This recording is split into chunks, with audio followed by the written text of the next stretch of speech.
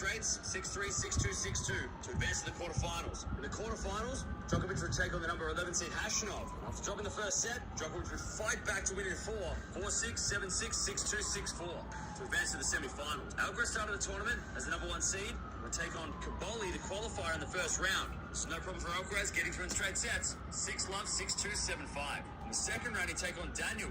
After dropping the second set, Alcaraz would fight back to win. 6-1, 3-6, 6-1, 6-2. In the third round, he'd take on the 26 seed Shapovalov, a player that he'd never played before. This was no problem for Alcaraz, demolishing Shapo 6-1, 6-4, 6-2.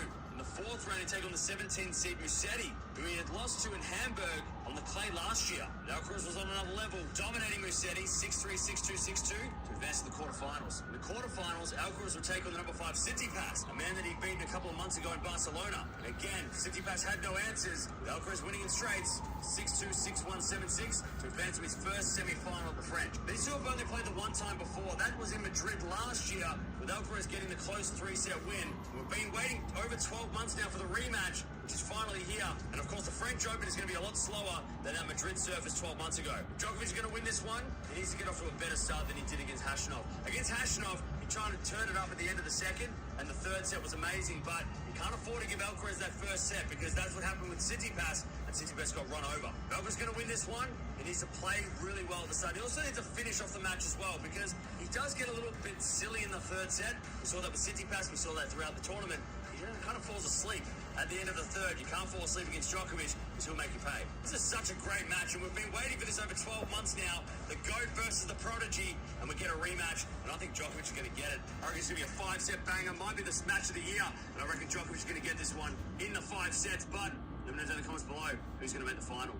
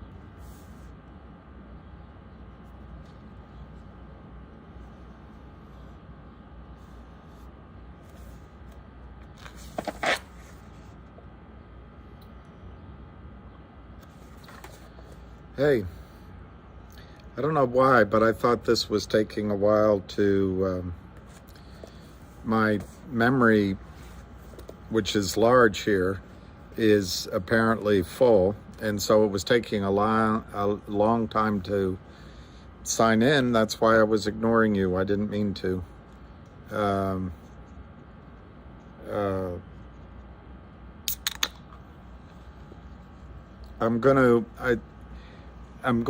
I'm sorry I got tired last night, but I'm going to try to think of what kind of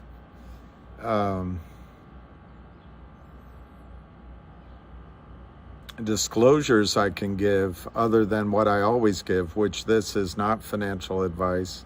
I don't know any of you guys individually. Everything's my opinion. I'm in the business of working with companies and investors, and oftentimes, there's conflicts of interest there. I don't see any conflicts going on right now, but the gentleman that asked me the question yesterday got me thinking, and I'm going to try to look into how to make a better disclosure than what I give. I have spent a lot of time at this. It does seem to me to be a viable way of talking directly to investors. And in that sense, perhaps in the future, there's a business plan there. I'm not really sure of one now. I did just spend some time trying to see if I can monetize YouTube, but it's a process, so I don't know if it's going to happen or not. But I did sign up for that, and we'll see. I'll try to be as open as I can. I don't think I owe a blow by blow. There's a lot of people out there that you listen to, that from lawyers to IR guys to CEOs of companies to journalists to space call hosts that are making money doing this, and I'm a novice at it. I would say that I would describe my income over the last many years as being what I call an investment banker, but that's just a term, just doing deals, sourcing deals, funding them. And when they work, great. When they don't, you spend a lot of money and you don't get it done. But anyway, I don't think I have a conflict with you when I give my thoughts. I suppose if you want to view me as a bad guy, you could see me as somebody that is trading against you, trying to drive stock prices up and then selling my own portfolio. I don't know. I think there are probably people that do that. I just don't happen to be one of them. When I was young, like some of you are, I built a position in a company called Kelly Oil and Gas. And I want to say I was 28 years old, and I had all of my investors in it, a lot of them in it. And it's the first time I became I think I was a multimillionaire, not by much. A couple of $1 million in my account. The stock I had been building a position in for several years, and all of a sudden down in Louisiana, they drilled a deep well. It was called the McCullum well. And the strategy of the company was to drill a lot of shallow wells in what was known as the Cotton Valley, and then take a swing for the fences by drilling a deep well. They did 3D seismic. These were monster wells, and this was onshore instead of offshore. And as that well started being drilled, the stock went from about $1 to almost $32. Why do I know it? Remember that? Because I called as many investors as possible, and I used $30 as the exit number.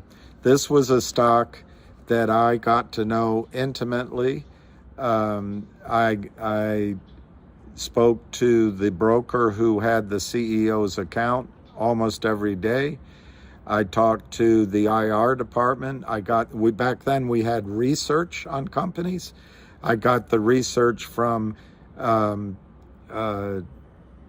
I can't remember all the names of the brokerage firms. It wasn't Prudential, it was a different company. But there were several analysts following it, from David Snow to Smith Barney. There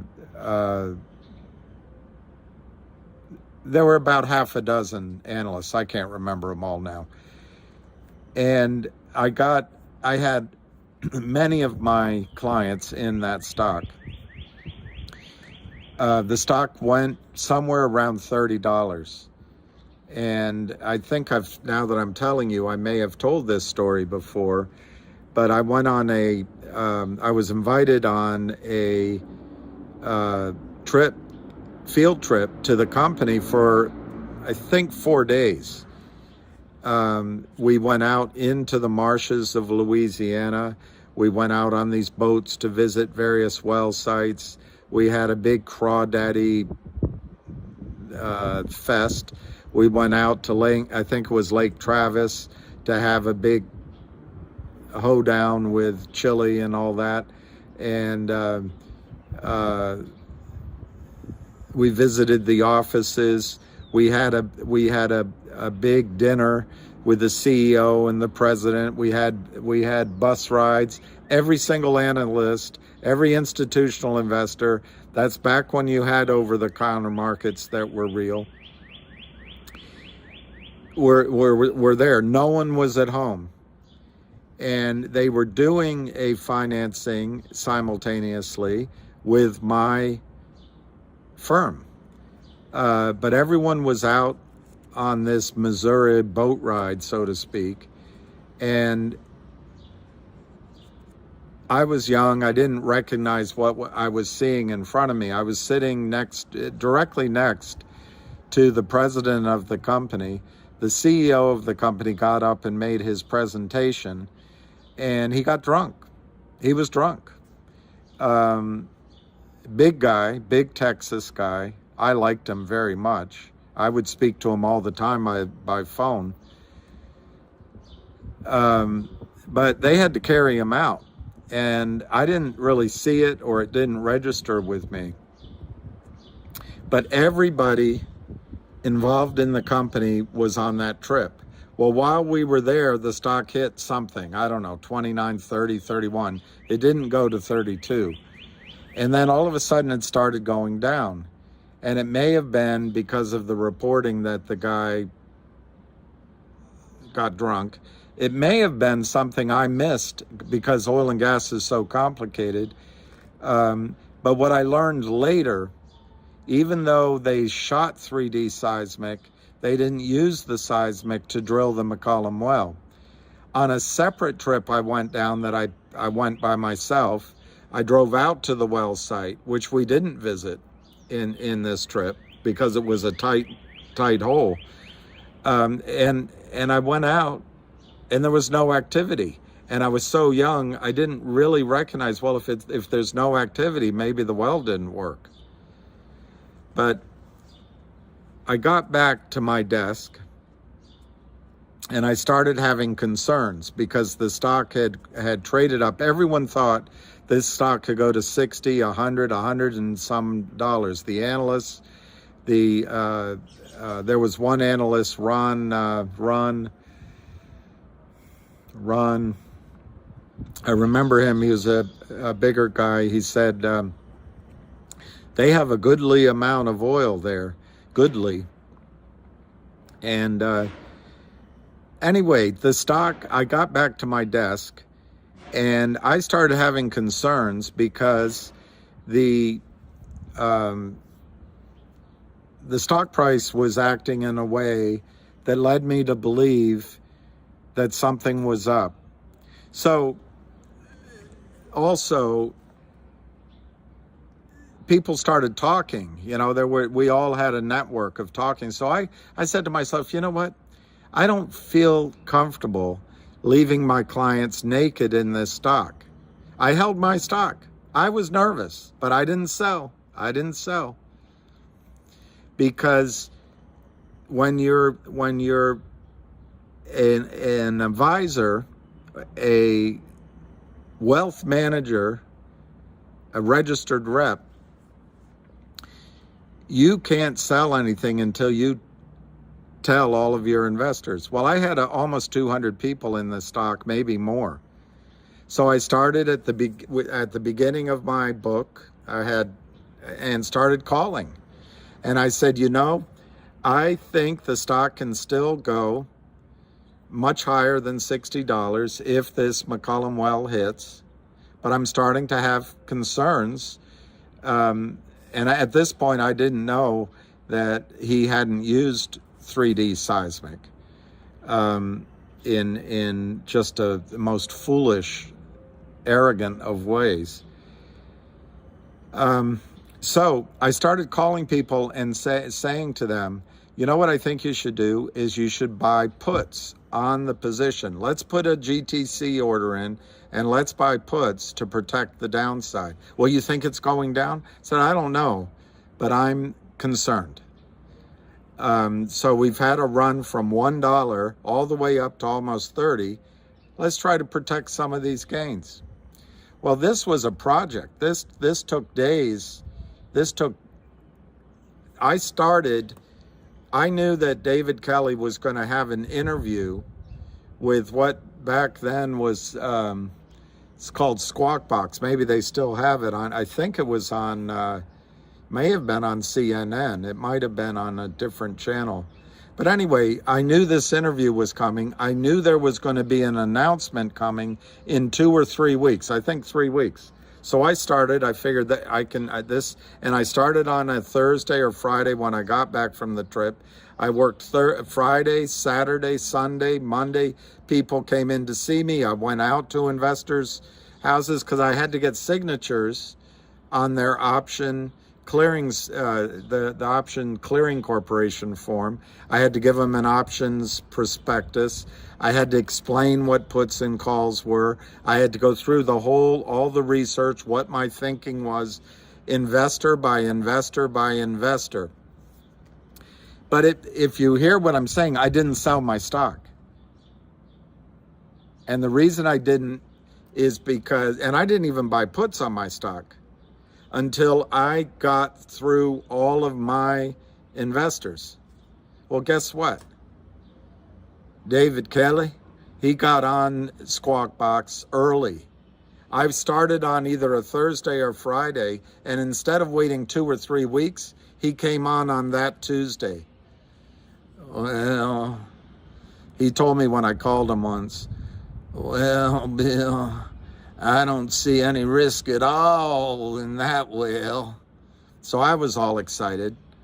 Well, on the Squawk Box call, answering whoever he was answering,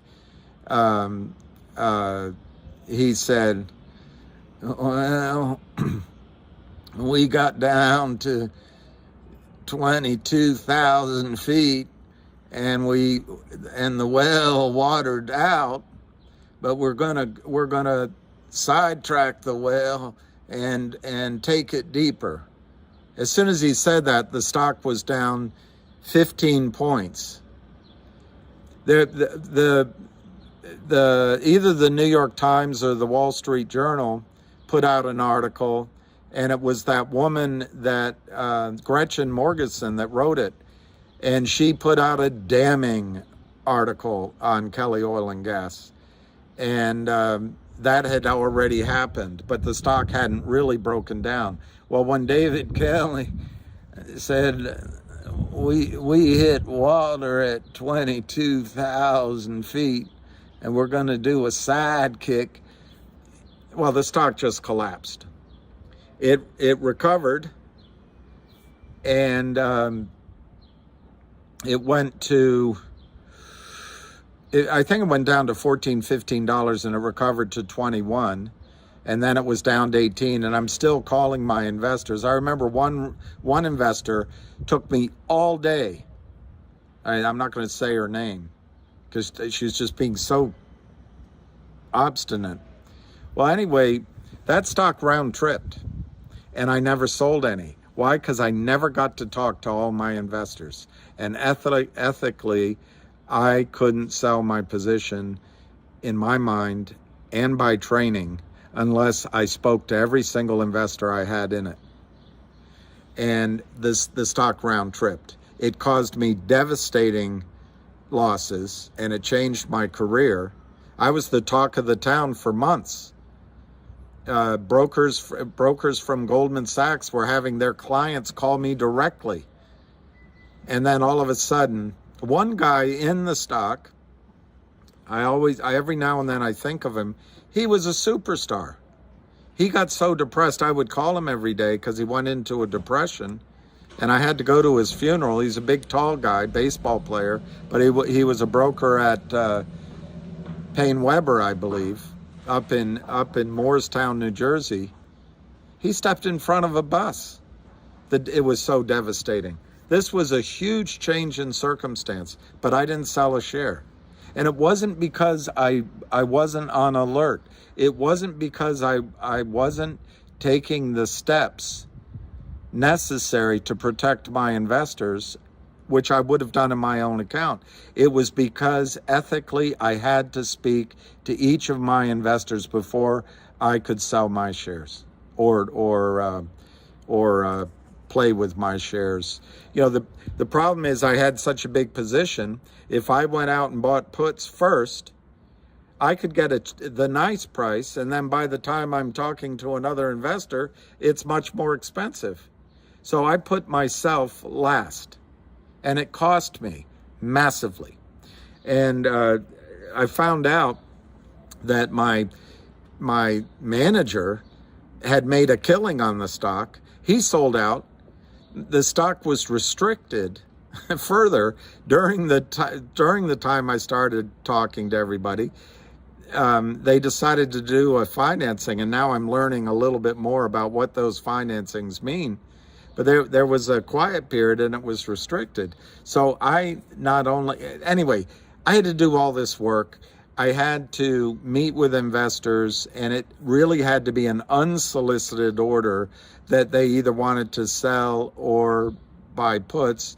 And I had to explain to them, I cannot solicit an order. This just turned into a long nightmare. But I share this with you because obviously that's a conflict of interest. When my clients are in a stock and I'm in it, it went up. I could have been worth $2 million just selling. A little bit over, a little bit under, I don't remember. And I was a kid. I was 27 or 26 or something. And I didn't do it. I don't know what's wrong with me. But whoever the gentleman was that asked me, I think I was tired, and it set off in my mind all these issues of conflict. You know, what's my role in all this? And the difference was there, I had a fiduciary responsibility. Here, I don't see it as a fiduciary responsibility because I cannot give you guys financial advice, and I'm not attempting to. I'm in general, I'm talking about it, and we're discussing these things together. But each financial decision has to be made by each of you. And now, if you think that somehow, and I had a friend of mine, I thought he was a friend, and I'll let him calm down, but he sent me a text message in the middle of the night that I'm a PUSSY and a FUCKINGCUNT and am I pumping dumping? And this is a former broker on Wall Street. And he said, I'm going to give your name to Gary Gensler, and I'm going to go on your YouTube and tell everybody your name. Well, okay. But money makes a lot of emotions. And he was alleging to me, apropos nothing, that I was pumping the stock and selling it and somehow living a luxurious life. If you think I'm doing that, run away from this channel, run away from anything I say. Just run away. Don't listen to me. Or start your own channel and try to pump and dump. See how useful it is, how easy it is. Every fiber of my being is against pump and dump. I feel like you were pumped and dumped on another scenario. All I can do when someone talks about being ethical or talks about being honest, I always go, wait a minute, why are they telling me all this? Well, I'm telling you this right now because last night I felt that someone was challenging slash accusing. I don't know. It brought up, and maybe it was because of my friend's guy that disappointed me, a guy I thought it was my friend a couple weeks. I don't know. It's just all the emotions around money. But I'm expressing this now because I'm trying to, I couldn't do a good job last night. But I know what my motives are. I know what I try to do. And I'm not gonna be defensive or explain every single day to the peanut gallery whether or not I'm being ethically fair in the advice I'm giving, or the and again, it's not financial advice. It's some other category of advice. It's educational advice. But if you find me to be a dishonest person, if you find me to be someone that is telling you the logic story, the Go logic story, the HNRC story, talking about MULN, MMAT, telling you the MMTLP story, telling you the GTII story, telling you the finger story, talking about COSM, talking about CLNV, telling you and believing in and then getting destroyed by the created story, which is now vocal. And then talking about some things in the gold and silver area and the oil and gas area and some others, Apache and all that. If you think I'm doing all that to pump up my own portfolio, like Jim Cramer, maybe, and then I'm dumping it or something, then I really encourage you not to listen to anything I have to say. On the other hand, I may have overreacted yesterday when the guy asked me. I don't know. So I'm going to, three things I'm doing. One, I'm going to see about monetizing this and Twitter for whatever dribs and drabs that come in, because believe it or not, I actually spend money doing this. I spend money going and visiting CEOs. I buy people dinner when they come into town. This is expensive for me. So I'm going to look into Twitter and YouTube and maybe Rumble or whatever monetization. Maybe not so much that I'm going to make a lot of money now, but maybe in the future, who knows? I'll learn how to do it. I don't know. I'm also going to see if I can get some sort of, I hate this word, verbiage, I hate that word, but some sort of wording that I can put somewhere that honors this guy D. Croteau's question in a way that I'm comfortable, because I don't want to open up my whole life into the internets. I don't. There are many of you I've gotten to know and respect, but most of you I don't know. So there's got to be a middle ground somewhere where I don't have to, show you mine.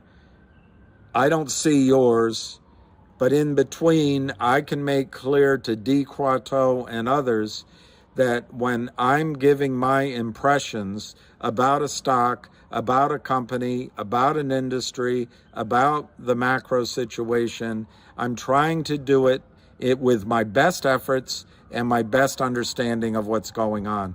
And I'm trying to share, and I think I've done this, I'm trying to share what I would do, even though it might cost me on an opportunity to get into something, because if you guys all come in, the price goes up. But I try to share my experience, my judgment, and how I would play it myself.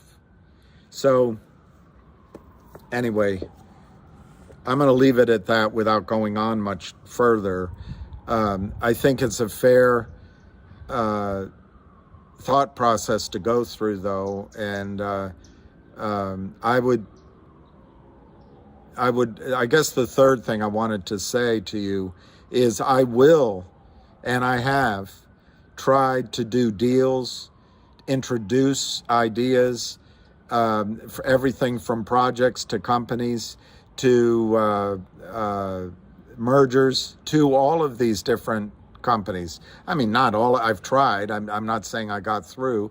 I've come close with one or two CEOs like Brent, but a lot of them I reach out and nothing happens.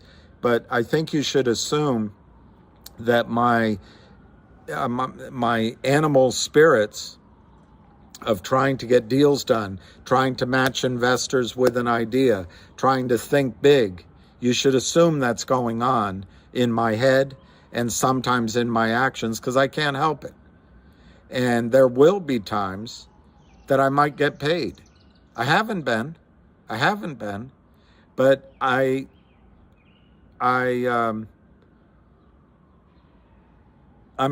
can't say that I never will be. That's all. And by the way, I don't. If you think this is some pot of gold, it really isn't. So anyway, I apologize for going on too long. I wish I had done a better job answering last night.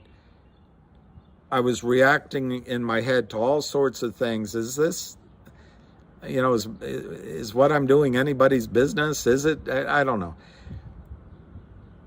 I think my intentions are pure. I always second guess myself. If you don't think they're pure, there's other channels you can listen to. You can listen to, Lou or Frank Benedetto or Avid or Ace or Arca, or there's plenty out there. So anyway, forgive me for that. The stocks all closed under quite a bit of pressure today. Let's go through them. Starting out with Logic, 29.9, so it closed basically at 30 cents. That's 97,000 shares. If anybody wants me to talk about that, let me know. I have full confidence that Logic at 30 cents would be a rewarding investment from here. Go Logic, 159 at closed, bid was 150. Same there. I expect dramatic price movements in both of those stocks over the next 2 weeks to 2 or 3 months. But they're over-the-counter stocks. They get under pressure for all the same reasons that all these other stocks are subject to criminal attack. Kodak, I'm amazed by. This gentleman here told us about it. It's 524. Vocal, 5 cents, 5.5 cents on 473,000. RCRT, it's just here, 27 cents. So they ran it up and they take it down. If you don't see the pattern yet, even good companies, I'm not saying that's one, but even good companies with good news, they let it run up and then they crush it back down. And it's only going to change with enforcement. DBMM, that's another one I've spoken about with you guys. That's 0.0099. And I own shares in that, by the way. I've lost more than half of the value in my position in that. Not that I think it's anybody's business. That's where I'm having a little bit of difficulty, because I keep that stuff private. When I was younger, if someone asked me about a girl and me, I wouldn't answer the questions. And I don't know, I just need to get advice maybe from an attorney about what blanket statement I can say, so I don't have to get into all this complicated back and forth. I don't see Finger here. Finger, I thought I had Finger here. Finger, I just can't believe. Finger is a case where they have a straight flush in terms of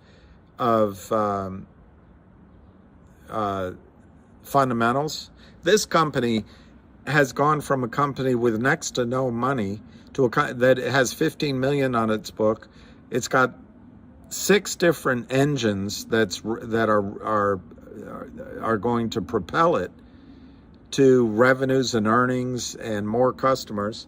Yet the Lynn Partners has it at $1.35. And then GTII, that's the last one. GTII, They closed it under 90 cents. Wherever you are, John Hurry, Kurt Kramer, and all the other shorts, congratulations. You guys are sheer geniuses. All you have to do is sell shares that don't exist. All you have to do is collude with each other. You get boo birds out there, and you have a complicit or complacent SEC. You guys are geniuses. Criminal geniuses.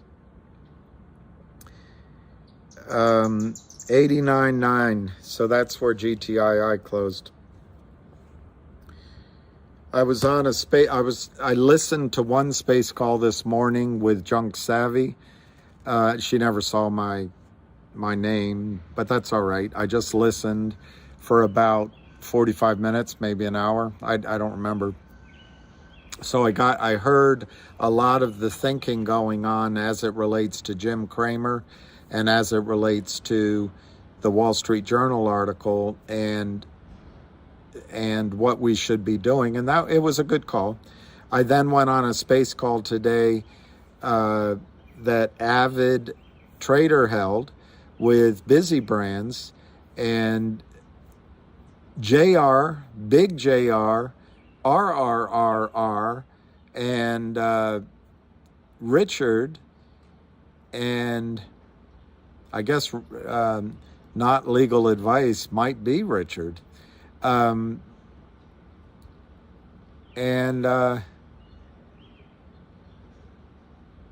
few other people. I just can't remember them. And I was on that call for a long time. Busy Brands made sure, and Avid made sure that I was up there. They got me up, so I asked some questions, and I think I learned some things from these attorneys both about MMTLP and about GTII's situation.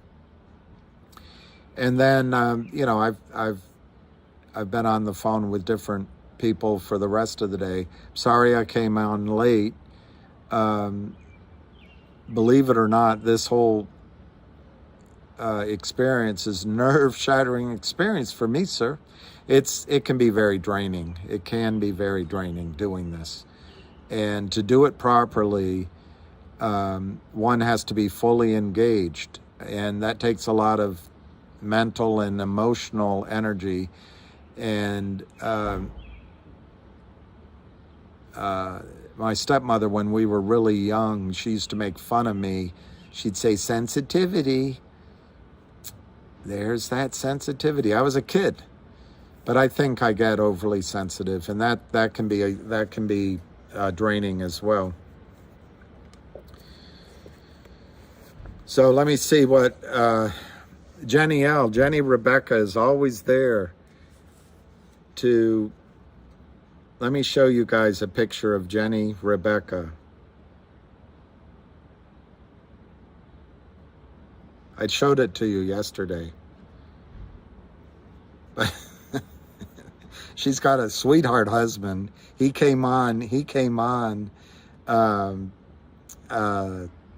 when Jenny was under the weather, and he's a great guy, but I wouldn't want to mess with him. Anyway, there's one of your stalwart supporters, and she has helped me enormously, as has Matt and others. By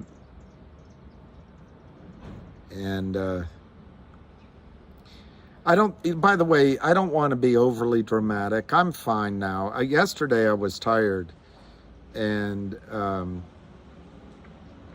I don't know.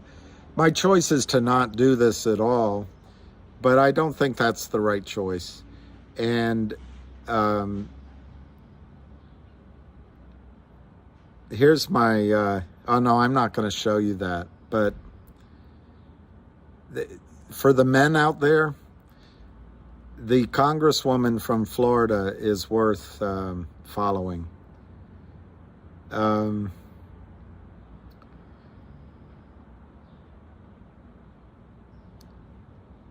But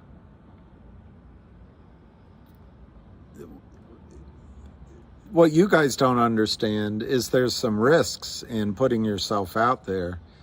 And sometimes I just wonder, if it's all worth it.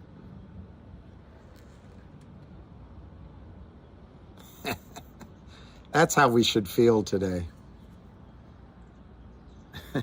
For me, it's like,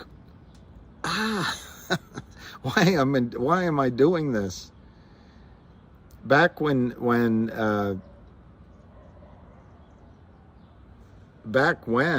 you could make a lot of money, a young guy like you, my manager used to say, a young guy like you, it's gonna make a lot of money.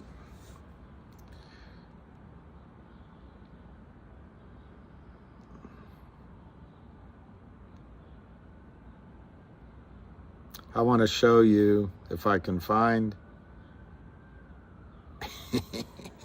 How's that one? How's that one? High five if you love dogs. I found that on the internets.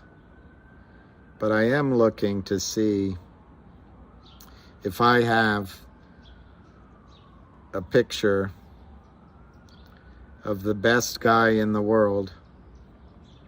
Amazing, I don't have, maybe I stopped taking pictures of him because he's turning into a senior citizen.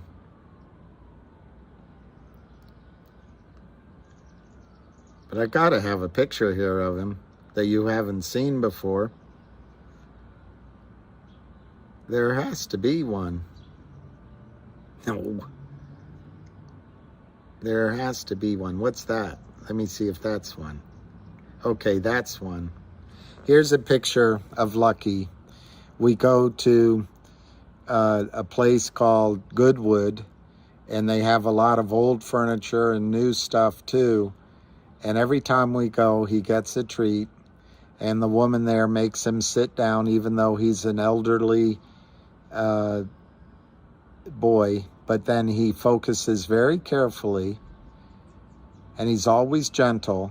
But she's holding it closely because he's got big teeth and they get nervous. But there's Lucky Boy.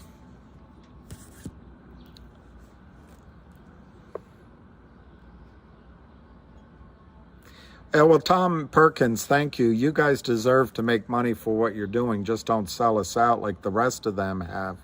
I believe you, Ham, and Ace are on the up and up. Well, thank you for the confidence, but that's what I think about Tom.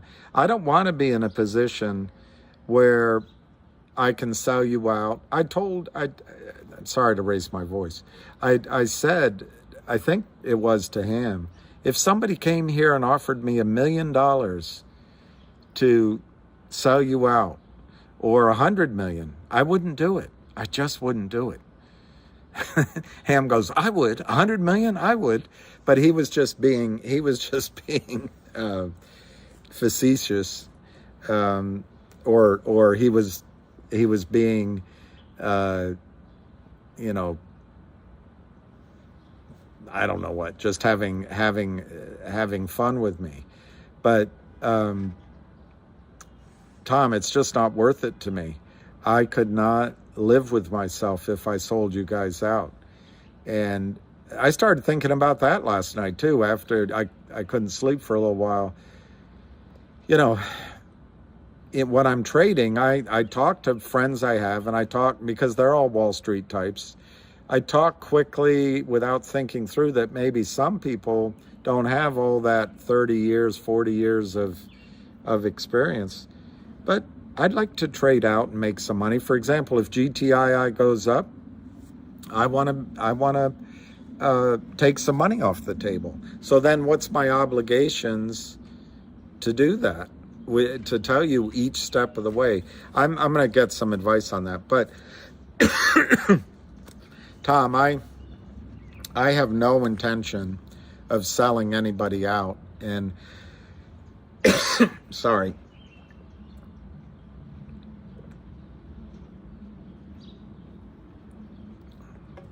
And I also have no intention of using you, Tom, you specifically, or you and as a group. I have no intention of using you. You can tell by the number of drum majors that step in front of you on space calls and other ways that a lot of people are seeing this as a way they can make money, which is fine, fine. But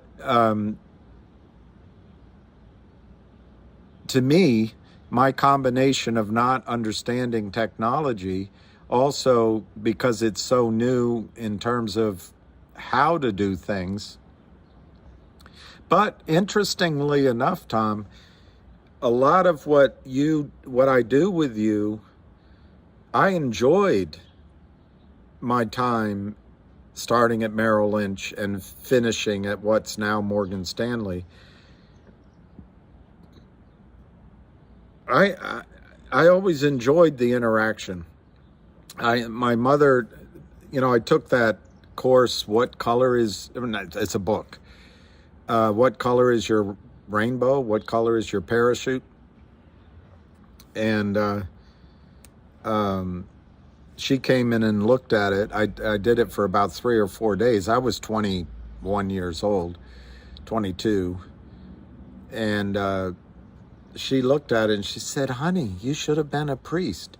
Well, I don't want to say that I should have been a priest, but I did enjoy the aspect of helping people, educating them, getting to know them. And, I remember one friend of mine,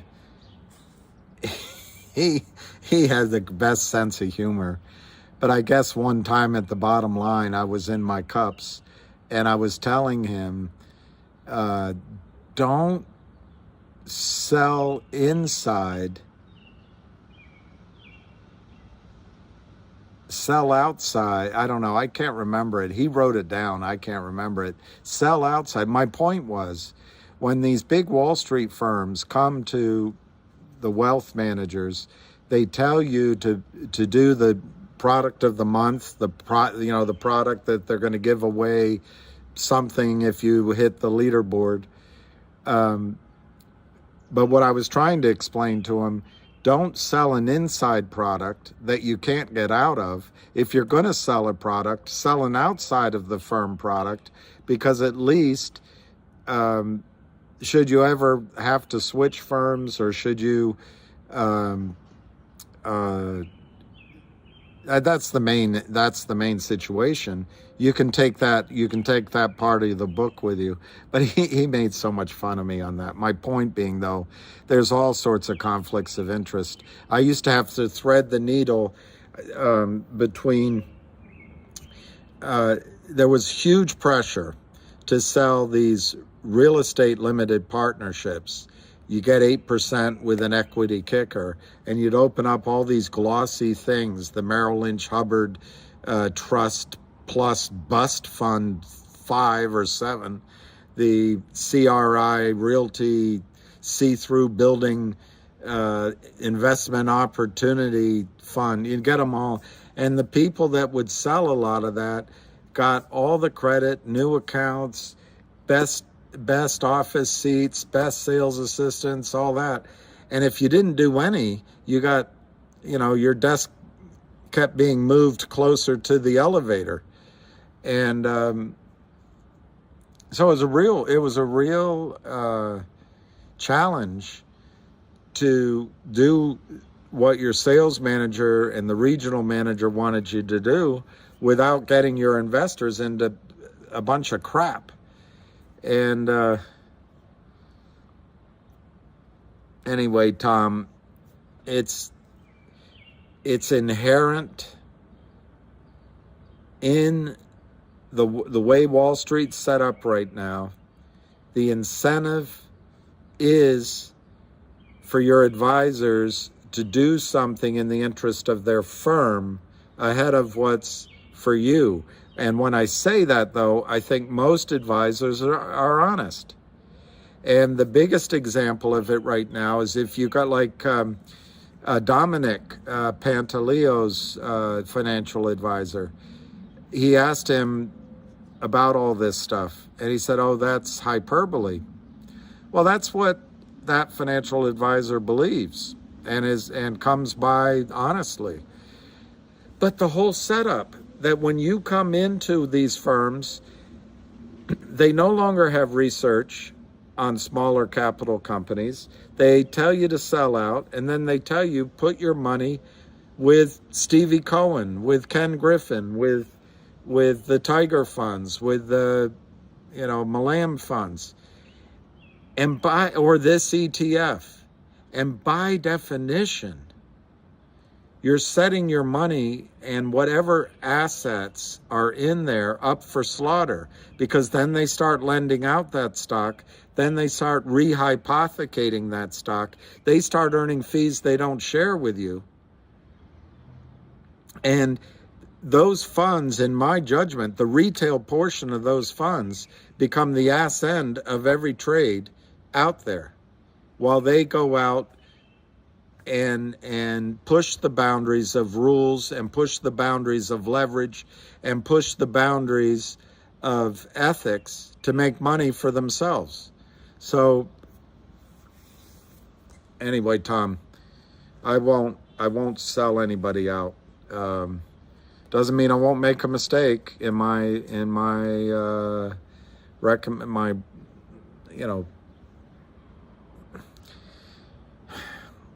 if I recommend or give advice, it's in an intellectual way. I cannot give specific financial advice.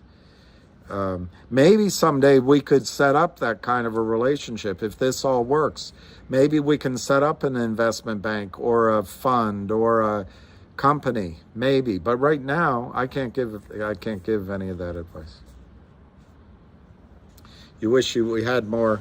There's Dominic Pantaleo.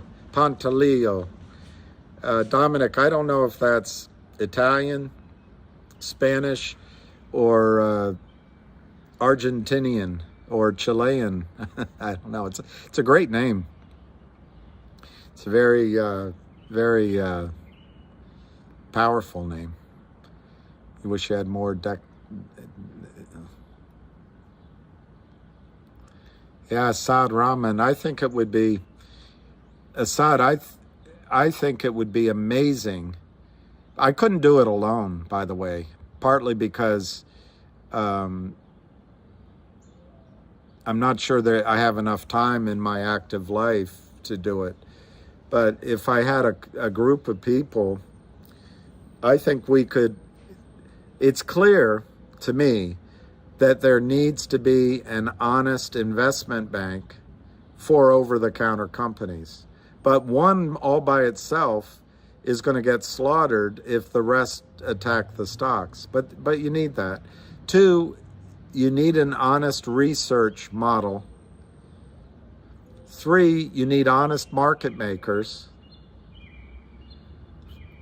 Four, you need a honest sort of syndicate, honest placement ability, which would match with the investment banking part. And then you need investors that make money but also stay loyal to the ideas. I think, I mean, just at its basic, I think it would be great to set up a brokerage firm that maybe has its own exchange, or maybe you don't need an exchange. You can just, inside of that brokerage firm, cash settlement. If you have the stock in your account, you can sell it. Otherwise, you can't. And just tell the exchanges, maybe every share has to be physical physical rather than electronic. I don't know.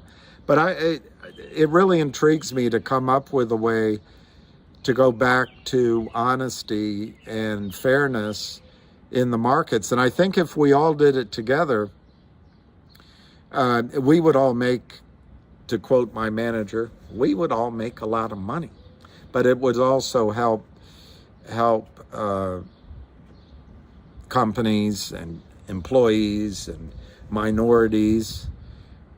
There's no reason why people who are saving shouldn't get the benefit from it. Anyway, I don't know how to do it yet, but it's on. I think about it all the time.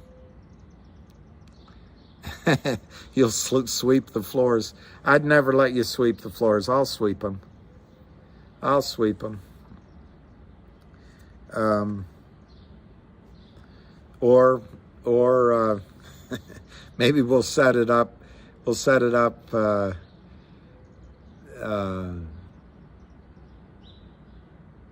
know, I don't know.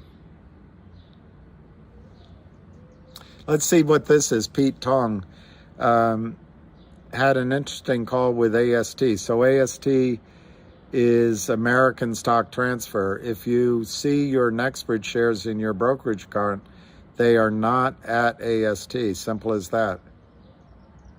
Also, it's easy to sell your Nextbridge shares. I think that's right. I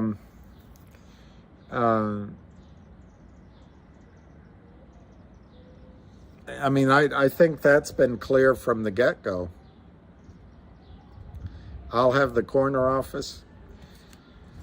Well, Ace Greenberg, I never met him, but Ace Greenberg used to just sit out in the boardroom with everybody else. And at Legg Mason, the three guys, Chip Mason, Jim Brinkley, and Chip Mason, Jim Brinkley, and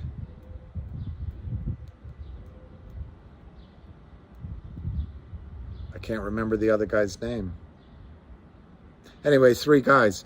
They would all have, they had an office with 3 desks in it. It's pretty cool. Feel validated.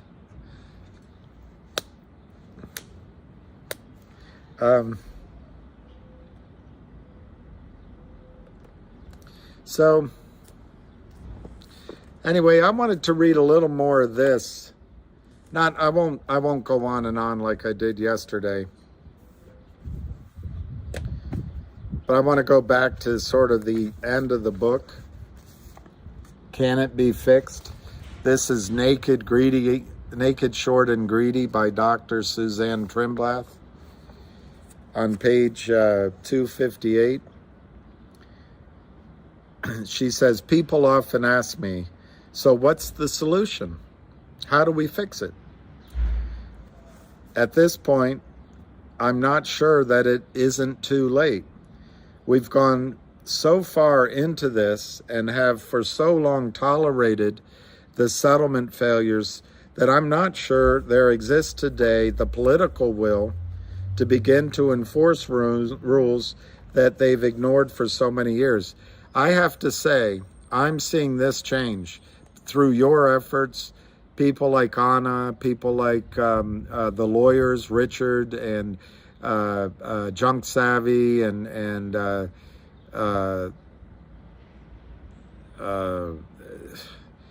all the R's and JR's and the GTI Army and it's amazing. So I think that she's going to be surprised here. I'm not sure that it just isn't too late. She said, the brokers must be making a lot of money at this because they are giving you payments in lieu of dividends. And if you sell your stock, they pretend like you had it and they give you the price difference. In other words, this is a huge amount of cash settlements they're making as a matter of course, so they must be making a lot of money at it. People say, well, why are they doing this? And she says, they do it because they make money at it. Well, if they're making money at it, why are we so worried? Won't they just pay us in the end?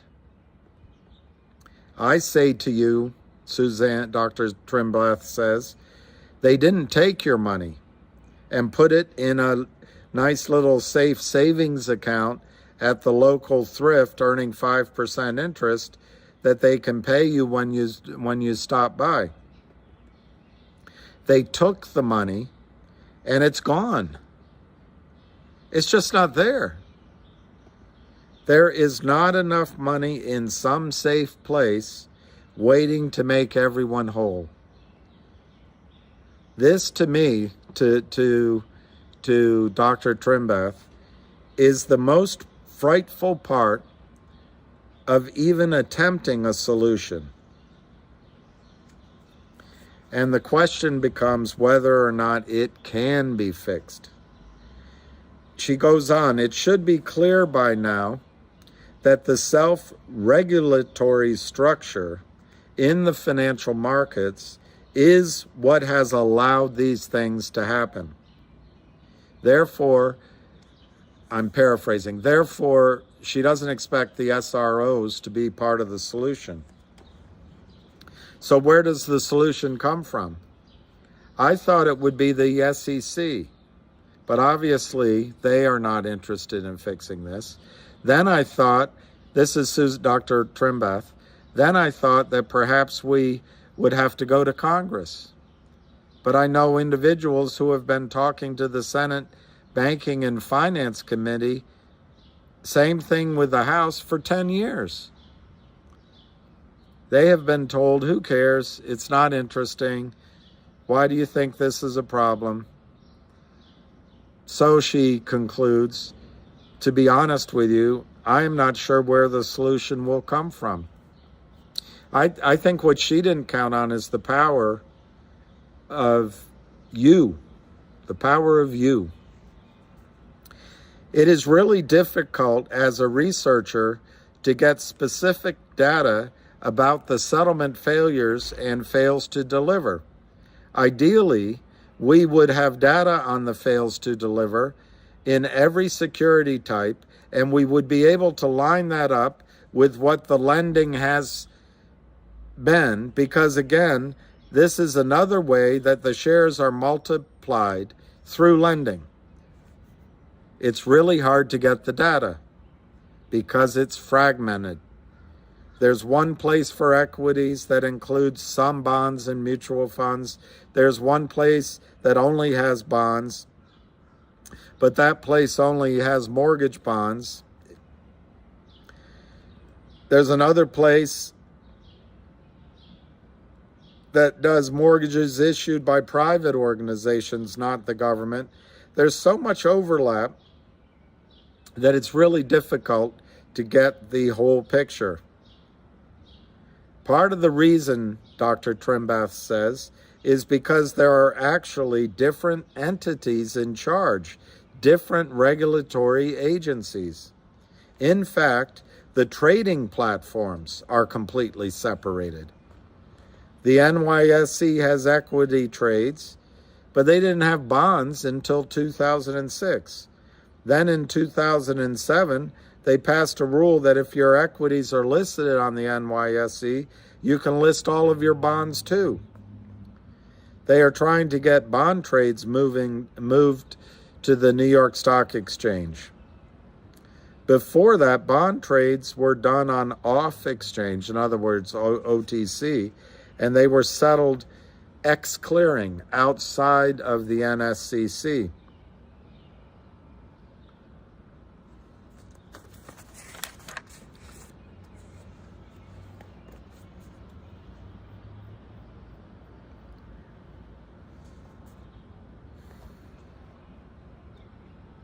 And then she goes on, it's only one more page, 1.5 pages, and I'm not going to read it all.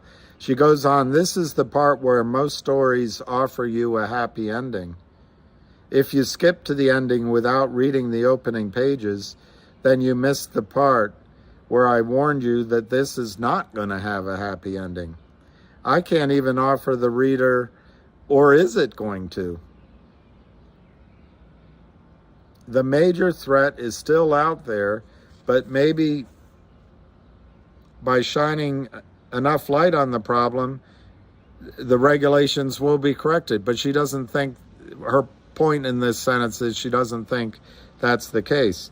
Although the Dodd-Frank Act fell short of making actual corrections, it was not even fully implemented before the next administration started putting through the repeals. So Dodd-Frank, that's Barney Frank, Christopher Dodd. I don't know which administrations she's talking about. Our politicians are too ignorant, too lazy, or too corrupt. That's kind of how I describe Gary Gensler, isn't it? To take the necessary actions, or maybe all three. If they are ignorant about the reality of finance, then they are too lazy to put in the effort to find out how it really works. In which case they take the word of bankers who make political donations to corrupt politicians whose only goal is re-election. The tragedy is so many companies lost their access to capital, which is a keystone to the U.S. capital markets.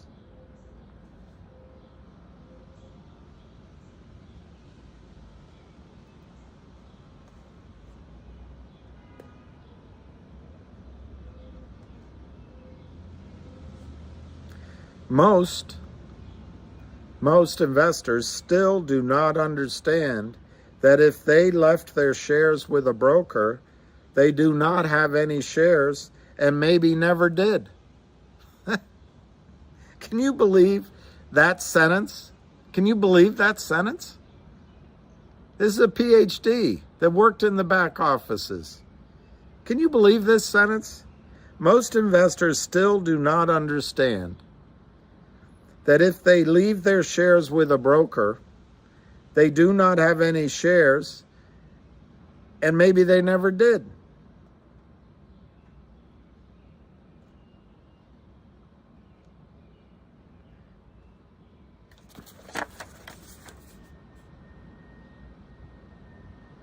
The SEC calls them entitlement holders who were never shareholders because they never had any shares.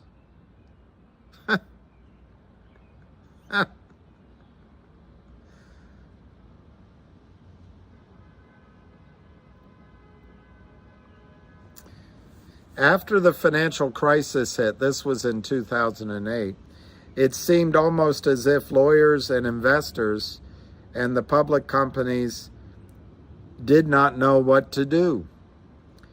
It seemed to me that there was so much uncertainty about what new rules, laws, and regulations would be written that no one wanted to start any new litigation.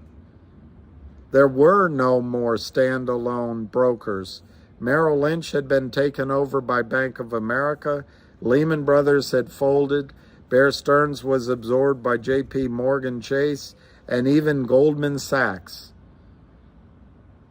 had filed to become a bank so they could get in line for money from the Federal Reserve.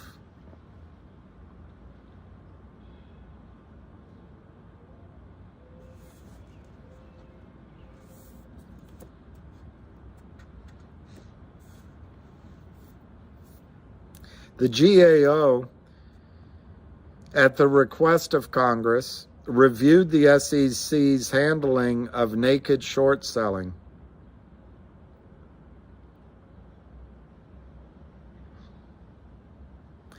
They came to the same conclusion that Rod Young, founder of Eagle Tech Communications, presented to the SEC in 2006. Quote, "If you had spent but a fraction of the resources that you have spent on this proceeding against Eagle Tech, on investigating just one complaint of manipulation, you would have saved some innocent shareholder the loss of his pension savings or his child their education fund."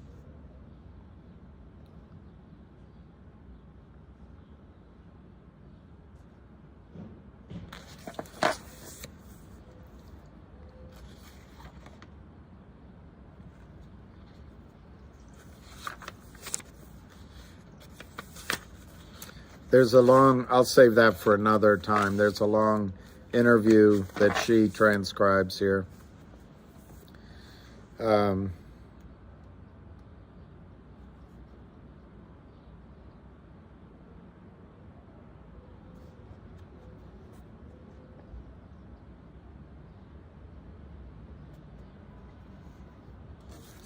There's a long. Okay, so then she talks about the current numbers in the settlement crisis. And this was published in 2020, but I think a lot of her work was done before that. She says, when you look at the available data on settlement failures in the system today, keep three things in mind. First, that the very system of centralized clearing and settlement in the United States was built to stop settlement failures. Second, the current system of using sell orders to offset buy orders, netting, reduces the end-of-day settlement obligations by 97%. That means you need to divide the values of fail to deliver by 0.03 to find the value of the trades that failed to settle. When you read that the fails reported to the SEC are about $1 billion, the fails reported to the SEC are about $1 billion a day, that is equivalent to over $33 billion worth of trades. Finally, Wall Street, this is the third point. Finally, Wall Street benefits from a service that automatically resubmits settlement failures, what the DTCC calls failed transactions. When this happens, the records show that the failed transactions were no longer outstanding. In other words, the next day begins with 0 fails. This service is called, in an Orwellian sense, reconfirmation and pricing service. Recaps. In 2011, Recaps was enhanced and renamed Obligation Warehouse, OW service. The OW service, OW, expanded the resubmit service to track, store, and maintain all the fails from NSCC DTC settlement, plus fails transactions from outside the DTCC. Here's the data most recently available. As described, it's not possible to get a complete picture of the magnitude of the problem, not only in the United States, but in the rest of the world.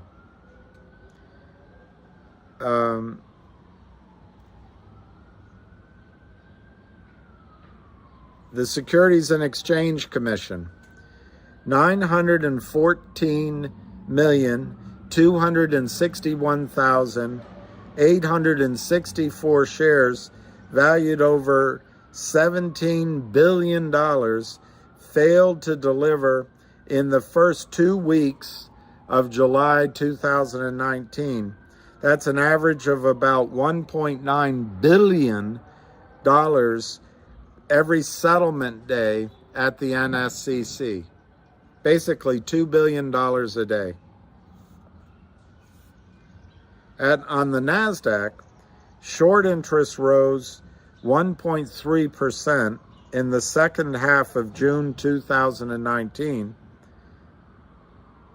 to 9.031 billion, with a B, billion shares on trading volume of 2.8 billion shares a day.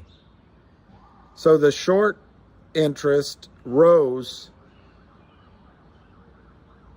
to 9 billion shares on trading volume of 2.8 billion shares per day. The NYSE on July 15, 2019, reported 16.076 billion shares short on about 3.6 billion shares traded daily. The Federal Reserve Bank of New York primary dealers failed to deliver 163.5 billion bonds, U.S. government, agency, and other mortgage-backed bonds and corporates. As of July 17, 2019, 163.5 billion. That's a fail rate of 17.7%, almost 20%, greater than the fail rate in mortgage bonds leading up to the 2008 collapse in global credit markets.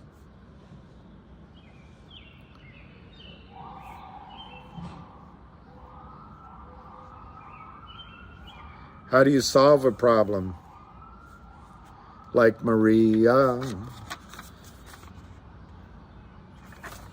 All right, so here's her epilogue. I'll try to skim right through it. Her first sentence: there will always be criminal elements in financial markets. Too bad it's the regulators themselves. What we do not have to accept is the failure of self-regulatory organizations. For decades, investors have settled for a small rate of return. See, that's what I'm telling you. You get a small rate of return, you don't know what the house is getting. They just give you a small part of it. For decades, investors have settled for a small rate of return in their investment accounts, while the companies holding their money have earned trillions, with a T, trillions of dollars in income. Investors settle for an account statement while the brokerage firm pretends the shares are there. I think that sentence should be everywhere. We should send it to every journalist in the country. Investors settle for an account statement while the brokerage firm pretends the shares are there. That summarizes it.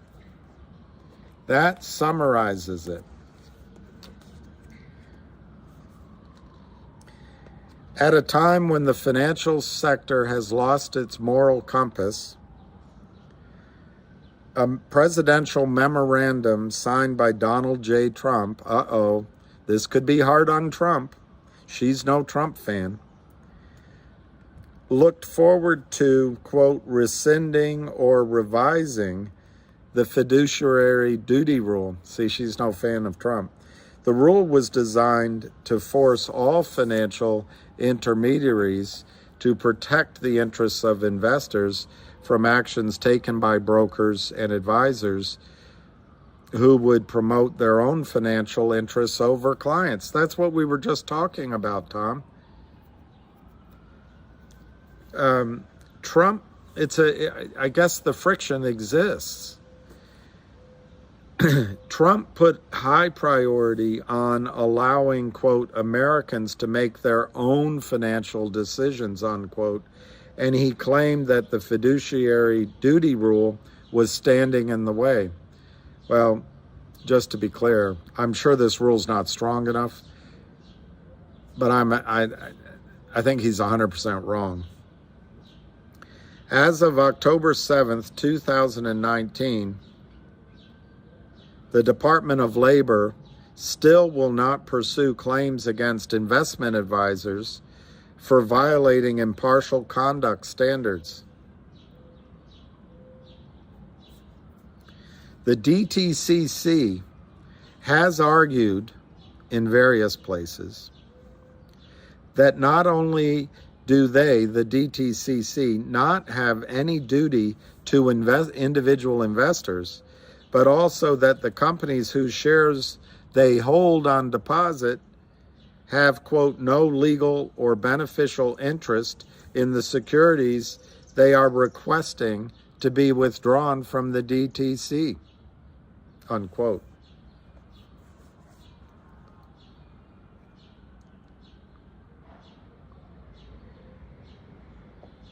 Now, Tom, and if Dee Quatreau is here as well, she says this about her co-author. In all our years in financial services, from insurance to banking to stock exchanges to central depositories, every professional we came into contact with considered it their duty to always act in the best interest of their clients. And I'm going to tell you, I 100% agree with that. Everybody I know on Wall Street, when I worked directly on it, when I've worked tangentially, when I meet them now, I will tell you, not only the majority, but I would say close to all, act with the best interest of their clients in mind.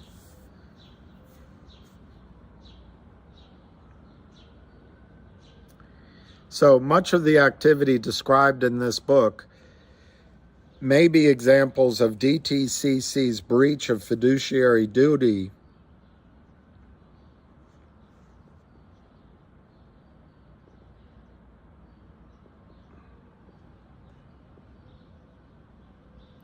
She goes on, it's complicated from the standard of law, so I'm going to skip it because I'm not a lawyer.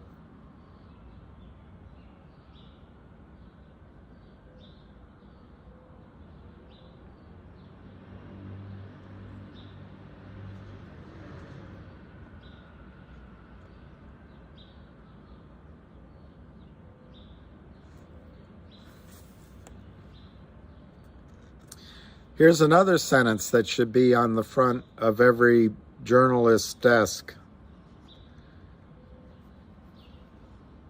All of this means that investors and entrepreneurs are on their own when they venture into United States capital markets. You have to protect yourself and the wealth you hope to accumulate to protect your future and that of your children. Investors need to remain alert to the impact of stock market manipulation on share prices. Short selling and stock lending always leave some investors without real share ownership.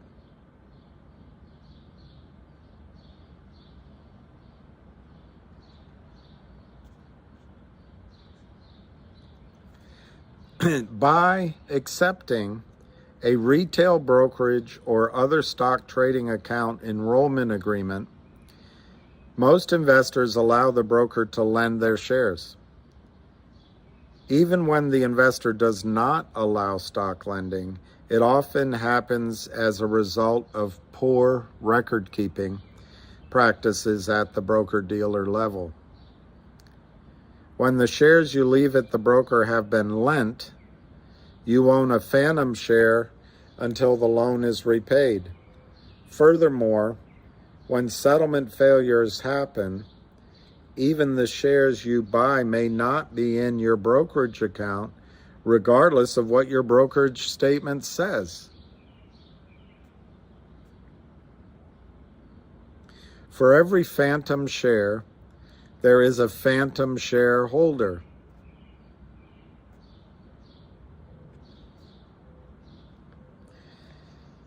Corporate executives are correctly focused on taking care of their shareholders, but no one has taken an interest in the harm being done to those investors who are left holding the phantom shares. Jim Cramer. Those investors who have not received delivery of shares they paid for or whose shares have been lent out without compensation.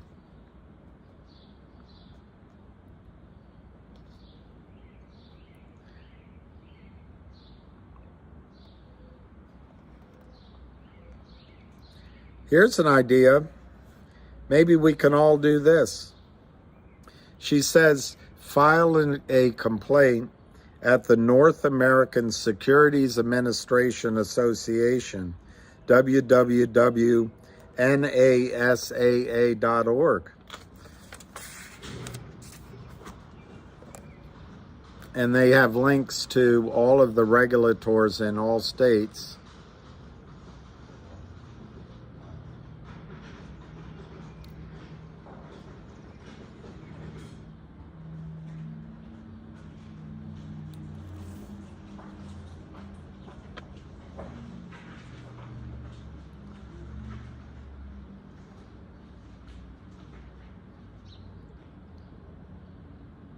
I like this sentence. America deserves the healthy, robust, deep, and liquid capital markets that built the railroads, steel mills, and auto plants that moved her into a leadership role in the industrialized world. The capital markets that funded a boom in electronic communication, so far-reaching that it has been transforming the way we live every day for nearly 20 years. Hi, cutie pie.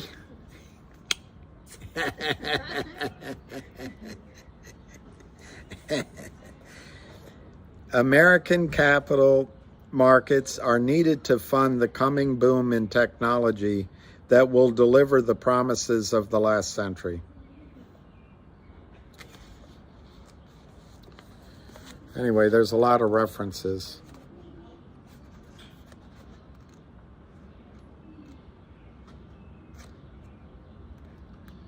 She has somewhere in this book a section where, it's a different book. I guess I'll have to go buy it. She has a book that she wrote in 2015 called Lessons Not Learned, and it has some recommendations how you can get out of the entire financial system. That's what I was reading from. And I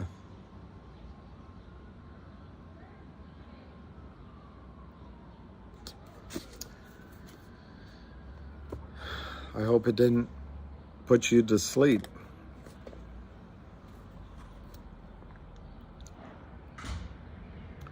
Everywhere I look, I see corruption except in you, William. God is going to fix this soon. Just watch. The time has come. President Trump will be returned to office before we know it. Prophesized. Well, we'll see. It might be it might be Robert F. Kennedy Jr. Hey, Jack Wolf. Spiny Newman puts all sorts of risky things to quote out loud. That's it. There you go, David. My eyesight. Kursman. Hi, William. The crooks are hoping this will get us frustrated and just sell, but that's not going to happen. I agree with that. Well, Jack Wolf, you're right. They don't want to give it back. But I think what Cramer put out today, Jim Cramer, is so ridiculous. And that Wall Street article is so self-serving that I think this can redound poorly on Wall Street and its various cheerleaders. What you missed, Zachariah, was, I don't know, not much. There's not much to talk about. I can tell you, in terms of Zachariah, you didn't miss this. So we can maybe start talking about that.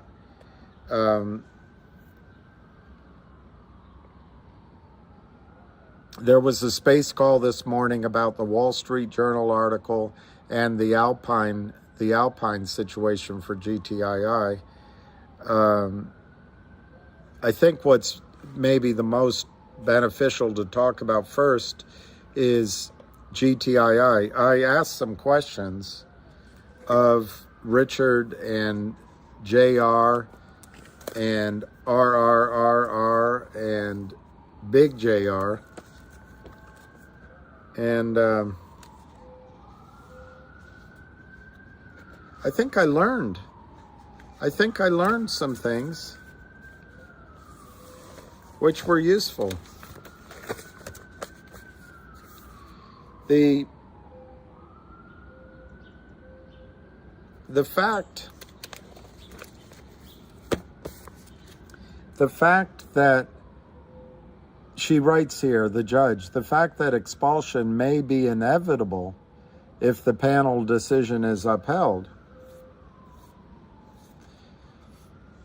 that seemed to be what everyone thought, that Alpine is going to be expelled.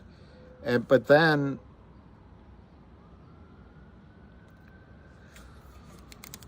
we talked about what options do the Alpine lawyers have to delay all this. I asked a question, why would they delay it any further from a legal perspective? I can think of a couple reasons from a trading perspective.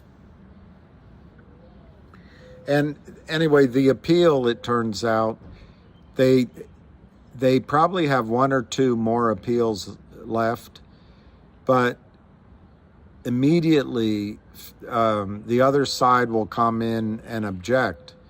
So I didn't hear from any of the attorneys talking what kind of time frame, but I got the impression they could stretch it out. You never know. But it also could be more quickly than people expect. FINRA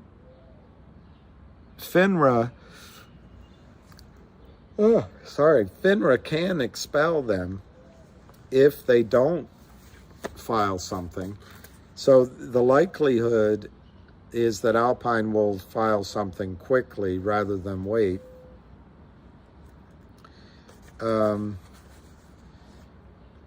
The biggest reason that I heard why they continue to fight is just a Hail Mary. They didn't use that word, but just the idea that something really, out of the blue could come save their bacon. One of the attorneys pointed out that they may be redoubling their efforts to move money out of the country, out of the maw of the courts and the tax authorities.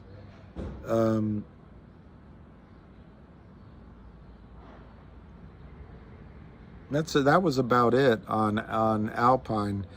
My own view on the Alpine decision is I think Alpine is toast. And sure, they may drag it out, but it's not going to be much longer. I understand from listening to Space Calls, the next call, that Wes Christian has had success in his suits against, or his discovery against, market makers. And one or two of those market makers apparently are offering to settle for cash. And, you want to be one of the first that settles, because then if you're one of the last, there could be discovery and information that would put you in trouble. And none of these guys want to go to jail. So that was a positive. I think there's the potential, because this is the business that GTII is in, for news on the acquisition side, whether it's Trento Mine or something completely different. And now for something completely different. So that's GTII. On MMTLP, I think the hit piece in the Wall Street Journal isn't very good for us, because for congressmen and senators who want to just look the other way, it gives them cover. However, I think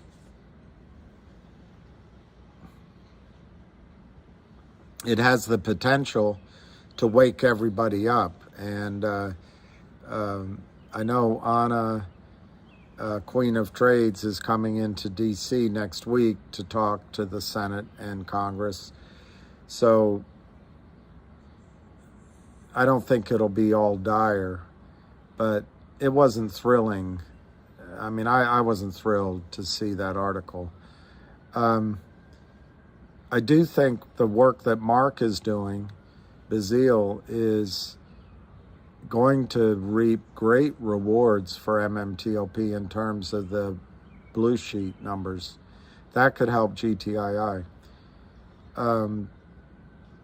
I am worried that Jim Cramer's and the Wall Street Journal's coordinated attack, and it was clearly a coordinated message.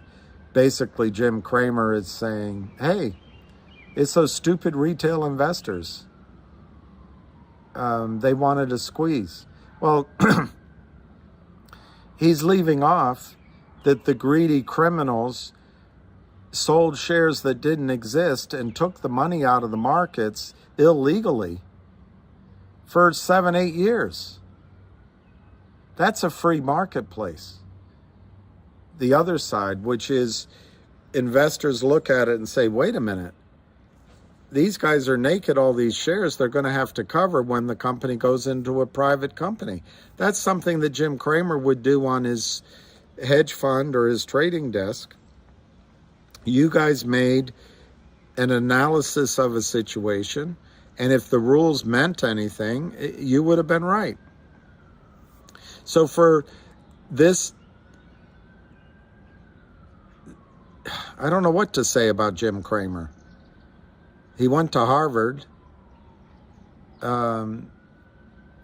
He can't be an idiot. But clearly, he's focused on one side, that retail shouldn't be in that. But on the other side, it's all okay. Settle the trades. So I'm worried, though, that it'll give cover to come out with a low number.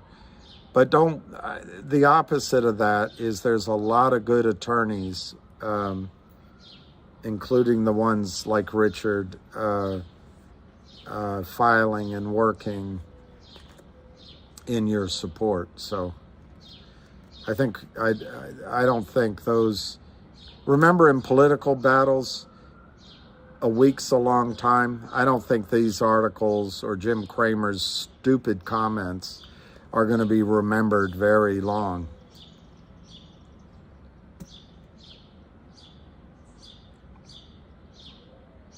That's right, Doug. I agree with you.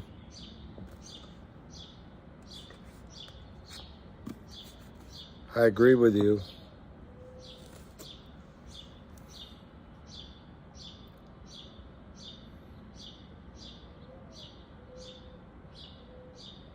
Bloomberg just put out, Brandon?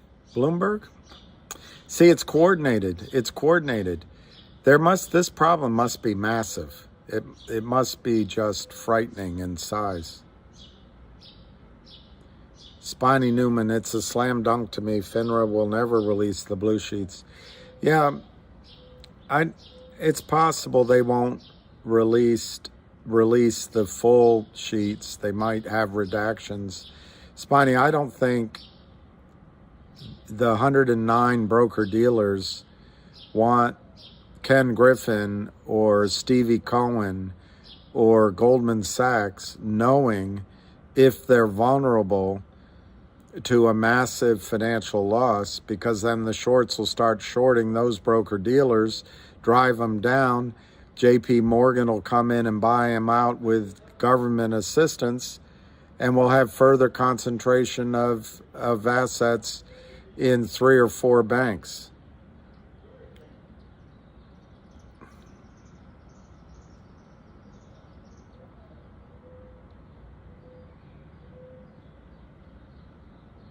I agree with that, John Panamondo.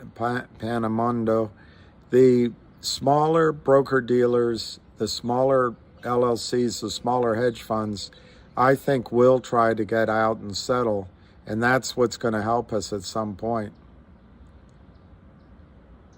Tesla partnered with GM to use Tesla charging stations. It's not good for the environment. You know, somehow, do you know that, I got to remember the numbers.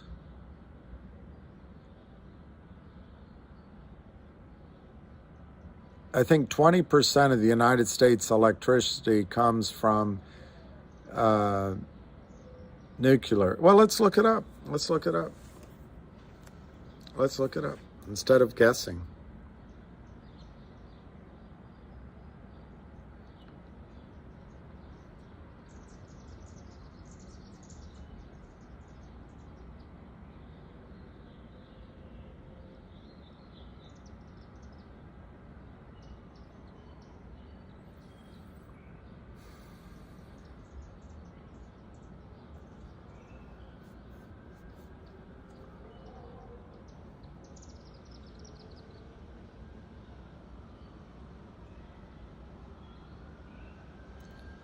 They don't break. Oh, here, maybe this is a good one. Nuclear.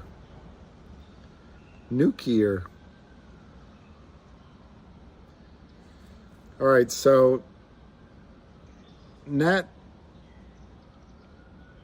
electricity generation by source in the United States: geothermal, less than 1%, solar, 1%, biomass, 2%, wind, 6%, hydroelectric, 6%, nuclear, 20%,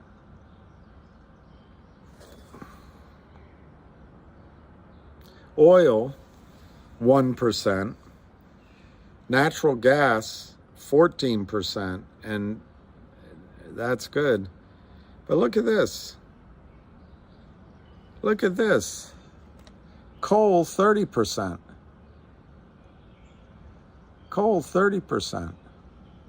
So we're going to try to turn, it won't happen, but we're going to try to turn our automobile fleet away from using gasoline to using electricity. And depending on how you feel, how safe you feel nuclear power is, that's 20%, and coal is 30%. I would, for my case, I would argue 40% of the source of electric generation is harmful. But hey, whatever they say, bureaucrats know better.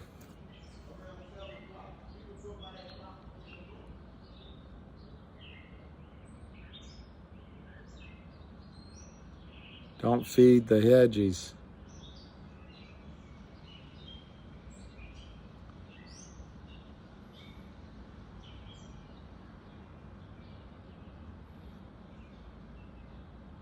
Lou E-up, sell now, buy at 45 cents, sell at $1, rinse and repeat, and repeat. That is the choice right now. Can they drive it down to 45 cents again? And in other words, you could double up, and it can happen. I don't think it will, but it could happen. And every time these gleeful criminals come on and say this kind of thing, they've been able to do it because they know there's no regulatory oversight. They can sell stock that doesn't exist, and they can collude with each other to keep the pressure on. But the thing about what Lou's doing is he's probably trading a lot of other stocks, and he can afford it if this trade goes against him. But I think I mean, it's obvious. From 2.5 years ago, had people sold at $4, $3, $2, they could have bought back at 60 cents. If they then sold at $2, they could have bought back at 45 cents. If they sold at 8, they could have bought, as it turns out, back at 40 cents. Problem is, no, I'm not sure people would have waited that long, but maybe. People just hold like idiots. I don't think that's true, Lou. I don't think people are being idiots. I think your friends are breaking securities laws and selling shares that don't exist on a massive scale, distorting prices. Now, you're going to say, well, the company doesn't have much, whatever, blah, blah, blah, blah, blah. But what it does have is this huge imbalance of shares that need to be bought back. They hold like idiots so you can fleece them, but the risk is they miss out on the squeeze. So I don't think it's being idiots, but you're absolutely right. In 2020 hindsight, there's been several times we all could have sold the stock and bought it back. But that's with hindsight. The advantage you have, Lou, is you and your friends can mismark trades. You can day trade. You can give a little bit of communication with each other, and you can help each other out, driving it down. So you have inside information. You know that you and your friends can poison the well and drive any stock down. You would never follow that advice, Lou, unless you knew that however many of your friends are also shorting with you. That's my opinion. But don't get me wrong. I wish I had sold at 4 and bought back, sold at 3 and bought back, sold at 2 and bought back, but I didn't.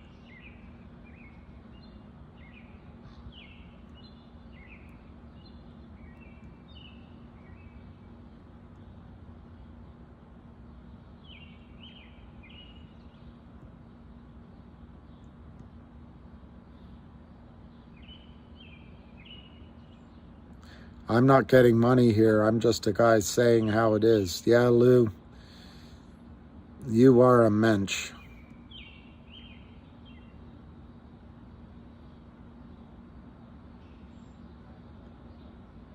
Here we go, and now William will rant for 30 effing minutes about Lou. I don't think I like Spiny very much anymore. I'm kidding, Spiny.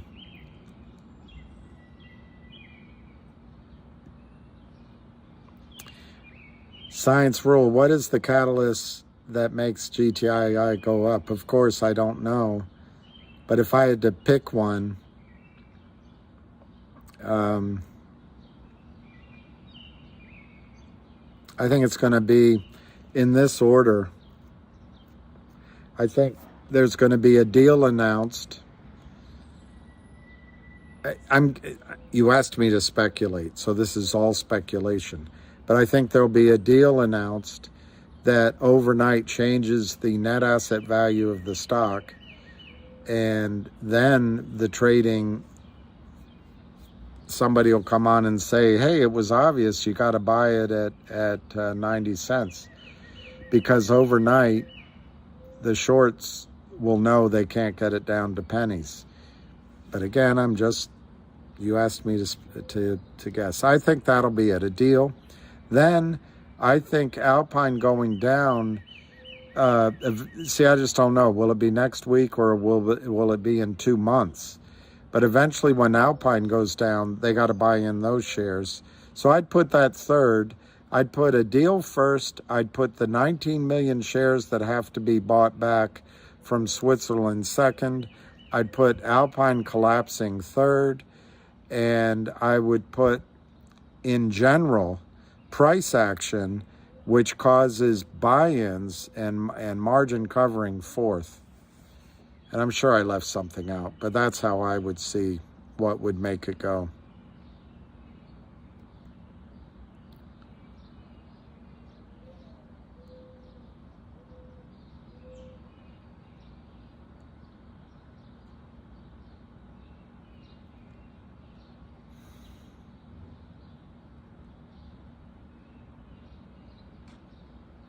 BBJ, Lou, I said bet 500 it hits all-time high before it hits 47 cents. Lou, E-up, I'm not a hedgie. Why don't you people accept good advice? Well, Lou, why didn't you come tell us this when it was $3?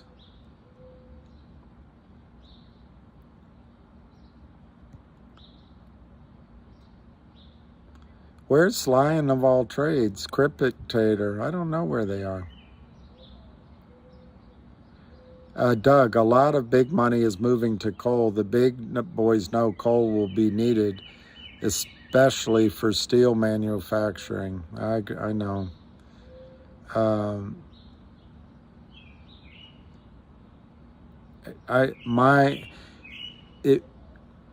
Anyway. On climate change, I think the single thing we could do to protect the planet is not burn any more coal. But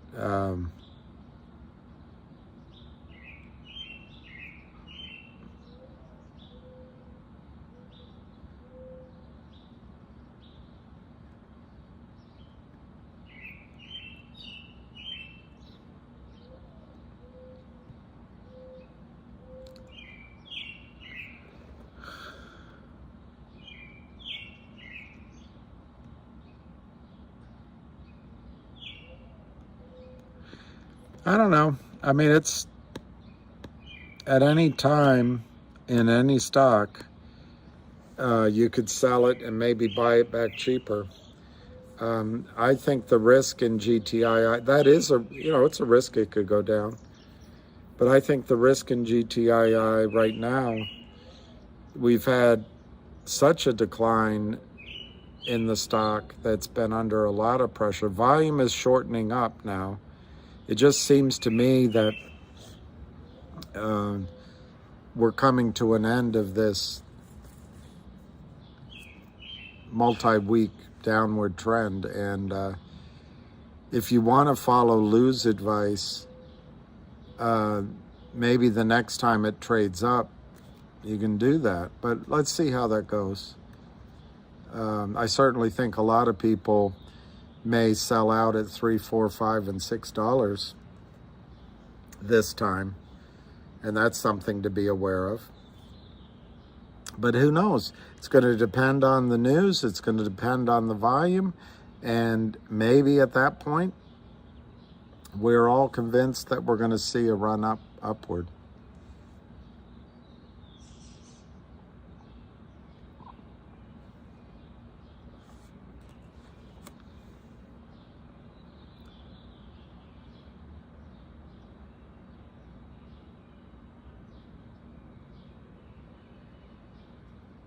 Yeah, there you go, 22 daisies. I think in some ways you are who got screwed the most. People like you, because you bought Torchlight, and because of the merger and the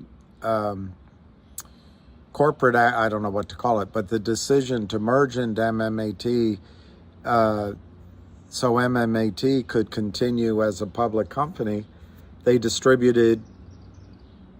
MMAT didn't want this asset, so you should have it. But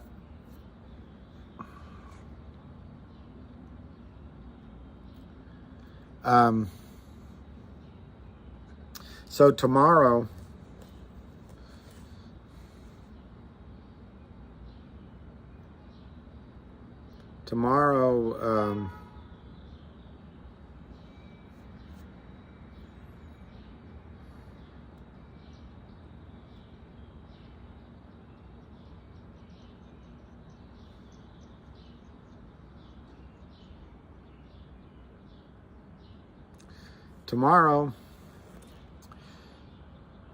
you've got Carlos Alcaraz going against Novak Djokovic and Casper Ruud going after Alexandra Zverev.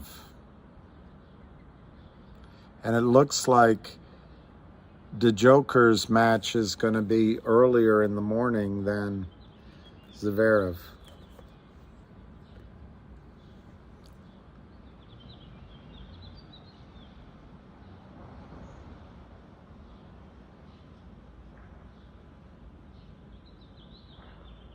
Black swans?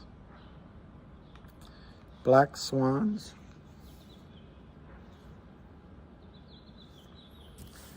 I don't know what you're asking me about.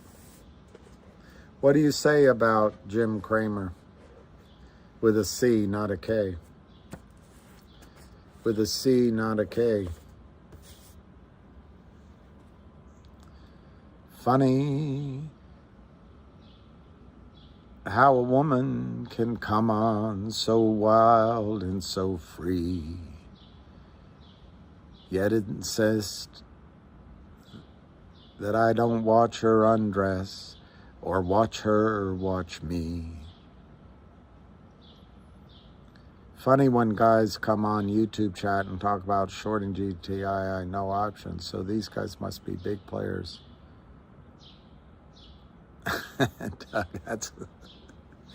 That's true. That is true. Kramer.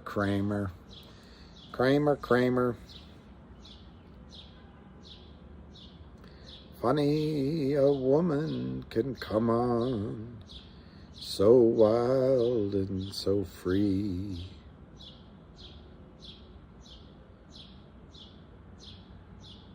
yet insist that I don't watch her undress or watch her watch me.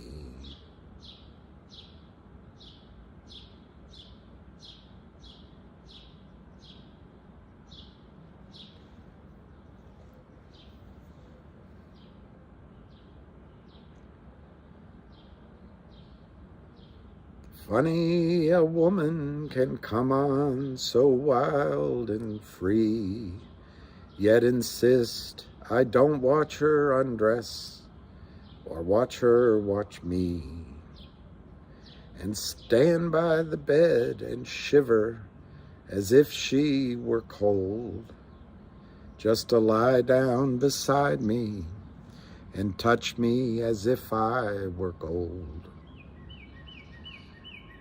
One night of love don't make up for 6 nights alone. I'd rather have one, Lord, than none, Lord. I'm flesh and bone. Though sometimes it seems she ain't worth the trouble at all, she can be worth the world if somehow you can touch her at all.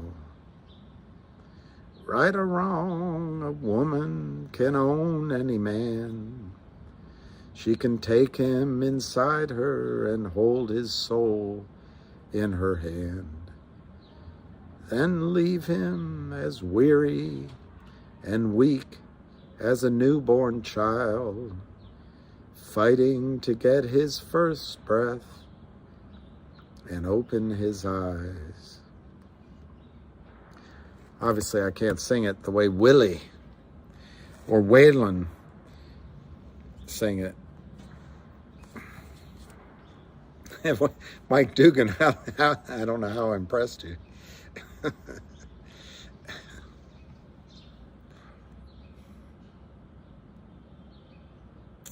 Well, Wall Street Hustle, I'd love to hear your ideas on XRP, but I'm favorably impressed by XRP. I don't hold any. I have some minor positions in crypto. I think 3, but they're so minor, and I'm not even sure I know how to go get back into the accounts. I'm not looking right now. Two reasons. One, once they broke down, I thought it would take time, and I was right about that. Now I'm not sure what's happening. But secondly, I want to, as much as possible, I want to see if this GTII play works. But then I do want to get back into crypto in a way that makes sense. I like the idea of XRP. From what I've quasi remember that I studied, this new Ethereum platform makes a lot of sense. Bitcoin itself might continue to make sense. But I actually think my focus, it all depends on how long it takes for GTII to go. My focus might be on some other things too, like oil and gas and precious metals. But I like XRP. I just don't know a lot about it. You know much more about it than I do. Well, Avid doesn't have the imagination to look past the charts, but you know, that's a powerful thing. You said without maybe realizing it. People that read the charts have a place in the markets. And all of my career, I never met an investor who wouldn't listen to what the chartist said about their stock. So I actually think it's good that he focuses on what he sees in the charts. For myself, I think I told you that story. You know, one time we're all sitting before this, what seemed like this god of our office, the office manager, and I asked him, I raised my hand because I had a client that was, really I did. I had a client who traded a lot of Apple. Back when Apple, believe it or not, back when Apple was 26, 28, 30, this guy would call me up and he'd buy 10,000, 20,000 shares at a time. And so I asked my boss timidly from the back of the room, I'd ask him, what do you think of Apple here? And he'd go, well, let's see. It counts 1, 2, 3. So you should get a 4, 5 Apple. I forget, it was at 28. I think you should see $38 a share. And he'd be all, I said, well, great. Thank you very much for that information. Let me share it with my client. And then the next meeting, Apple actually went down to say $23. I raised my hand and I'd say, well, what about Apple? What do you think about Apple? Of course, he forgets he talked about it before. And he'd go, well, let's see, 1, 2, 3, 4, 5. Apple's going down. Shouldn't buy it. So wait a minute. I talked to everybody afterward. I say, just last week you said it was going up and now you say it's going down. That's my reaction to technical analysis lots of times. But if you find a good technical guy, stick with him, or woman, stick with him. Lois Yamato was very good at reading charts. Very good. she still might be out there. So it has a place.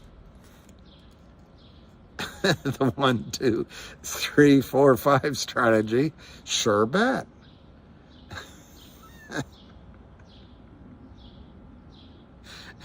That guy gave such advice like, well, let's see, you shouldn't have bought it. Well, I had my client buy, well, you shouldn't have bought it. Great. He used to come in, he'd stand in the front of the room, and he'd say, Merrill Lynch stock was up a point today. Another Mercedes. Or he'd come in and he'd say, Merrill Lynch up a half a point. Another fur coat. He was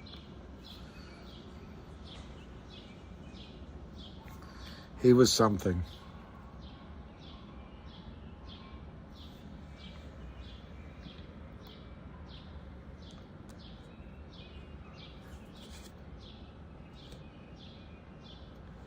Yeah, that's a good, Nick, don't pay attention to someone that already lost. Philosopher always said, when you stay quiet, it's better.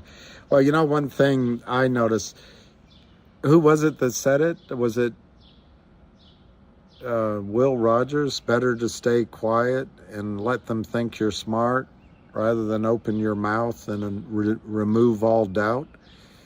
But yeah, I think it's good to be quiet. But the problem is, Nick, if I stayed quiet, this would be a long call. I have no choice. But you are right about that. Jim Cramer once told a story that he and his wife sold everything and bought oil. Well,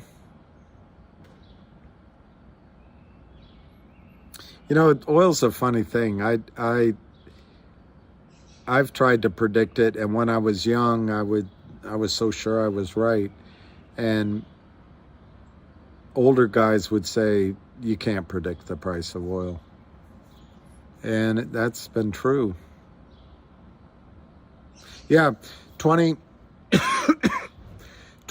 daisies. I had a friend whose father made a absolute fortune in oil, trading commodities before that war. Problem with it is, as you and I, we then might not know to stop trading.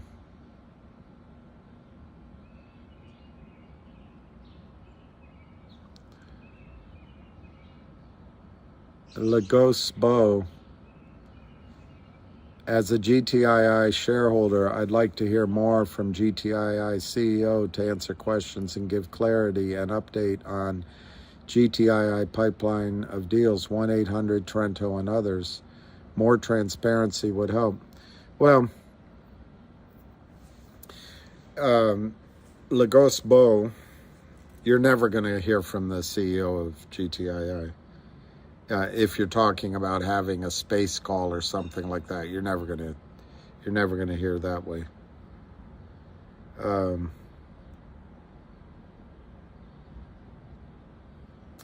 But I don't want to criticize your sources of information.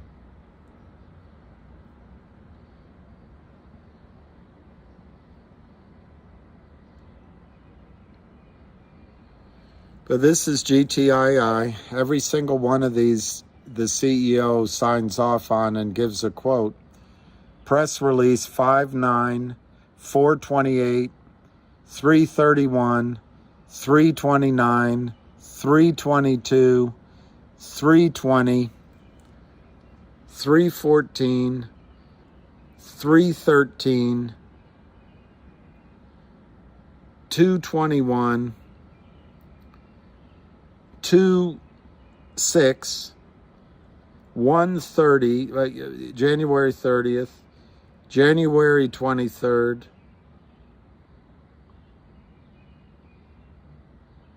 January 13th, January 10th, December 27th, December 9th, December 6th, November 30th, November 23rd. That's just going back that much time. 1, 2, 3, 4, 5, 6, 7, 8, 9, 10, 11, 12, 13, 14, 15, 16, 17, 18, 19, 20 news stories going back to the beginning of December. So I just respectfully think that you're not looking at it the right way. I think Gtii is being transparent, and they are updating all shareholders, and I think that is the CEO doing it. Now, you asked about 1-800 law firm. You want more transparency on that. Well, let me just show you this news story. Global Tech Industries Group extends closing date with Wildfire Media Corp and the 1-800 law firm brand to May 15th, 2023. Gtii announced today that it has signed a third extension, number 3, agreement with Wildfire Media, extending the original agreement to May 15, 2023. In order to allow Wildfire more time to complete the 2-year third-party audit undertaken by UHY LLP. The 2-year audit is a requirement in order to complete and close the acquisition of Wildfire. About Gtii, publicly traded.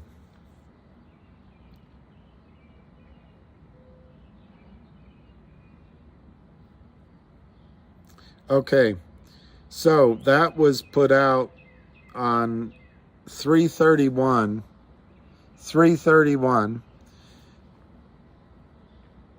Today is 6/8. So 3/31 to the end of 4/31. I don't know if it has 31 days. 5/31 and 1 week. So that's on the media play. That's been 2 months and 1 week. Now, May 15th happened either 2 or 3 Mondays ago. To me, and I'm not saying this is how you read it, but to me, today announced that it has signed a third extension agreement with Wildfire Media, extending the original agreement to close the deal to May 15th, 2023. So to me, on 1-800,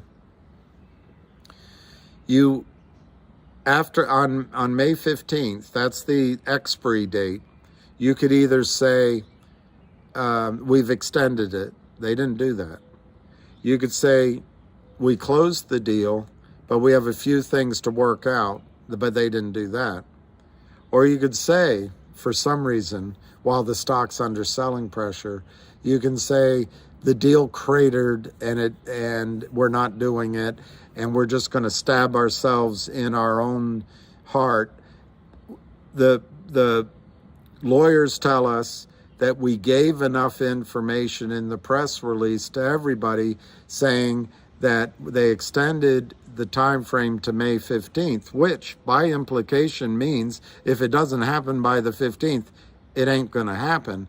But we've decided to fall on our own sword and tell everyone and bring attention to it that it didn't happen. Even though we already noticed it, we have no obligation to make such an announcement, but we're going to go ahead and try to make it worse on our stock price.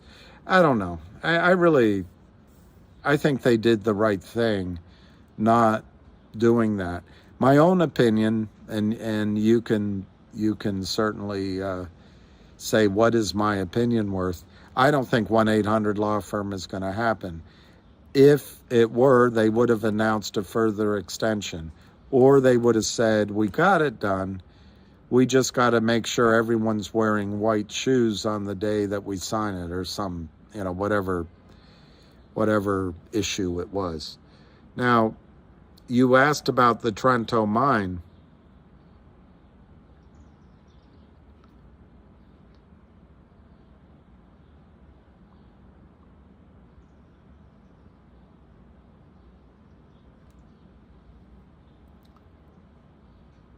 I just Googled. Google is a search engine. It's probably the most popular one in the world. You go to the search line, and you can type in Gtii Trento mine, like I did. See, Trento mine. The first story comes up is the news story. Global Tech Industry Group signs purchase agreement with Trento Resources and Energy Corp. It's dated November 10, 2021. It states, Global Tech Industries Group announced today it has entered into a stock purchase agreement, SPA, stock purchase agreement, with Trento Resources and Energy Corp., a Delaware corporation, and Sean Weintraub, Mr. Weintraub, its sole shareholder.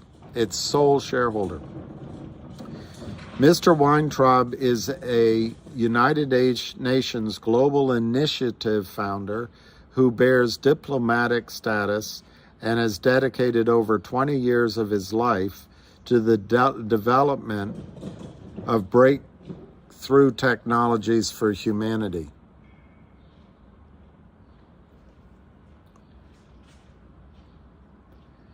Trento Resources and Energy Corp., owned by Mr. Weintraub, was created, let me just say what it reads. He created the company to acquire 40% interest in Inversiones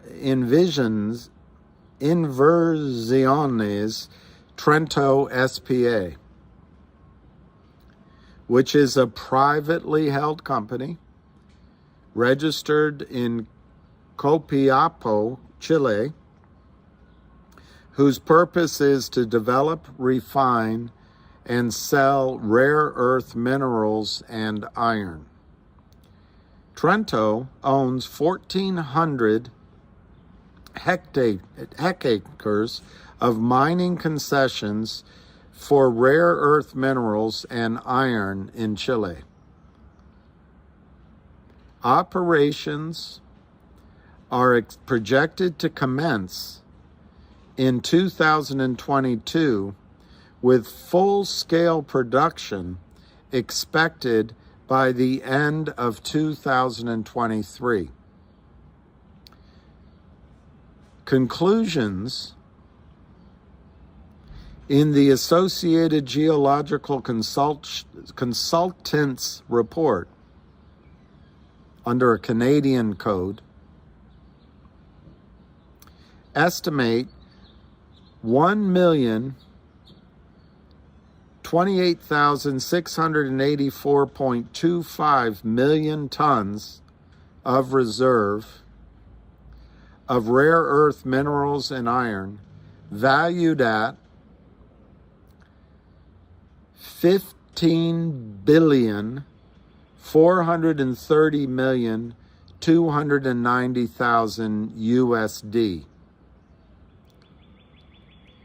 Per the stock purchase agreement, GTII shall issue 100 million shares of its common stock to Mr. Weintraub upon successful closing of a $350 million bond offering, which proceeds will be used to support large-scale mining operations at the Trento project.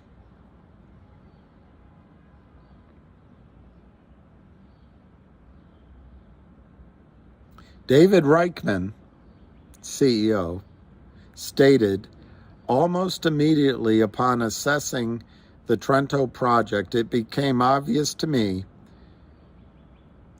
that we should pursue this potential partnership with single-minded intention and no hesitation, notwithstanding the need for a continued clear eye by management and an informed and updated board to guide us, and the completion of the appropriate due diligence.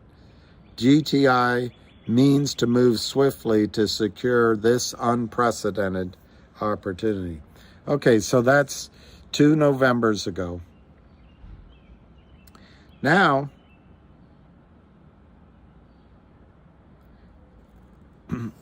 on the search engine, you can go, it takes 2 steps. You have to enter global GTII stock and then just find one of the entries that says GTII-US.com. That's the homepage. You hit it. Tomorrow's industry leading companies. View portfolio. Our portfolio. Classroom Salon, education tech company, which I think has potential, but it hasn't seemed to do much. Gold Transactions International, out of Dubai. And then you scroll down and it says, our portfolio. This is updated by the company and Mr. Reichman all the time for the purposes of keeping you informed. Our portfolio is constantly growing and we have several exciting projects in development. Well, when you go to a website and you see these highlighted entries, you just touch it and it opens up and it says projects in development. Here's the Wildfire Media project.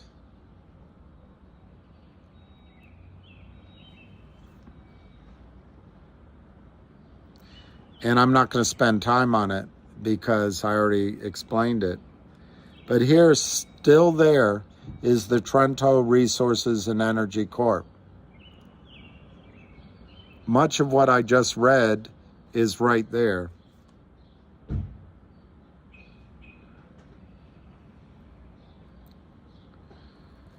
With one update, on March, well, there's more, but the most important update. On March 24, 2022, Venor Capital Resources Limited, the underwriter of a $350 million bond offering for the mining company, not for GTII, entered into a memorandum of understanding with Style AG, Inc., a U.S. corporation with offices in Miami and Dubai, pursuant to which the parties are engaging in discussions to enter into a definitive agreement for the purchase by SAI of the entire $350 million bond offering. Now, in the United States securities system, FINRA and the SEC will come down like a ton of bricks on a CEO that goes off loose-lipped and tells one investor or even a handful of investors about an update on a $350 million bond offering, or what is Sean Weintraub saying, or what's going on. So the best way to not run afoul of U.S. securities laws for a CEO is to make press releases, rather than coming on and running the risk of violating laws that they enforce for CEOs, but not for short sellers. So March of last year, a little over a year ago, they started working on this $350 million bond offering. We had a bond crisis, a financial market crisis over the last few months with interest rates going up. But from August, I have heard from various sources that this bond was placed and there was interest in it. I have also heard, because of some of the price shifts in the bond market, it got delayed. I've also heard now, over the last, I think it's been 5 weeks since I heard it, I've heard that that deal has been completely subscribed. What they're waiting for is delivery of the money. I can't confirm to you from any source who is reliable that that's in fact true. I don't have access to the CEO. I don't have access to the board. I don't have access to the documents. I don't have access to Sean Weintraub. However, because the deal has gone on so long, and because I do maintain a network of people I speak with, I do trust the information I receive that an international bond placement would take quite a bit of time, quite a bit of kicking of the tires across many continents, many bureaucrats. So it makes sense to me that it took time. Do I believe 100% that this deal is going to go through? No, and I never have said that. But I think it is still alive, and I think I would place it in the 50 to 60% range that it's going to go through. And I think if it goes through, it's gonna rock the shorts world. Of course, they'll initially start selling the stock down, because obviously buying 40% of a rare earths minerals mine is bad news. That'll happen. But I think the fact that there's a Canadian style reserve report, the fact that the mine is going to go into production soon, the fact that rare earth minerals are in demand, the fact that it's a multi-billion-dollar project, any way you look at it, this is all going to be very good news if and when it happens for GTII. I don't know what you want Reichman to come out and say. Well, I've been talking to Sean Weintraub, but he tells me he's waiting on more feedback from the banks, and the $350 million is going to Trento. He owns 40% of Trento, and so I, as the CEO, am not talking to the banks. That's a transaction that's being organized by Trento. What's he supposed to come on? Do the speculation I just did? I don't think you're going to get that from the CEO of GTII. Has he been transparent? I think so. He hasn't updated on GTII because, again, the securities laws, if a CEO comes out and promotes a stock by giving information that hasn't been finalized or is in the realm of speculation, he's breaking the law. If he comes out and repeats the same news many times, he's touting the stock, which is breaking the law. If he comes out and makes things up, that's securities fraud. So he's not going to do any of that. Now, on the other side, Kurt Kramer and his racketeering friends and John Hurry, they can make shit up. And they can put it all over the Twitter, and Gary Gensler just doesn't care. And if they collude with each other and they sell the stock down and they manipulate it and they strip money out and it takes down a prime broker and Goldman Sachs or somebody has to go to the taxpayer for money, Gary doesn't care about that. So we're stuck in a very unfair marketplace, but we know that. So anyway, I think GTII has been transparent on the Trento mine. I am hearing that that bond deal got done. I heard it a few weeks ago with such authority that I'm surprised it hasn't been announced yet. So if those rumors I heard were true, either they weren't true or there was still a lot more steps that had to be achieved, or maybe everybody changed their mind once it got funded. I don't know. We just have to wait and find out. But it's out there. Now, I understand from reading some Twitter stuff that GTII is continuing to look at transactions. So I think there might be another transaction that gets announced. But again, Reichman cannot come on a space call and speculate about those things. Each CEO is different, and Reichman's not going to do it. So, and in the meantime, unfortunately, the criminals continue to break securities laws, and Gensler doesn't care.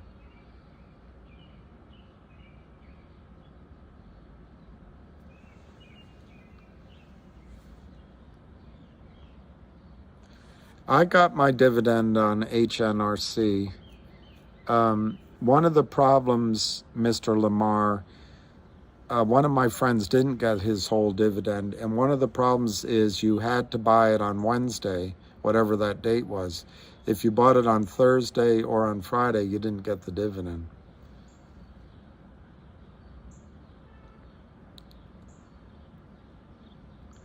I haven't heard anything new on HNRC, but we can look together maybe.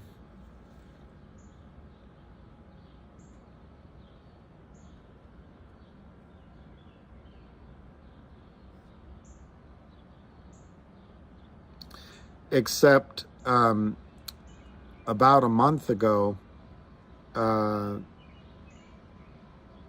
heard that if you have a house that's worth $92 million, WDHI to become public trading. The registration statement is expected to be filed in the second quarter of this year. The company will keep us up to date on the progress. So this is very important because it says that they are not going to be tradable right away. So even if they hit your account on Tuesday, you may not be able to sell them until they get this registration statement approved by FINRA, and they don't expect to file the registration statement until second quarter of this year, which we're kind of already in. So just know that they may not be tradable as soon as they hit your account, which is both good and bad for the company, because if it was tradable, I assume 90% of you short-term shareholders would probably sell it off, and then it wouldn't be worth $3.75 anymore. It would immediately plummet down in price because of everybody selling it. So it's going to be some time before we... So anyway, he's just repeating the news story that I showed you guys before, but we can look at it. The point I want to make is, I actually think it's a good price to buy that stock.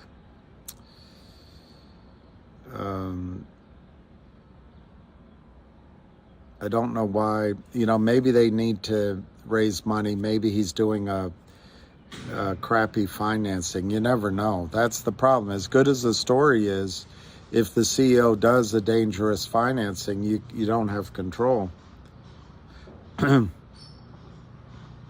So anyway, we've talked about it, but HNRC confirmed today the spinoff of WDHI.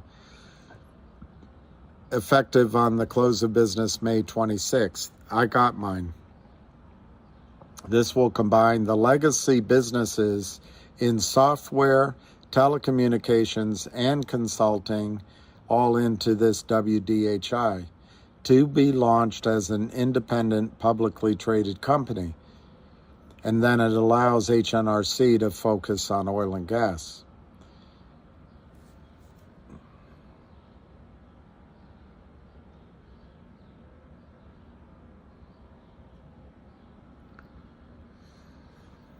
The distribution is intended to be tax-free. Shareholders' approval is not required, and shareholders don't have to take any steps.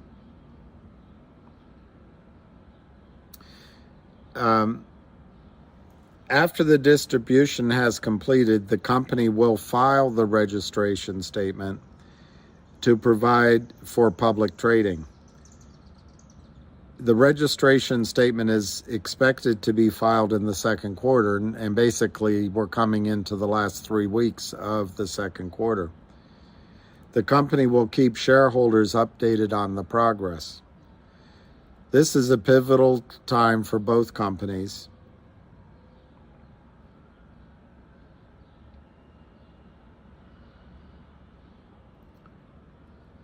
Okay, and then HNRC here is a diversified energy company with oil and gas interest, half oil field, 33 million barrels of oil. They don't have all of it. 9.9% interest in Cunningham Energy LLC with reserves of 352 million.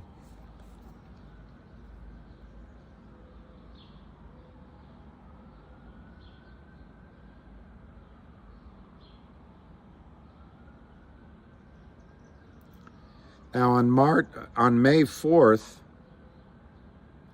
they announced their earnings. Total revenue for 3 months was $4 million. Total earnings were $2.5 million. Total assets, this is for HNRC, were $92 million. Earnings per share. And then the bottom line here, if you can see that bottom line, the company recorded a net asset value of $1.16 per share, $1.16. So that's about all the update I can give you. There were intimations that were believable that he may, and he said it, that he plans on distributing value to shareholders, but that he may distribute 30 cents in cash to shareholders. But I haven't heard anything more on that. And, you know, that's about all I can add.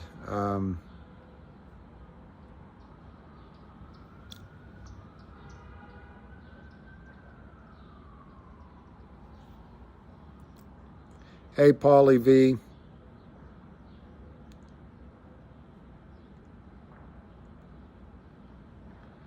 I like this Travis M.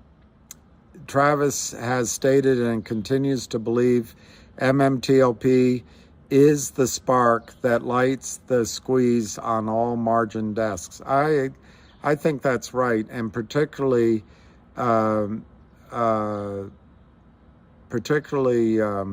blue sheets that Mark Basile is going after.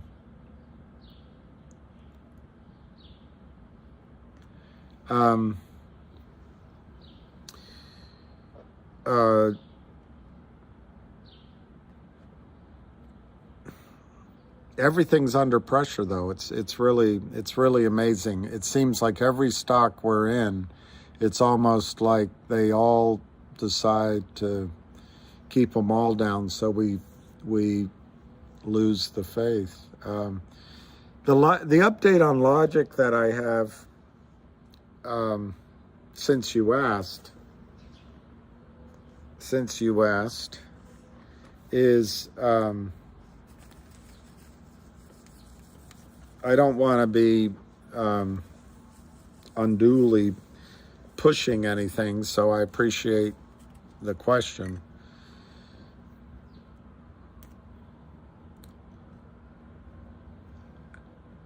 I think logic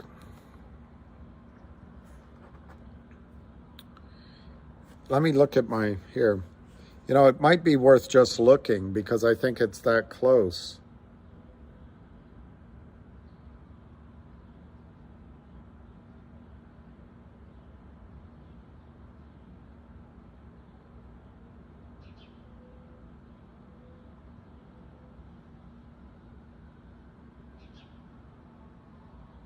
So I just going to the Edgar filings, SEC filings.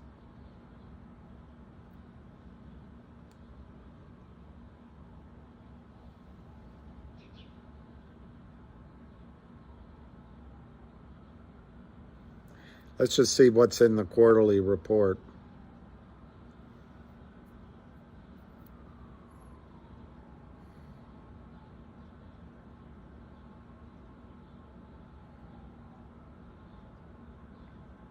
I don't see any reference.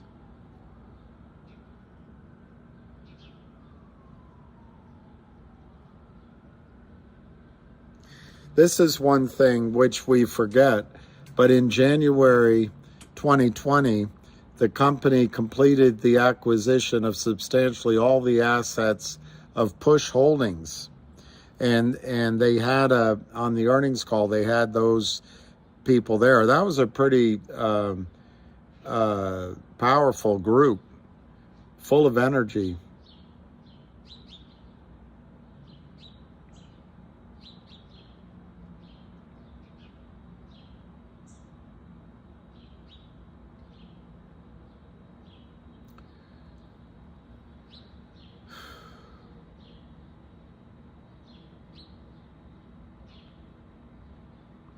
Okay.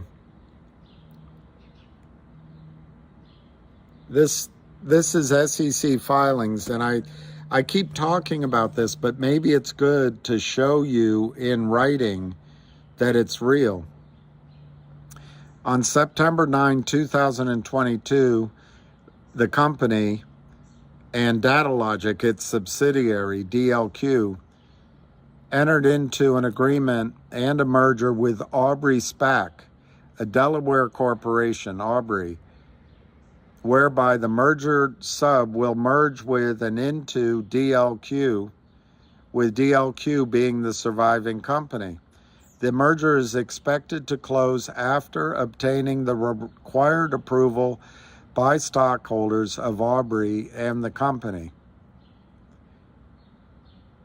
At closing, Aubrey will deliver to the company $114 million worth of Aubrey common stock at $10 per share. Also at the closing, the company will issue a dividend to its shareholders on a pro rata basis equal to 25% of the aggregate merger consideration shares, payable to the company's shareholders of record as of the record date to be set up shortly before closing. Anyway, the key numbers there is $114 of DataLogic stock, $114, of Aubrey SPAC stock. So if you then go to Aubrey SPAC,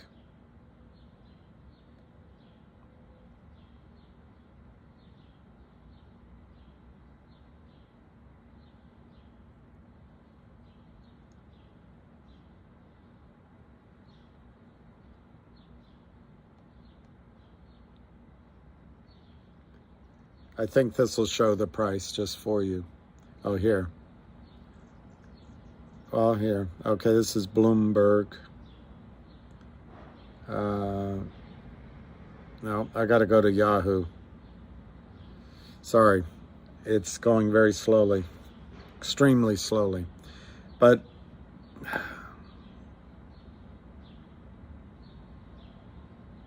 Okay, here's Yahoo.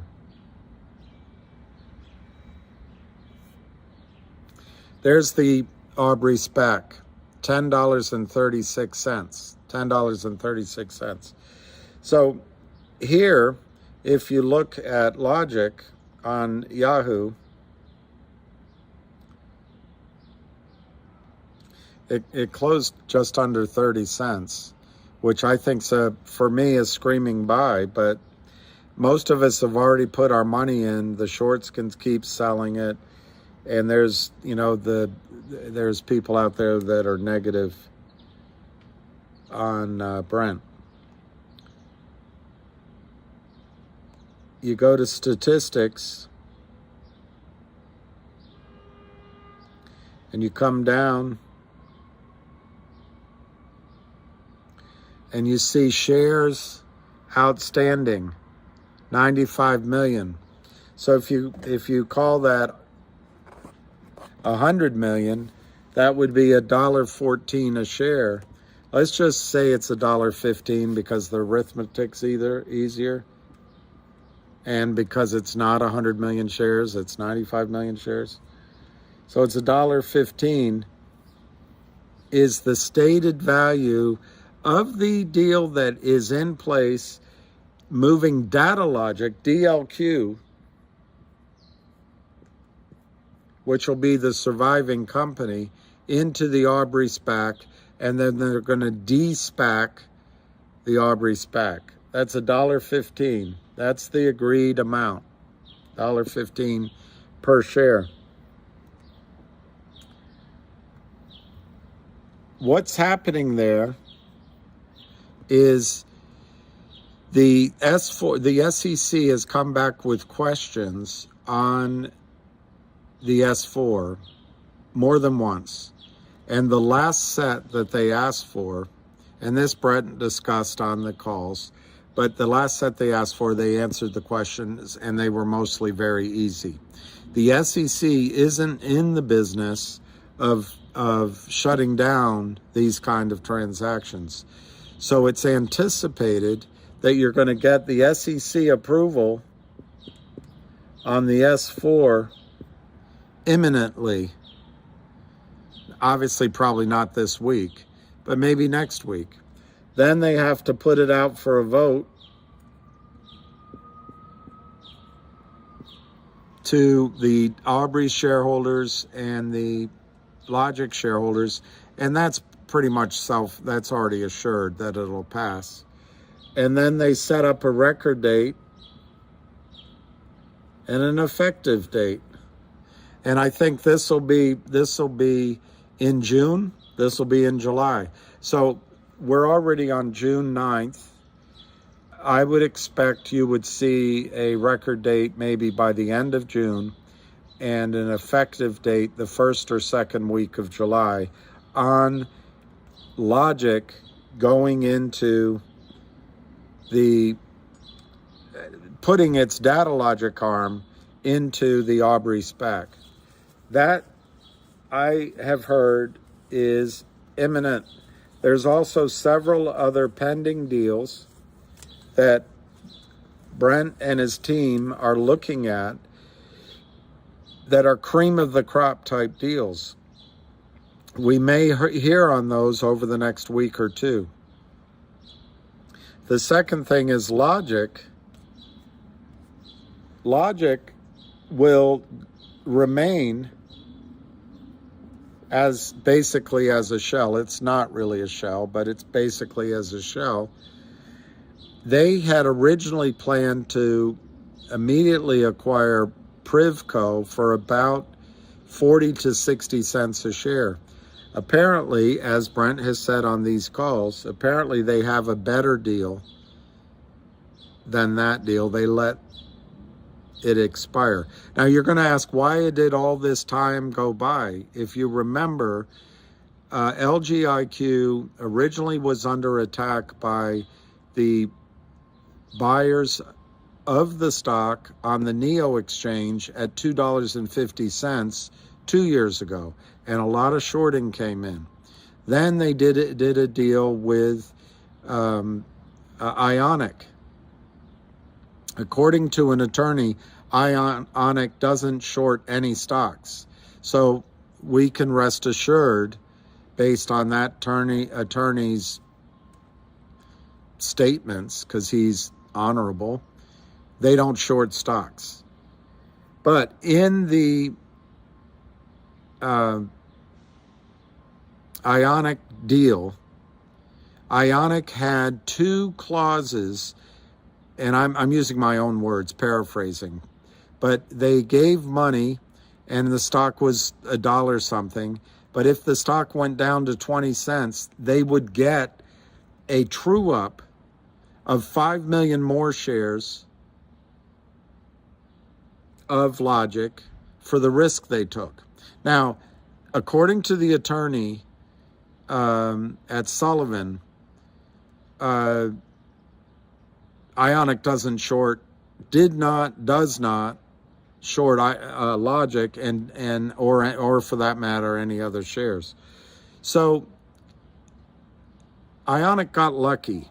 Somebody shorted it from $1 downward twice, and it got down in that 20 cents range, and there was all sorts of pressure on the stock. They were trying to finish the SPAC deal, so Brent entered into negotiations with Ionic that took time, and they bought the entire position from Ionic. That's why things have shifted in time a little bit. But the good news is Ionic doesn't short stocks. They're not. I'm not sure that's what the attorney said, but it's implied that if they didn't short Logic, and in fact don't short any stocks, they're not shorting Logic now. So the stock, the delay was to organize the buyout and get out of that toxic environment of Ionic, in my judgment. But accordingly, I guess the stock just went down, even though it just happened to go down. So Logic, after the DLQ, you're going to start right here at 29 cents.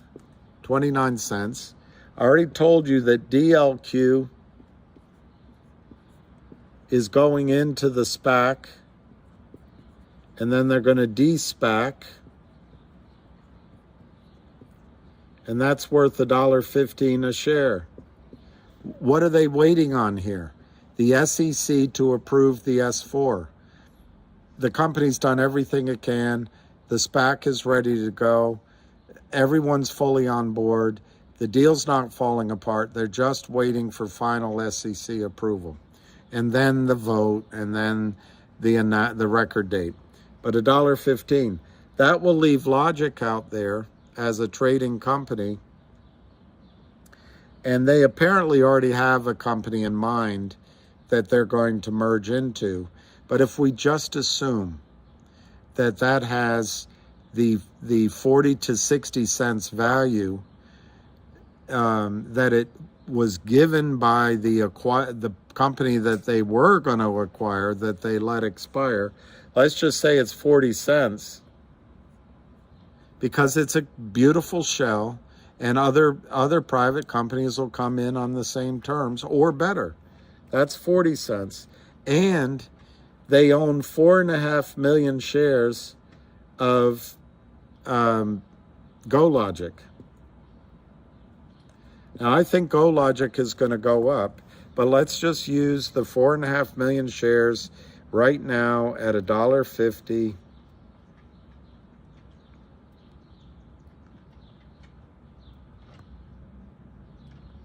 Which is the bid. That's 6.75 million of GoLogic. Divide that by 95 million shares. It's 7 cents. So that adds 7 cents. So let's just call this 45 cents. You're going to end up here shortly, Logic, one piece of paper, you're going to end up with 2 pieces of publicly traded paper. One's coming out of the gate at $1.15, and I just showed you that that Aubrey SPAC is trading at 10.36 at $1.15, and then 45 cents. If you add both of those together, you got about $1.60 as your target for LGIQ soon. What are the dates? Number one, SEC approval of the S4. When is that? It could be tonight, tomorrow, next week. It's up to the SEC, but it looks like all the questions have been answered and it's expected any minute. Once the SEC approves the S4, they go quickly. They already have the vote lined up. They get the votes. Then they announce a record date and an effective date. End of June, beginning of July, I would give for those two times. So sometime after 4th of July, they're going to distribute Data Logic into the SPAC. It'll be de-SPACed. At that same time, Logic will acquire or announced their intent to acquire some other asset. In both cases, they are working on additional acquisitions. Right now, the combined has about $44 million revenue run rate, which has been announced by my memory. They intend to get, by the end of this year, they would like to have an annualized run rate of $100 million in revenue.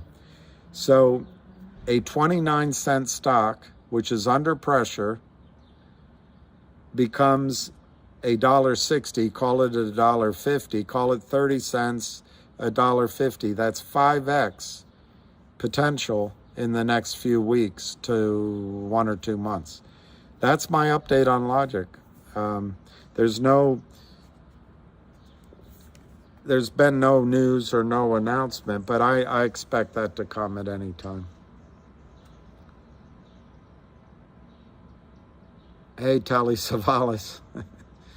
My dad once met, he met Telly Savalas. He told me that when Telly Savalas would walk in a room, it was electric. The women all, they all fell for him, and the men all wanted to be women. What can we expect from Vocal? Well, science rules. I think I was misinformed, and I don't think intentionally, by the guy that told me. And each time I told you that I was basing the data on what I had been told. On this call a couple of days ago, I looked it up, and I think I was completely wrong. Here's not completely, but enough wrong that we should start from scratch, because I think I was unfair to Vocal. So here's what I would say about Vocal. And I'll be upfront with you. I lost a lot of money on Vocal. But hey, sometimes I feel like I win when I lose.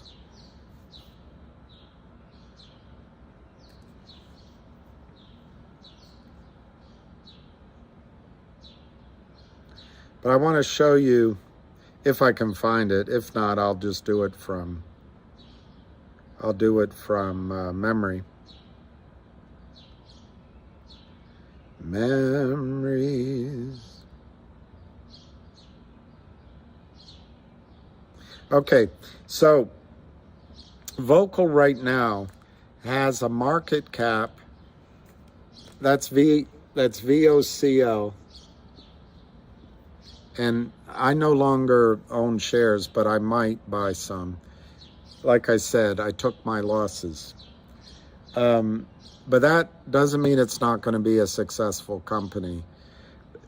Here's the negatives on Vocal. I think people don't trust the CEO's decision-making process, or they don't understand it. I think the decision to break away from GTI's merger, and frankly, we don't know all the reasons why, destroyed the stock price. I just think it just let loose the dogs of war.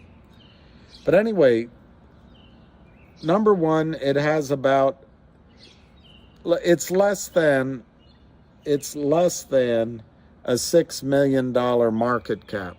That's not all that exciting.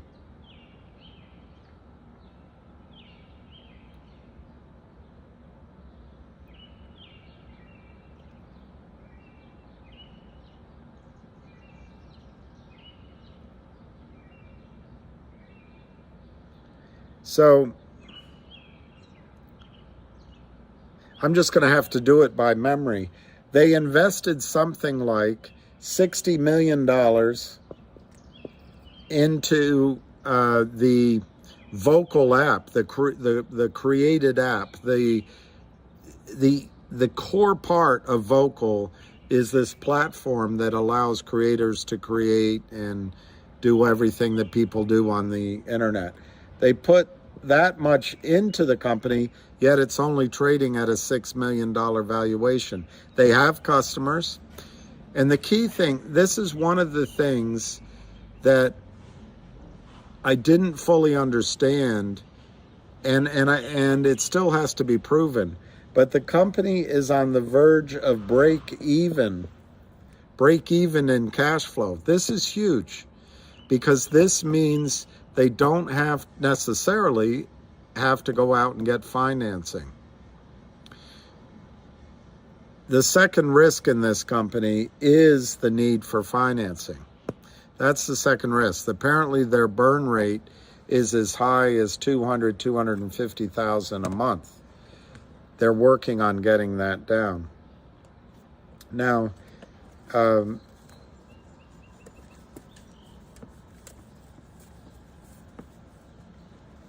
the OG collection at Vocal, the OG collection,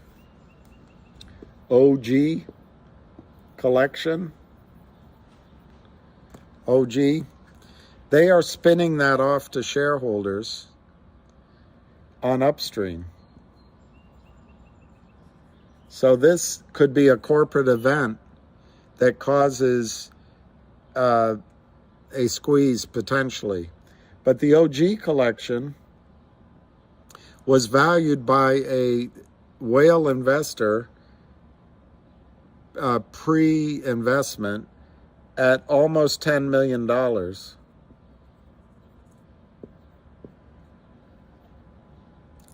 They have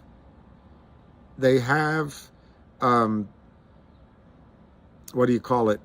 Appraisals from outside sources, just so you know, that maybe it's worth 100 million. But let's just stick with the 10 million. Then you go to Yahoo again, and you put in VOCL, which is the symbol for created. You go to statistics,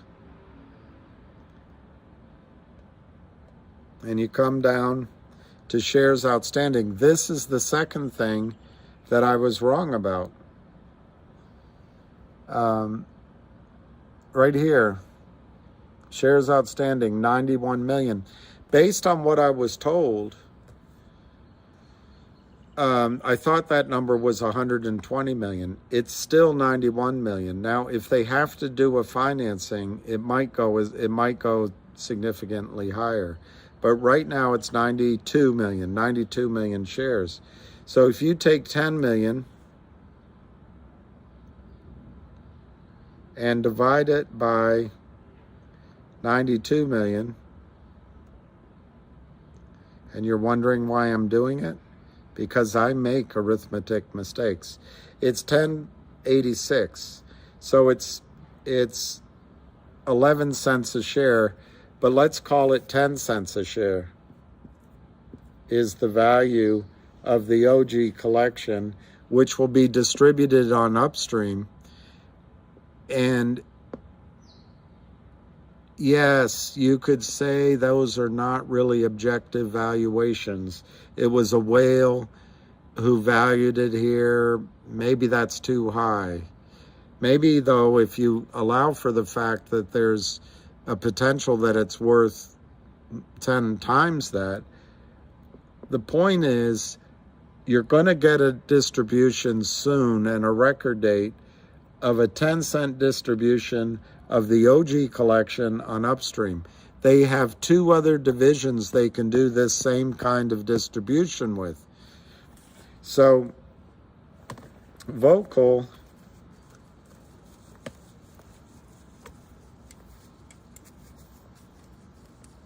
has 425 million shares failed to deliver. Now that's from Tom Ronk, and that's data that's been published and it's on Twitter.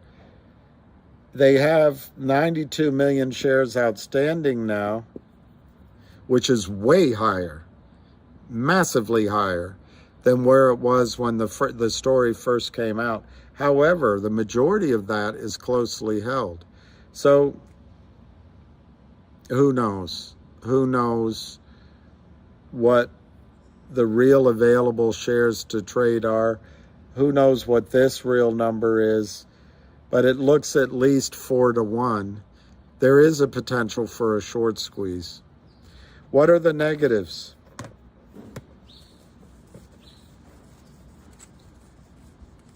I'll give you the Vocal negatives very quickly. Everything has negatives. Otherwise, every story has something that you have to explain. Here are the Vocal negatives.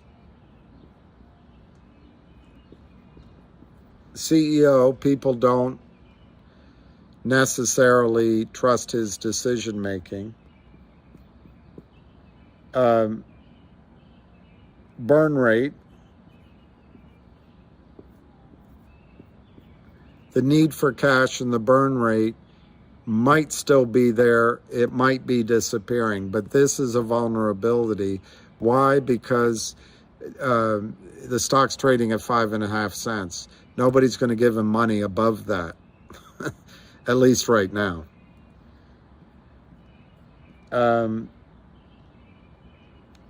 He did deals with the Lind partners,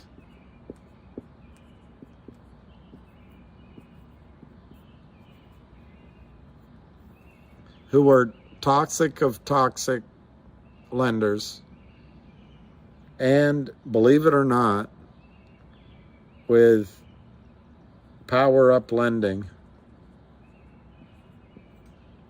which is Kurt Kramer, whatever LLC Kurt Kramer used, but there's deals out there. That means it's under short attack in all likelihood, an attempt to drive it down to pennies. And the one other negative is, that's about it. Those are the negatives. Those are the 3 negatives on Vocal.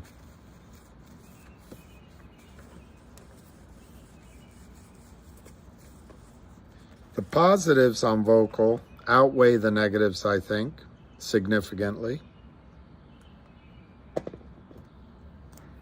The positives on Vocal.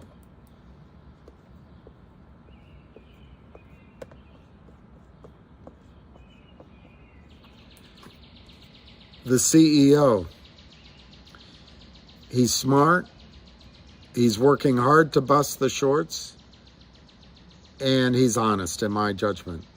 And he has a plan. The OG collection. The OG collection distributed on upstream.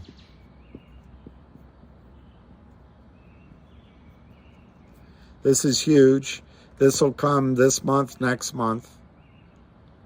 But this has the potential to call out maybe a short squeeze. But I think this is worth, Vocal right now is trading at 6 cents. This is worth maybe 10 cents, just that alone. You can argue with it, but, and then they have at least 2 other divisions to do a divvy on, so they can keep doing it a couple more times. They have a technology they spent 60 million on, and they have customers. So it's catching on. I don't understand the internet, but this created platform is valuable. And they are close to break even. So at some point they'll stop having to need money in the open market. And I think those are my positives on it. And so where do I see Vocal? I see Vocal trading under pressure for a while, and maybe even after the dividend announcement, because there's so much skepticism and negativity in the over-the-counter markets, and there's so much criminality that it might, even an announcement of going on upstream might stop it. But the stock is trading at 6 cents.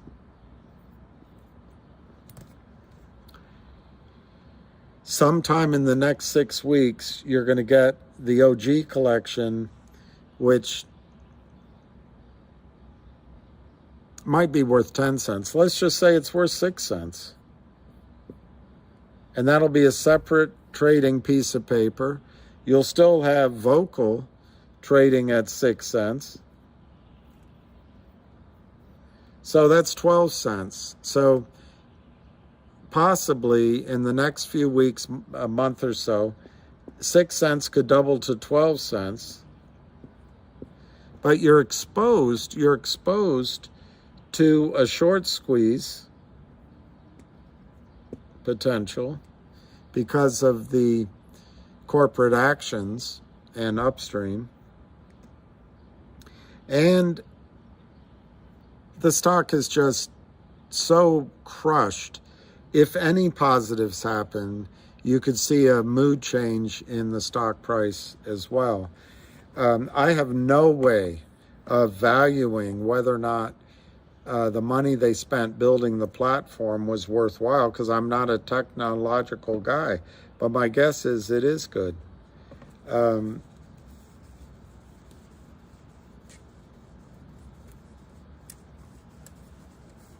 But it could be under pressure just because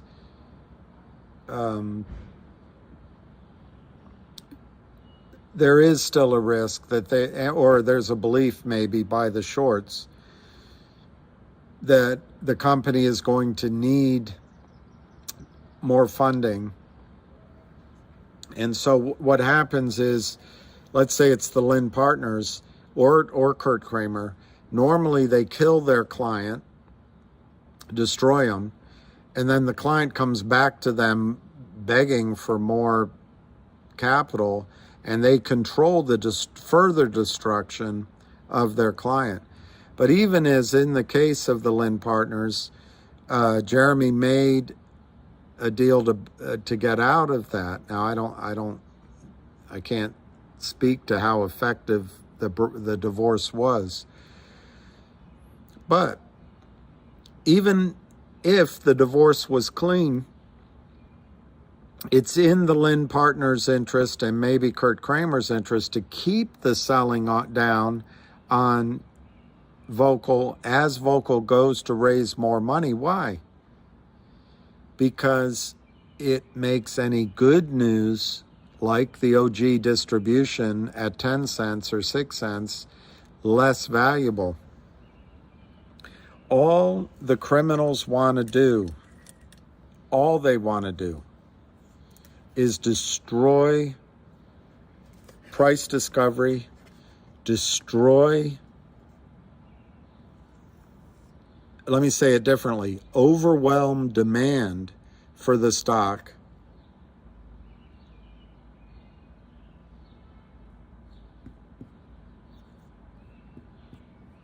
by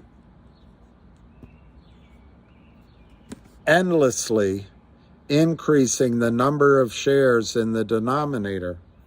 They just increase it with Gary Gensler's blessing.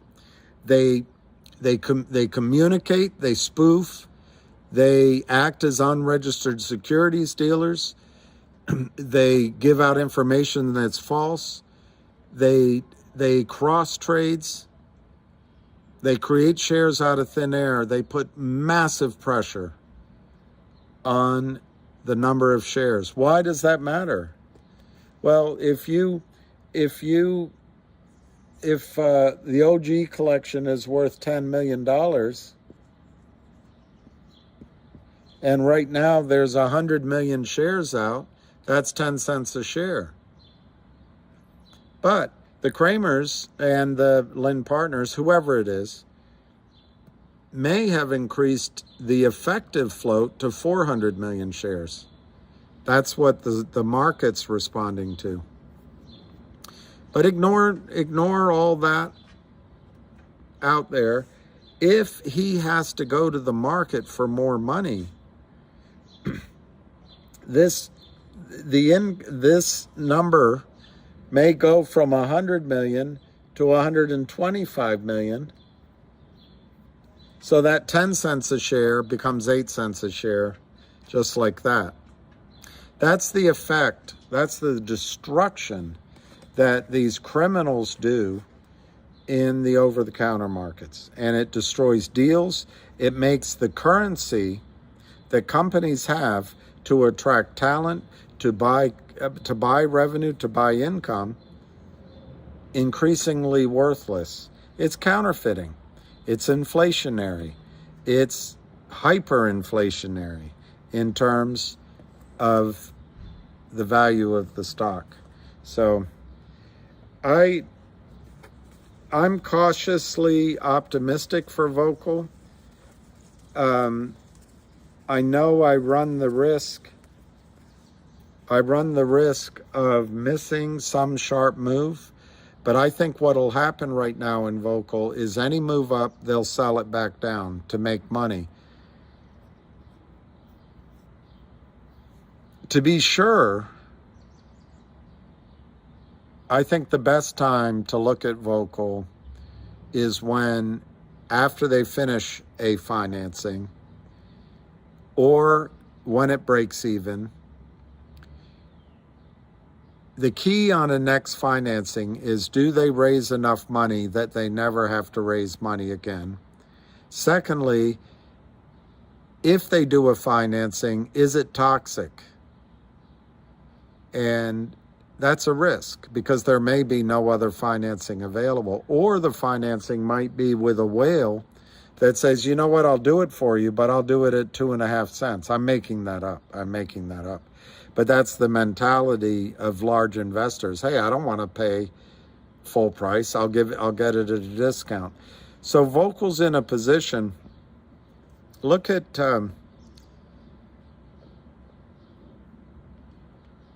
DBMM. DBMM is going to have a hard time getting out of where it is. Bless their hearts.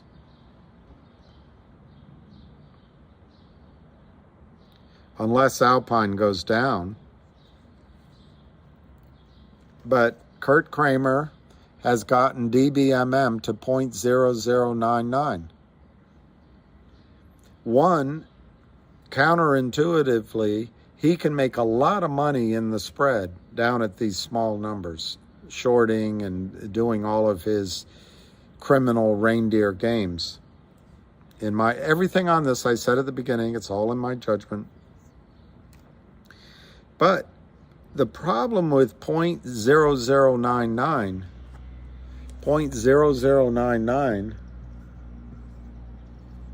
share price, which is really 0.01. It's a penny.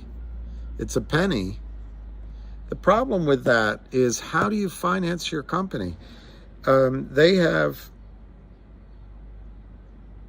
$800 million shares outstanding. 800 million shares outstanding. And this is DBMM.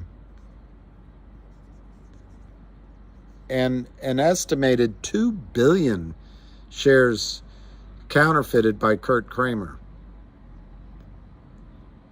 So at a penny, if she wants to go, she needs, I don't know, give me a number.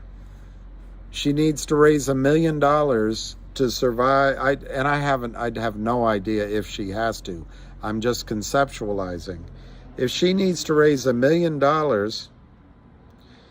and what Kurt Kramer counts on is they go back to him because he's so lovely.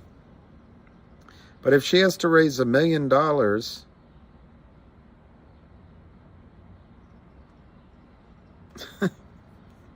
at a penny, no one's going to give her a penny. No one at this moment. That would be 100 million shares. I would think the more likely thing, Kurt Kramer would give her another toxic financing. She's not going to take it. But if someone came in and said, all right, I'll finance it, I think they do it at half that price. Maybe half a penny. Maybe half a penny. So that means they have 800 million shares outstanding. To raise $1 million, they go to 1 billion outstanding. This is what is called seller boxing.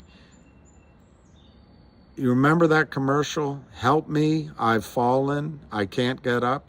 What Kurt Kramer tries to do to these companies is to seller box them so they get down to a penny, half a penny, or even better, 0.0001.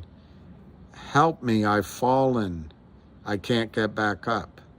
That's what he tries to do. And the beauty of it for him, with his criminal mind, is there's no closing transaction. So he doesn't pay any taxes. Anyway, I'm a big fan of the CEO at DBMM. She's fighting. If Alpine goes down, maybe there'll be a recovery there in price. But the reason I bring it up is that's the risk in Vocal. It's down at a nickel.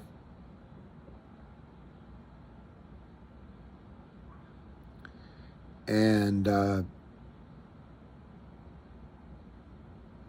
it's a battle between Kurt Kramer driving it down and the Lind Partners and whoever's doing it, driving it down to a penny.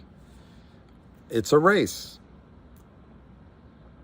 And I think it's a race that the CEO of Vocal can win. I think it is a race he can win. So, but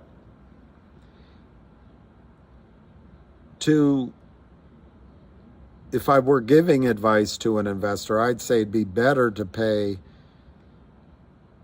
2, 3, 4, 5 cents a share on the way up. It's like having the tires of your car stuck in the mud, zzz, and you put gravel and you put whatever, and all of a sudden it catches hold and moves. It's better to get it as it gains some purchase and starts to move up, than take the risk that it could get seller boxed. And it can get seller boxed.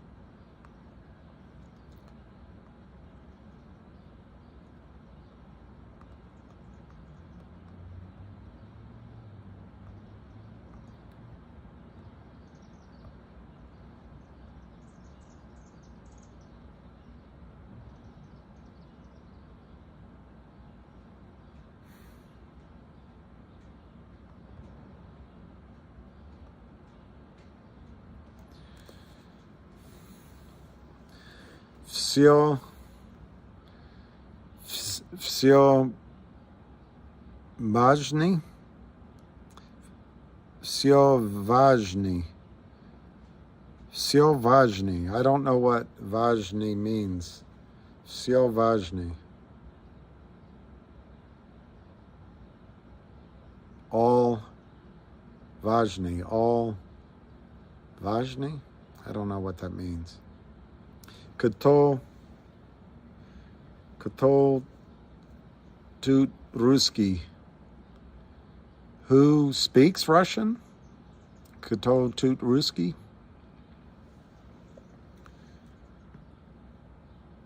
Any word about Alpine? Not tonight. We had a long, hey, Red Hook Texan, we had a long space call, and I was really impressed by Big JR, Little JR, RRRR.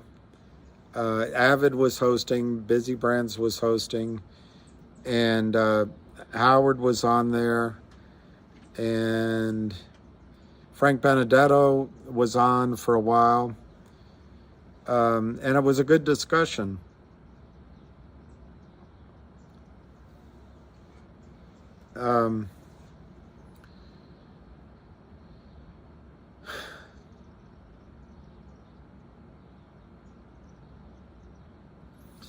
I think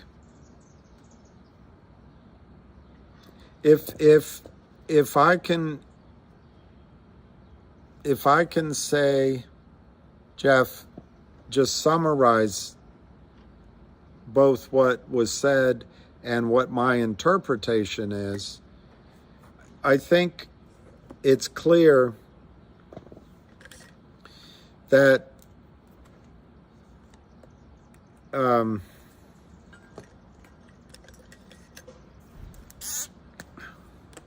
it's clear to me that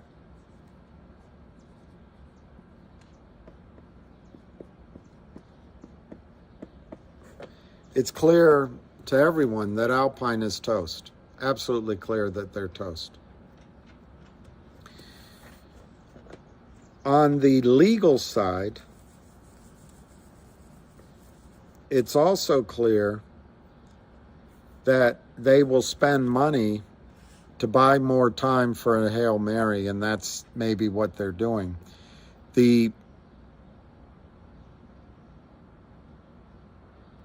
What I remember is they have the opportunity for 2 more appeals. Now, counterbalancing that appeal, FINRA, the other side of the court case, is likely to immediately object. So I'm not a lawyer, but I think that sounds like a 2-week minimum process, and it could be a month or many months before they get done with that, all of that appealing and not appealing and all that. But internally,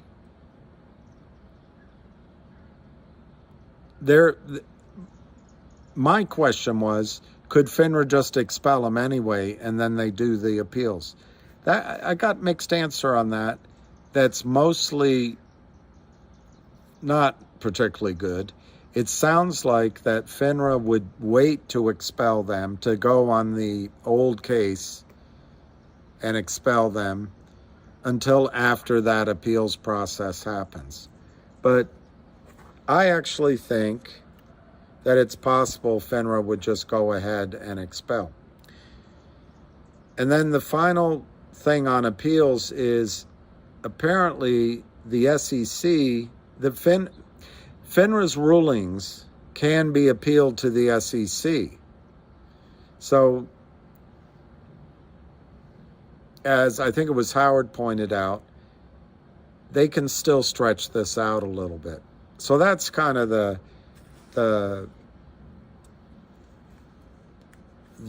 disappointment. But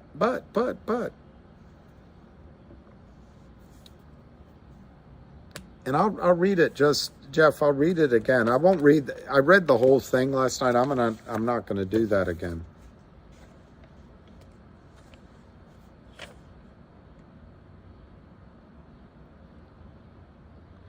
The judge wrote.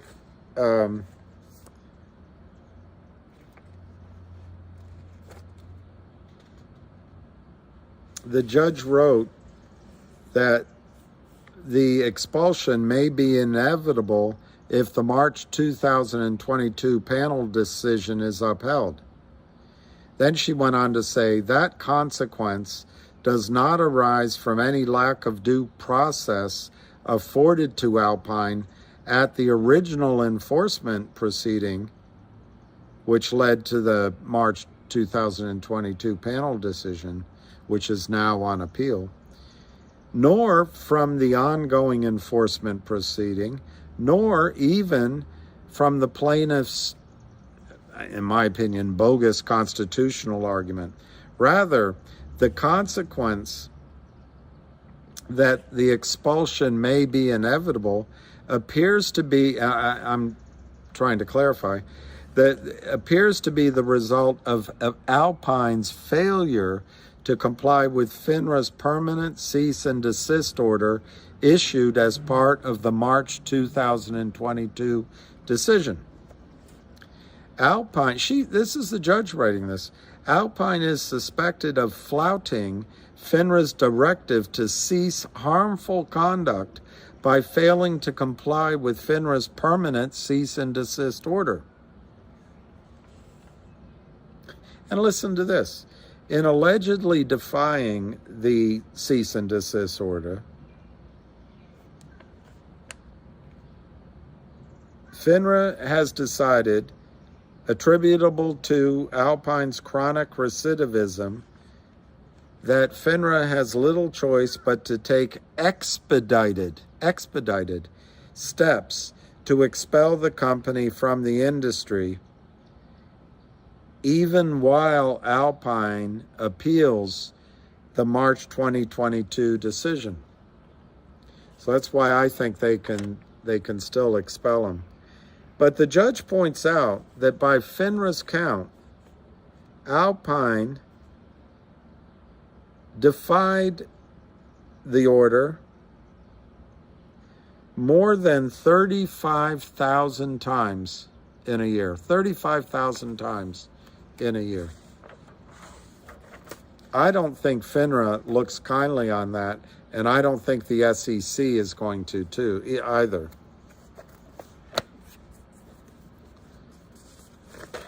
And then there was one other thing I can call to your attention,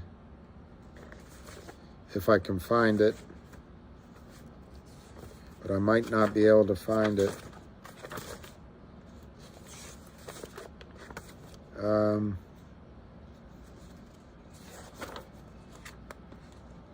Well, anyway, I can't find anything that helps you, and I won't bore you. Point is, everyone agreed that Alpine is toast. The question is, how much longer can they delay it? I asked the question, why are they delaying it? That could be that they're trying to avoid asset seizure. One guy said they might be moving things around multiple times to cloak their assets even further. But we're coming at the end of the road for Alpine. Thank you, Barbara.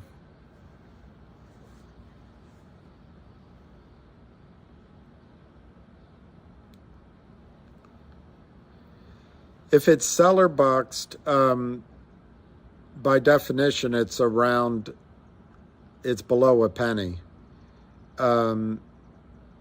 You don't want to buy. I mean, that's like that medical company that Lou got everyone to buy at 3 cents and 2 cents and 1 cent, or what? It wasn't even. I don't even think it was that price. I think it was 0.00001 to 0.00003, something like that. I can't remember. And he admitted that this wasn't, blue chip by any means. But I think that's an example of just how the companies just can't get out of that quicksand.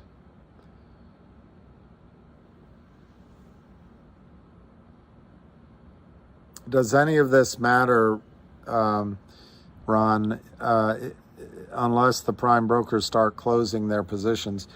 I think if we're focusing on GTII and Alpine, we all forget how powerful price is to solving our goals. And yes, you make a good argument that you need Alpine to close positions. But remember, as Alpine closes its positions, if it's forced to, Alpine is also no longer accepting sell orders. So you get a double whammy, and you could see really sharp movement to the upside. But no, I don't think it has to be Alpine closing positions. I think price action can cause buy-ins, but I think we've seen that would be much higher prices, like, maybe $5-6 a share before, or more, before buy-ins would happen. RNVA, did you get out of it, John Horton? I bought some. I still have it. I haven't even tried to say. I did, but it never worked, so I gave up. Red Hook Texan, do you think the dividend we received is making a difference at all in GTII? Yeah, I do. It's hard to prove. I've made the argument many times that the dividend, the warrant as a dividend in October, November was working, and it was causing a lot of trouble in the back offices, and it was clear to me that the potential of the initial stages of a squeeze was happening. Now, you don't know what pressure they could have brought to bear to stop it. I don't know.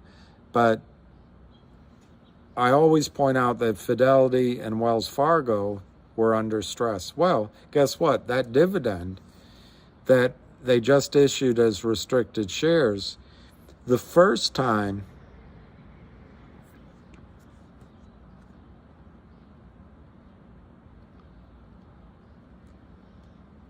the devil made me do it the first time.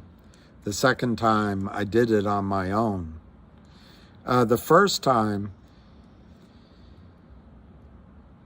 the back offices could go, oh, we've never seen this before. What's going on? I don't understand this. But now, this time, with this restricted share that was distributed, that they can't stuff into your account. And I always forget, but it might make sense for people to ask for delivery of those shares, understanding that it's going to be expensive and it might be hard to get back in. But I might revisit that with Ham about how to do that. But anyway, just to get back to the point, yes, I think that those restricted shares are potentially a hook, Red Hook Texan, to get buy-ins happening. It will not necessarily happen in a week or whatever. It takes time for that pressure to build up.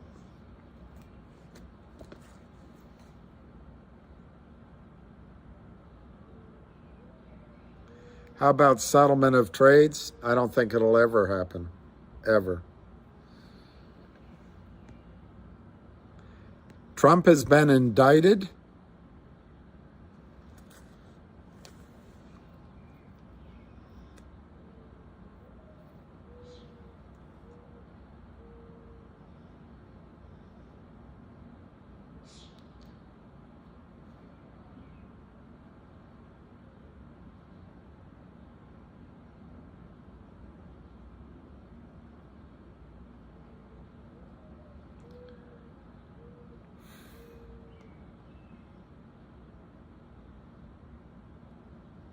It's going to be a rain Tuesday in Miami.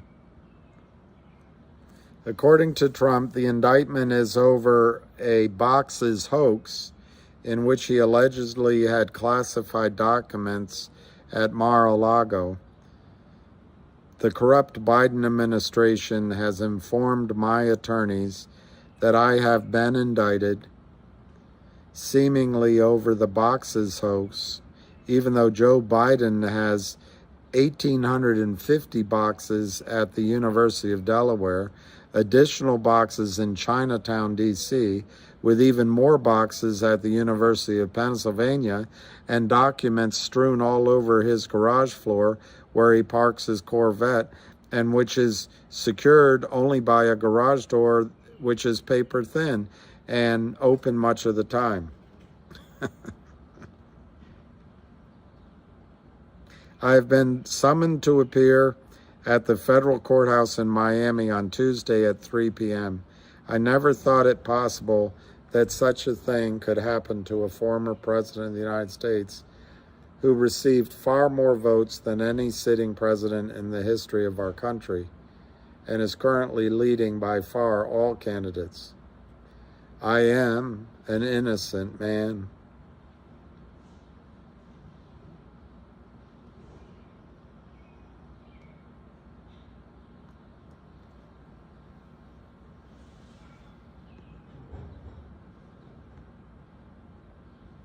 Then why are we here, Stony Bones? I don't know what you're responding to when I say they're not going to settle the trades. They haven't done it for years. Stony, the whole premise of the market is summarized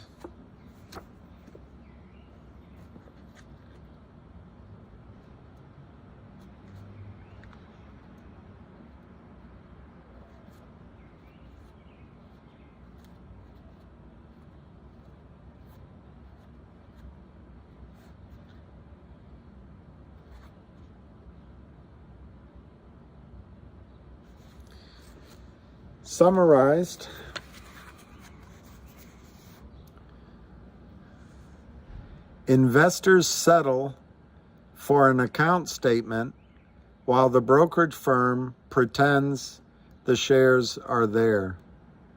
Investors settle for an account statement while the brokerage firm pretends the shares are there. There's nobody, no brokerage firm, that is going to cause their own demise by settling the trades. It's all electronic, and as long as you got Jim Cramer saying it's your fault, they let the electronic stuff continue to happen. They're not going to settle the trades. But if stock prices move, if there's pressure, for example, on GTII, even DBMM, because Alpine goes on, they will buy in the open short positions that are causing margin losses in a massive amount in their accounts. And effectively, that's not closing the transaction, matching a real share against the cash you put up. You put up cash, they put up an electronic entry. Doesn't mean anything. They're not going to settle that. But if they come in to buy out this failure to deliver, they buy it out in size, the stock price keeps going up. Effectively, they've closed those transactions. But it's a buy-in. It's a forced closure, but they're not going to settle the trades the way I'm interpreting what you meant.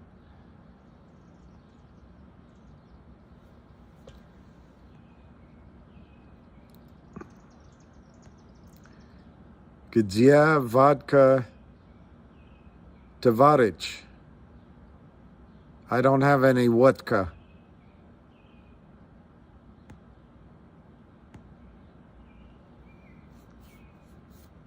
I wonder if Democrats see through it, because my friends don't.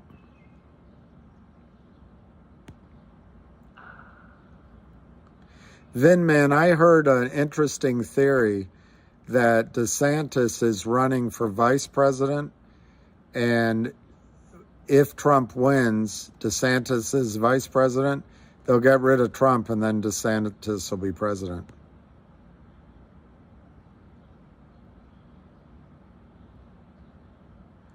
Well, there you go, William Tuck Keating. I think Ham said a few months ago that he knows of several big investors with $1 million each that buy in once the price goes to $3. It's really, people ask all the time, why don't big whales come in? And I think there are big buyers. But I wish were better at drawing. But a whale that has $1 million or $3 million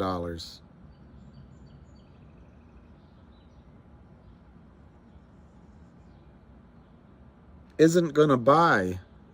If they put $3 million here, like we've put up our money, that $3 million, with some ups and downs, has been dead money for 2 years, essentially. But if they put that $3 million in here, maybe at $3 or $10, when it's on its way up, yes, they missed all of this move. But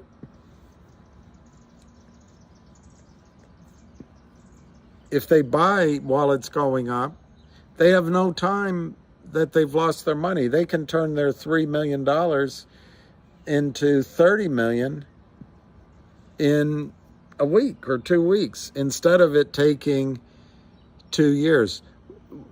That $3 million for them, if they have it in the bank, earns money, or the $3 million could trade another position. That's why they'd much rather buy it after the risk of having dead money is gone.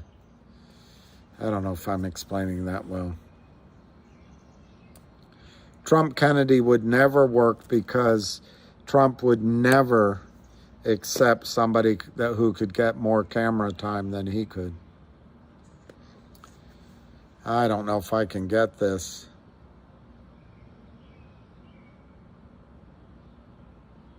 Sex и водка, как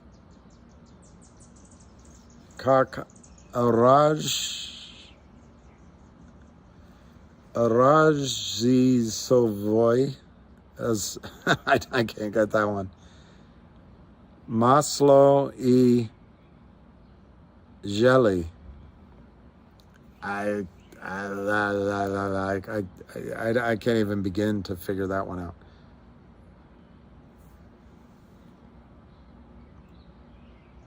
Trump can't open his mouth without lying. Well, he certainly shares that with a lot of politicians in office right now.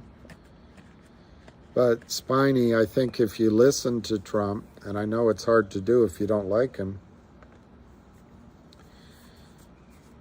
he can say one thing and the next thing in the same sentence, but if you listen to it, it connects very well.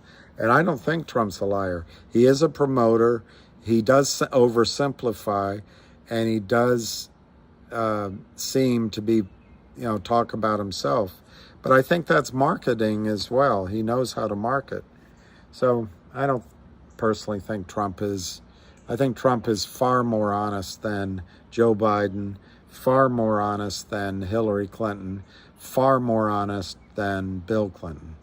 If I had to pick some Democrats, I would guess that Robert F. Kennedy Jr. is more honest than Trump, but I don't know. I think Trump's an honest guy.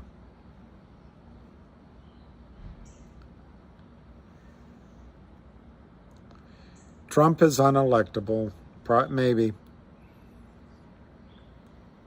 They're trying to make him so.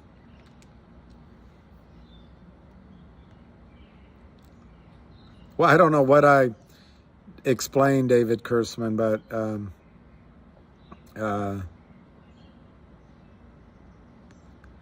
Carrie Lake. I don't know about Carrie Lake.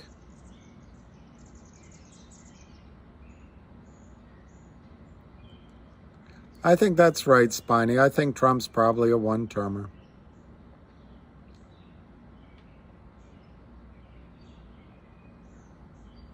Well, Nick, I don't know. I'm not, but I understand a president can declassify any document he wants. So I don't know. I don't know how to answer that question.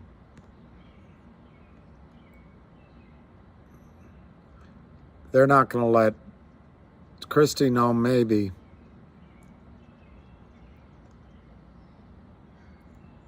I guess sex is sex. I vodka, kak, araxisovoy. I can't get that one. Maslow e jelly. I can't figure that out.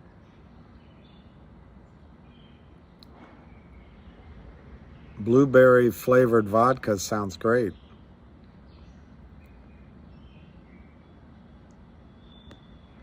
I need new friends. What did Ellie say that's funny? I want to hear it.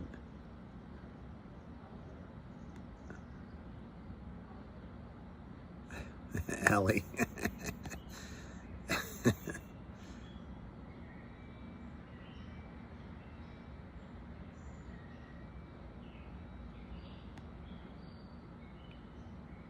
Sexy vodka mój drug. That one, I think people, even people that don't speak Ruski can figure out. What do you think of FINRA expelling? Expelling? Is that what you meant, Dips? What do you think of FINRA expelling the date for MMTLP? Expelling the date.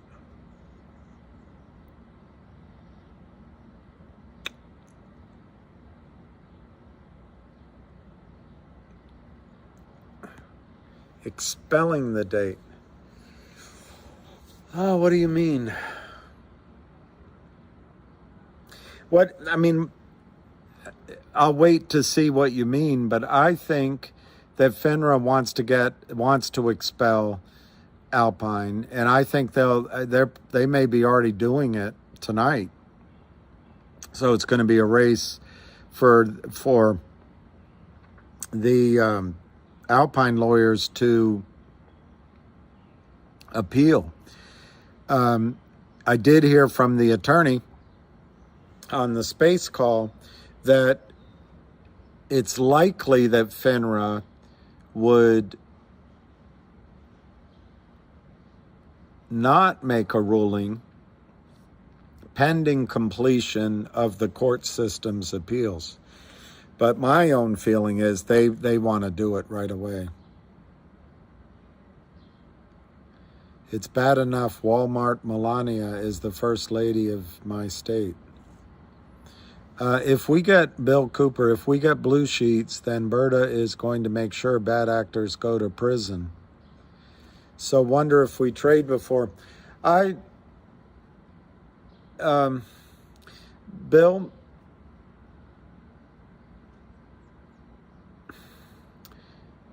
I hate to say this.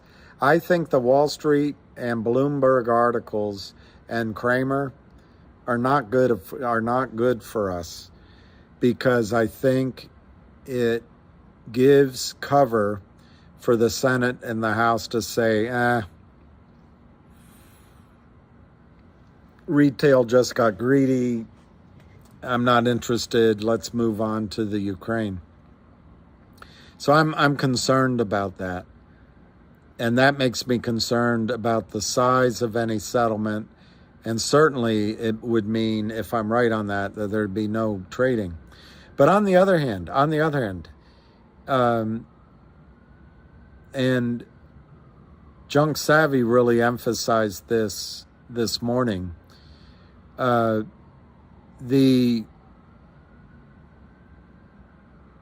coordinated attack and the obviously shill nature of the attacks implies that we've got them scared and it's a really big problem. But no,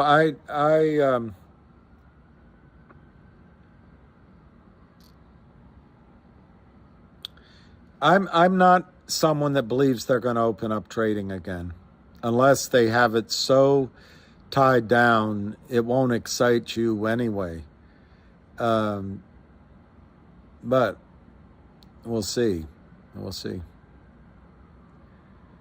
Jack Wolf, I bought 500 more GTII shares today. Something's brewing. Yeah, I think that makes sense. I'll take Walmart Melania over Slimeball Gavin. I don't even know what that.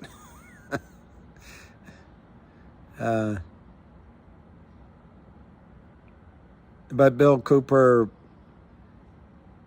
I do agree with you that Berta and the other guys really want to have a strong impact. Did I eat yet? Walk lucky. I haven't really eaten. I had a pretty large lunch, and as much as you would like me to walk him right now, let me just look at the time. I want to try to push it. It's 8 o'clock. I'd like to push it at least. I don't have to do it as late as I did it yesterday, but I'd like to push it to a little later so he gets in the habit of going, because right now it's nice weather, but at some point, I don't know if you've ever lived in DC, but at some point, June, July, August, even September just becomes miserable. And that guy will go running out the door full of engine, and then if it's 95 degrees with 99% humidity, I think I'm just afraid he'll collapse. So I'm trying to stretch out his expectation of walks until cooler times at night. So I'm not going to take him out right now, is my point.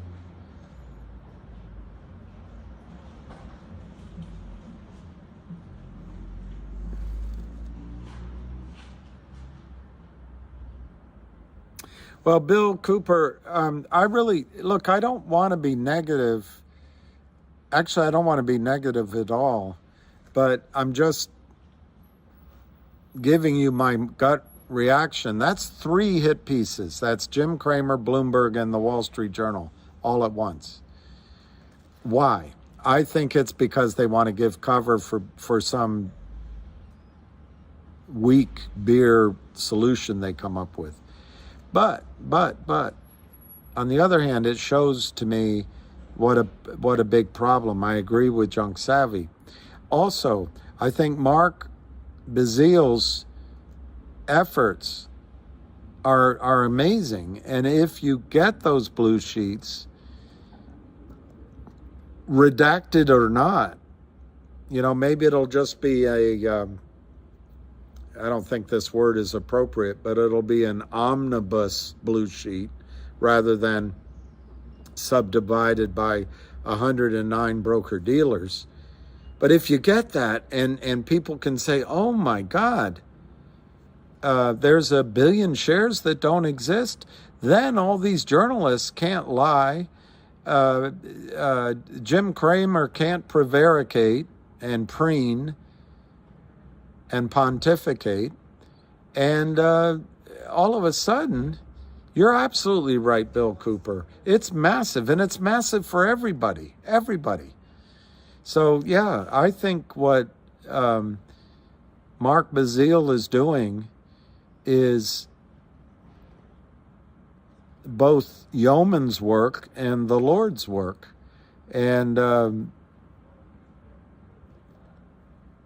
And I think it's hitting close to home. So I'm not trying to be negative. I'm just trying to figure out why they did those 3 things all on the same day. Yeah, that's right, Bill. Look at all angles.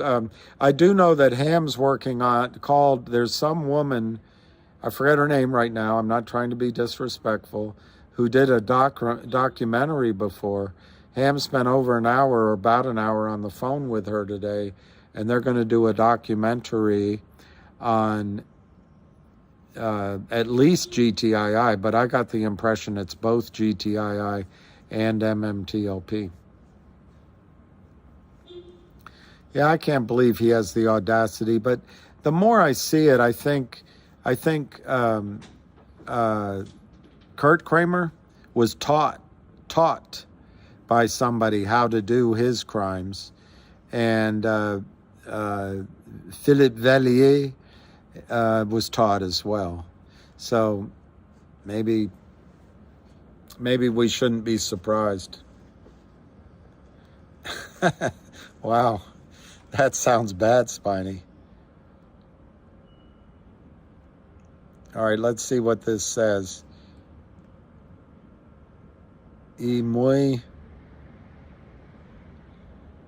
Bologna, is that it? Bologna? Est imia что Ivan. Y muy Bologna est imia что Ivan. I don't know. Oscar Mayer Wiener. Ron Pivo, restaurant recommendations for London and or Paris. Yeah, I think that's right, Daniel. Alpine goes down, GTII, DBMM will fly, and maybe others. Hey,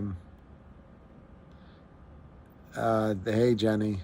All right, let me tell you, restaurant recommendations in London. It may have all changed since I was there, but I got to remember the name. In the bottom of the Dorchester, late at night, of the Dorchester Hotel, I think it's called Charlie Tang's. That's a good place. Cipriani is a good place in London. Unfortunately, my favorite Italian restaurant closed down.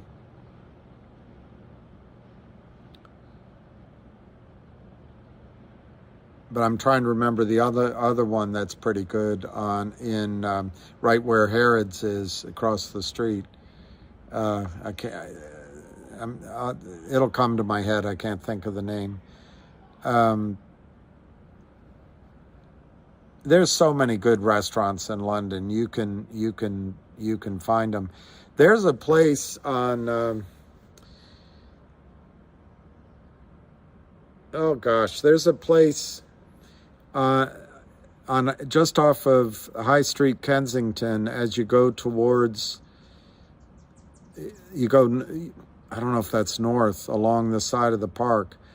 There's a woman that runs a restaurant, and you share community tables, and it's really fun to go have dinner there. And she's great, and it's lively.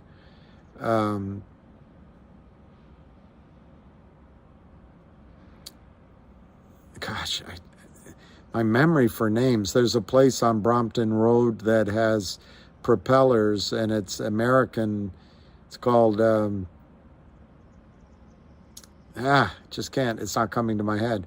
Nam Long is good, if it's still there. That's on Old Brompton. That's Vietnamese food. It's very good. Anyway, I'll try to think of some other places. Yeah, I'd love to go. I'd love to go back to London. I haven't been in a long time. Hey, that's a good idea, David Kiersman. Do you think the hit pieces was a way to send different signals to their buddies through the media? Yeah, and to buck them up. Yeah, that's good. Hey, CB.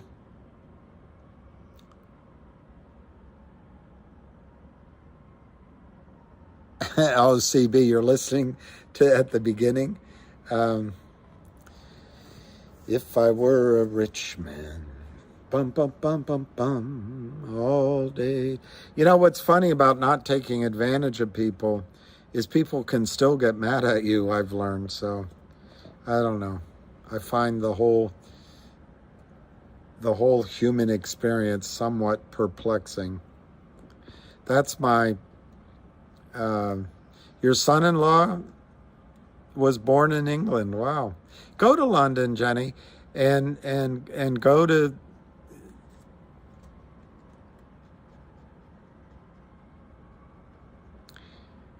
I don't know, unfortunately, you probably can't take a long time, but I think I would go for longer than just a few days, because the jet lag will get you. But when you're there and you have an itinerary, it can be a lot of fun. Are we going to rip tomorrow? Rip what? God, you're pretty good, Spiny. Pes, Misha, Legit,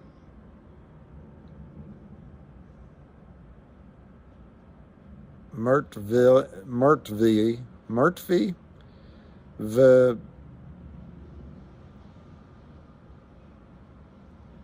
Bolat, Po Krani, Mir,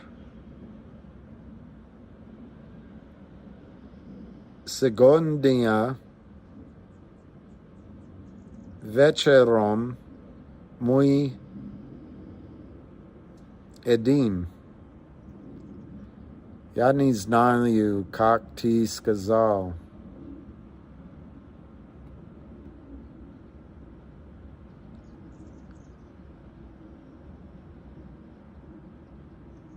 That's right, Spiny. Jenny, he's working on it, and I think it's going to happen. I think it's going to happen.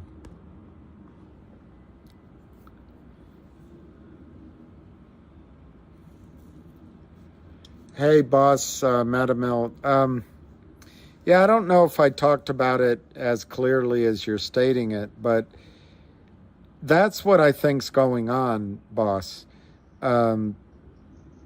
I actually think the problem is so enormous, they're bringing out the big guns, and they're going to try, I think they're going to try to put across that it was retail's fault and retail shouldn't have bought those shares, and therefore they don't have to do anything.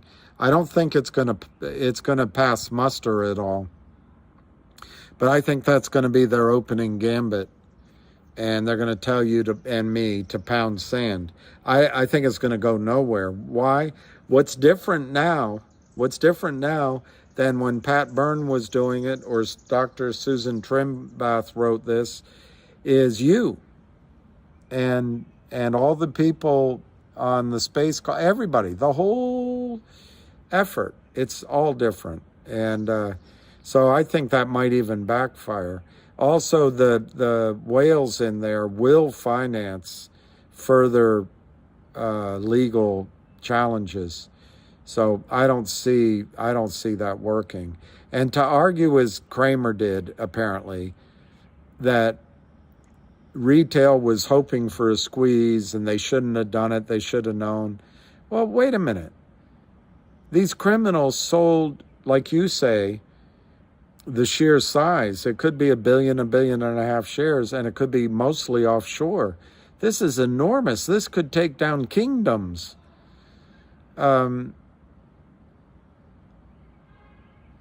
They were selling non-existent shares from Torchlight, MMAT, and now MMTLP, and taking the cash, probably not paying taxes because there was no closing transactions. And they did that for 7-8 years. And that's okay. That's okay.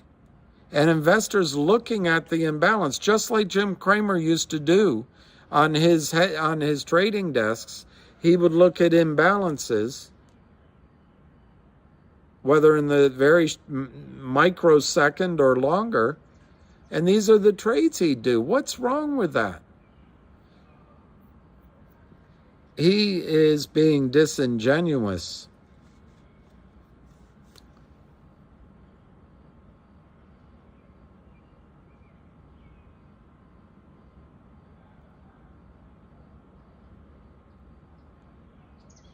That's exactly right, Craig.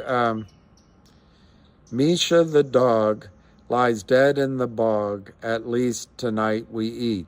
Let me see if I can make sense out of that. Pes is dog. Pes Misha. Legit Murtvi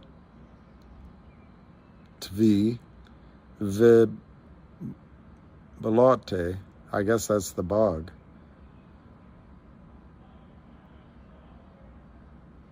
It's funny. That's fun that you speak Russian. I'd love to be able to speak Russian.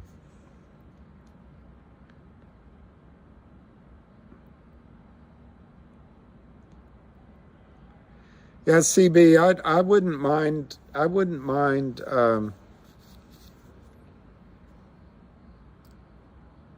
I would love to make this a better studio experience, and I wouldn't mind developing interviews and maybe getting into some of the potentials for helping companies, helping investors, all of that. But it's a new, it's a new platform. It's anyway, yeah. I tried to see how to turn on monetization of YouTube today, and apparently they need some sort of verification. I don't know. I lose my patience with technology.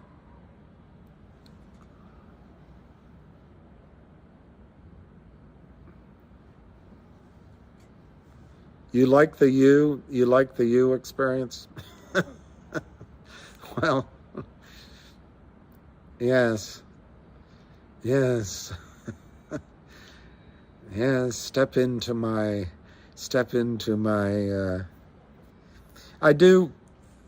I don't think I've ever once, except right now I'm going to say it as part of a sentence, I've never said, and before we start, smash that like button and subscribe and all that. I've never done any of that, and I never will.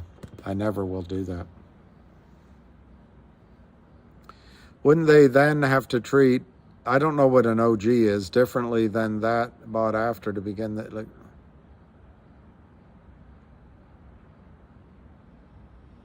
love your spot that you have your space, your happy place.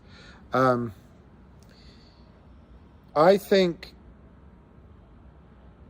that is an argument to be made that only the original Torchlight shareholders should get NextBridge. The problem with that argument is there are no, not no, but it's unknowable who received real shares of Torchlight. That's, it's not that you're not comprehending it. You're just not thinking about it. But Torchlight got shorted and destroyed by criminals as well. So just to use the numbers we know about, let's say there were 165 million shares of Torchlight. I don't know if that was the number. All of the original, is that what OG means, original? Original shareholders of Torchlight, it already might have been 500 million that was out there. So it's just an unknowable subset of the crime. I don't think you're ever going to be able to reduce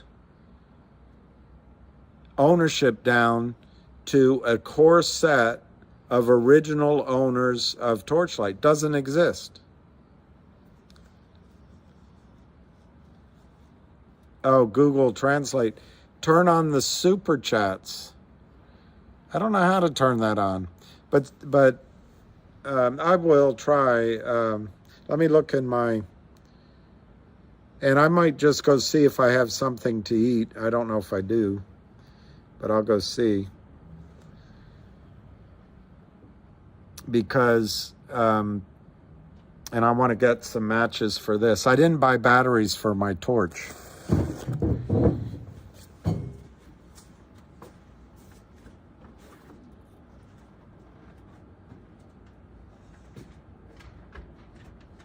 Hey boy, I know you're the best boy I ever knew. You're the best boy I ever knew. You're the best boy I ever knew. Ever knew. Ever knew. Ever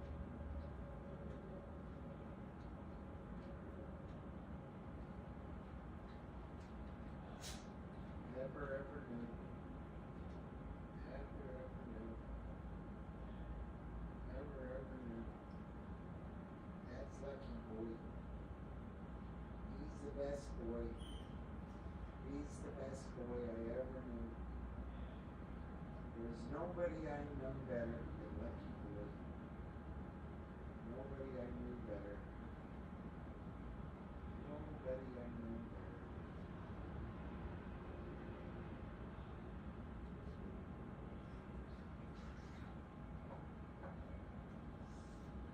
Nobody I know better.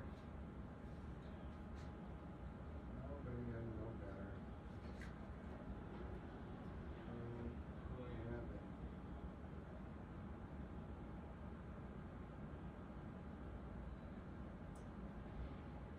I don't have anything that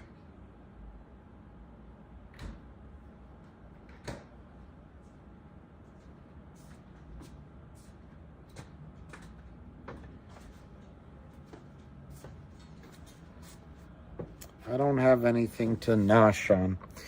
You know, whoever asked about restaurants in London, I'm trying to, is it called Brick Lane? The Indian restaurants, almost any of them are fantastic. And there's a Vietnamese restaurant right there that's really good. But it's a different experience than going to the high-end restaurants. There's just so many choices. Well, Dips Patel, they shouldn't have let it be traded, but that is a truncated version of what happened. Remember what they offered in their ridiculous solution back in, was it March?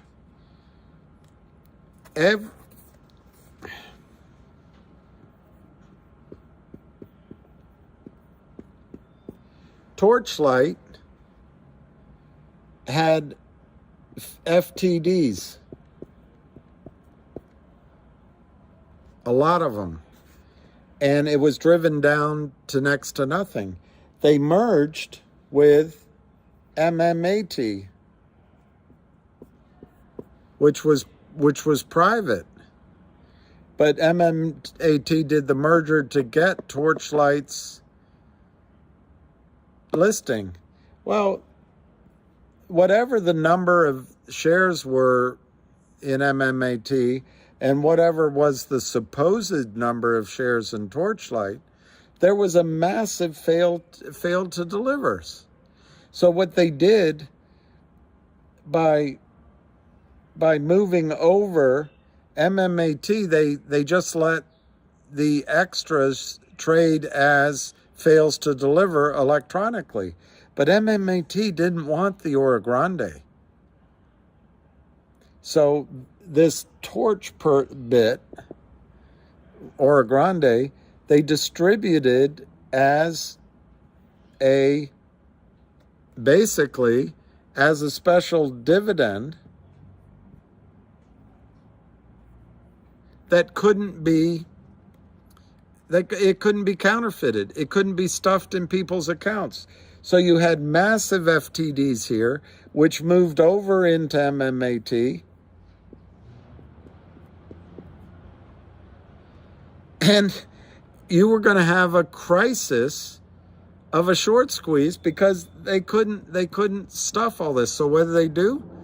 These genius criminals, they got a symbol, MMTLP. They did it from offshore, apparently. And then they started selling the heck out of it simply to be able, just like these FT electronic counterfeit shares just moved over into MMAT.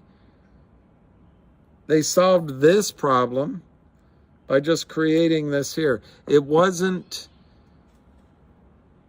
that you're right, they shouldn't have created MMTLP to trade, but they weren't thinking about that. They were thinking about solving their problem, which was they had this massive counterfeit, failed to deliver, phantom share problem in Torchlight, which was, to them, thank God, when it went into MMTLP, they could just kick that can down the road. But because MMTLP said, no, we don't want the Oro Grande, that was a distribution based on the amount of shares at the transfer agent / at the DTCC. So whatever the massive phantom shares were, they were about to get caught out. That's why, in my opinion, that's why they created it.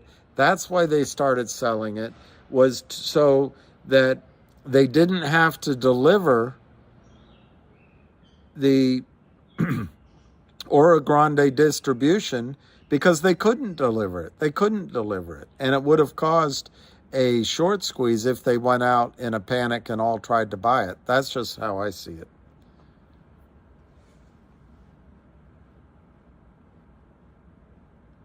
Chicken tikka.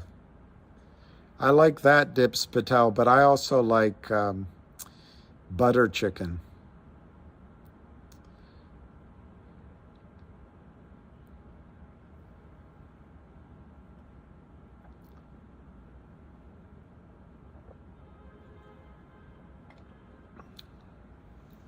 Yes, and everyone started buying.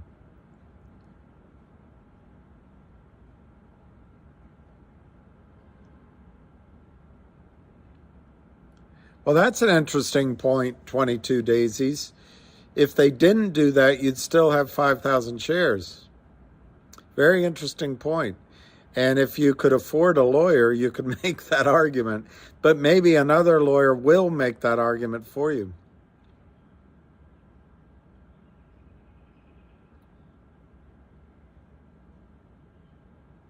Well, Justin McAllister, I'm not sure Finger is an Alpine stock, although it might be.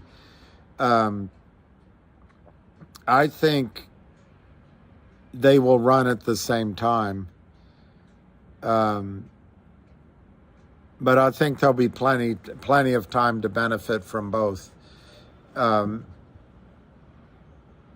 Alpine might have many more shares that are trading for next to nothing now, or zero bid,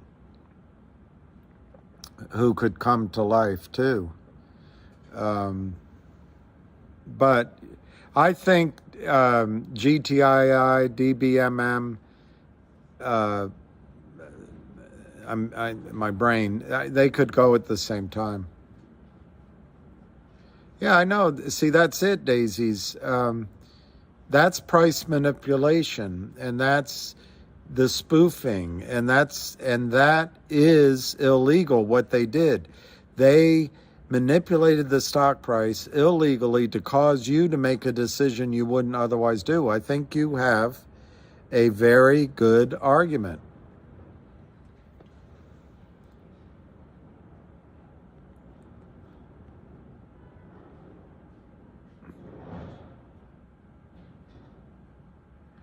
William Tuck, you made a point before, William Tuck, I should have come back to, and I can't remember it. So sorry about that. Wes Christian has his pick of big-time cases. He didn't take GTII and MMTL because he's bored. No, he smells blood. And more than that, he has somehow gotten around in his mind the issue that a lot of attorneys have, which is the arbitration clauses. And I think his answer is to go after, and I'm not an attorney, but I think his answer is by going after the market makers, the broker dealers, and even the prime brokers and even the broker dealers, as it relates to their sort of the institutional side of their trading. There might not be any arbitration clauses there. So, yeah, Jenny, everybody likes butter chicken, but particularly a guy like me, because, Jenny, you're going to think it's terrible, but I do not like garlic and I do not like onions. So butter chicken is perfect.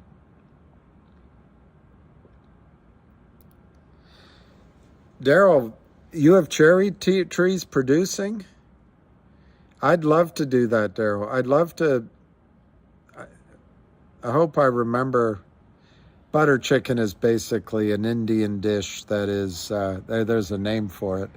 But it, like it says, it's mostly butter, maybe turmeric, and it has a sweeter flavor too, and cream maybe, over rice. But it's, you should order it.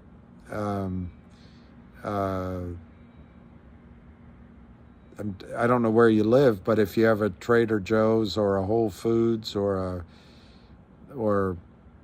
places like that, they sell those microwave. I know, boss, Madam. There's something you don't like. I don't know what it is, but I'm sure there is. But there's 3 flavors that are inherited: ginger, garlic, and onions. I happen to love ginger, but I just can't stand garlic, onions, or truffle, or all of that. I can't stand it. It's just how it is. And my dad didn't like any of that. As he got older, it didn't bother him. I can live with a little bit if it's cooked, but raw, I just can't deal with it. And it's weird because everybody loves that stuff. But I no longer eat tuna fish because of Fukushima, and I commend that caution to everybody. But we don't have to get off onto that subject. But I used to, I love tuna fish salad sandwiches, but even if I were starving, if they put onions in it, I couldn't eat it. I just couldn't eat it. So that's just a weird thing about me. And it causes a lot of people to be a little bit shocked. But everybody has something. My dad, for example, couldn't eat a muffin with nuts. I don't know why. He ate nuts otherwise, but he didn't like nuts in his muffins. My sister can't eat cilantro. She can't stand it. I love cilantro. Everybody has something they don't like. Mushrooms is yours. Hey, Brent Malicon, thank you very much. It's very kind of you to say that, and it's nice to see a name. Sometimes when people come up, I don't know if they're real people, but I really appreciate that, Brent. And I think I get a lot out of it myself. It gives me a lot to think about. I do try to listen to people, and it has renewed my sense of a higher purpose amongst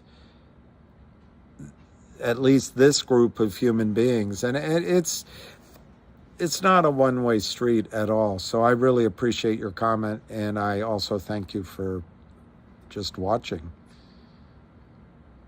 Okay, Kit Carew with MMTLP. It's my strategy opposite the shorts. I accumulate GTI as I know the shorts are over leveraged with unlimited risk. SEC 204T just needs to be followed and the short position stopped. So let us look that up. SEC 204T.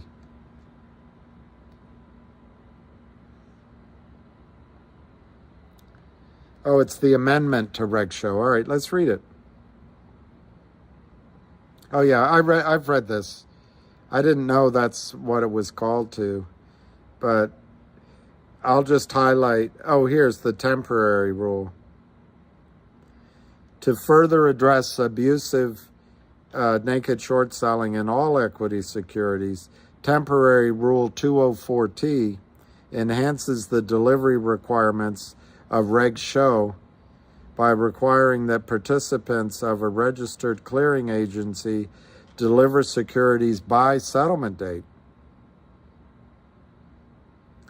or immediately purchase or borrow shares to close out the failed to deliver position by no later than the beginning of regular trading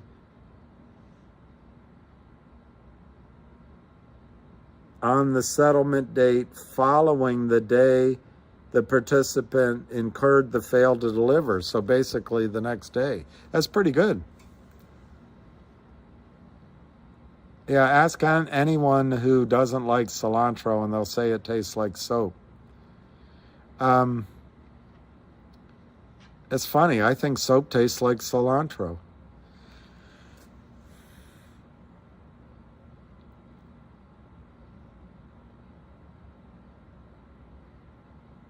Yeah, that's Ellie. See, and see, it's genetic. I agree with that. Boss Metamil, I know you're a real person. I could tell just by what you wrote, but you're Jeff or JP. I'll try to remember it. Jeff, Boss Jeff, JP Boss.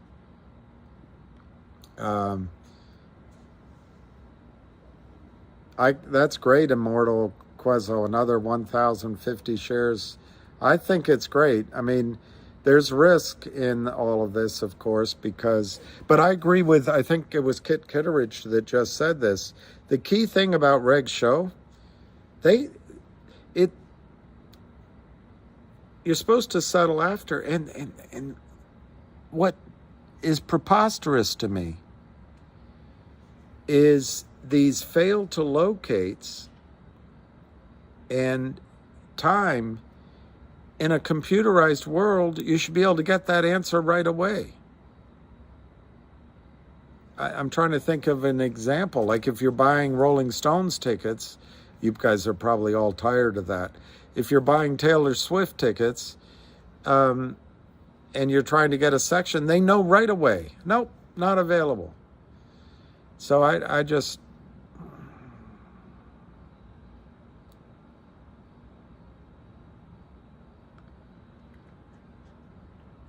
Jenny L., you're welcome that I am watching you.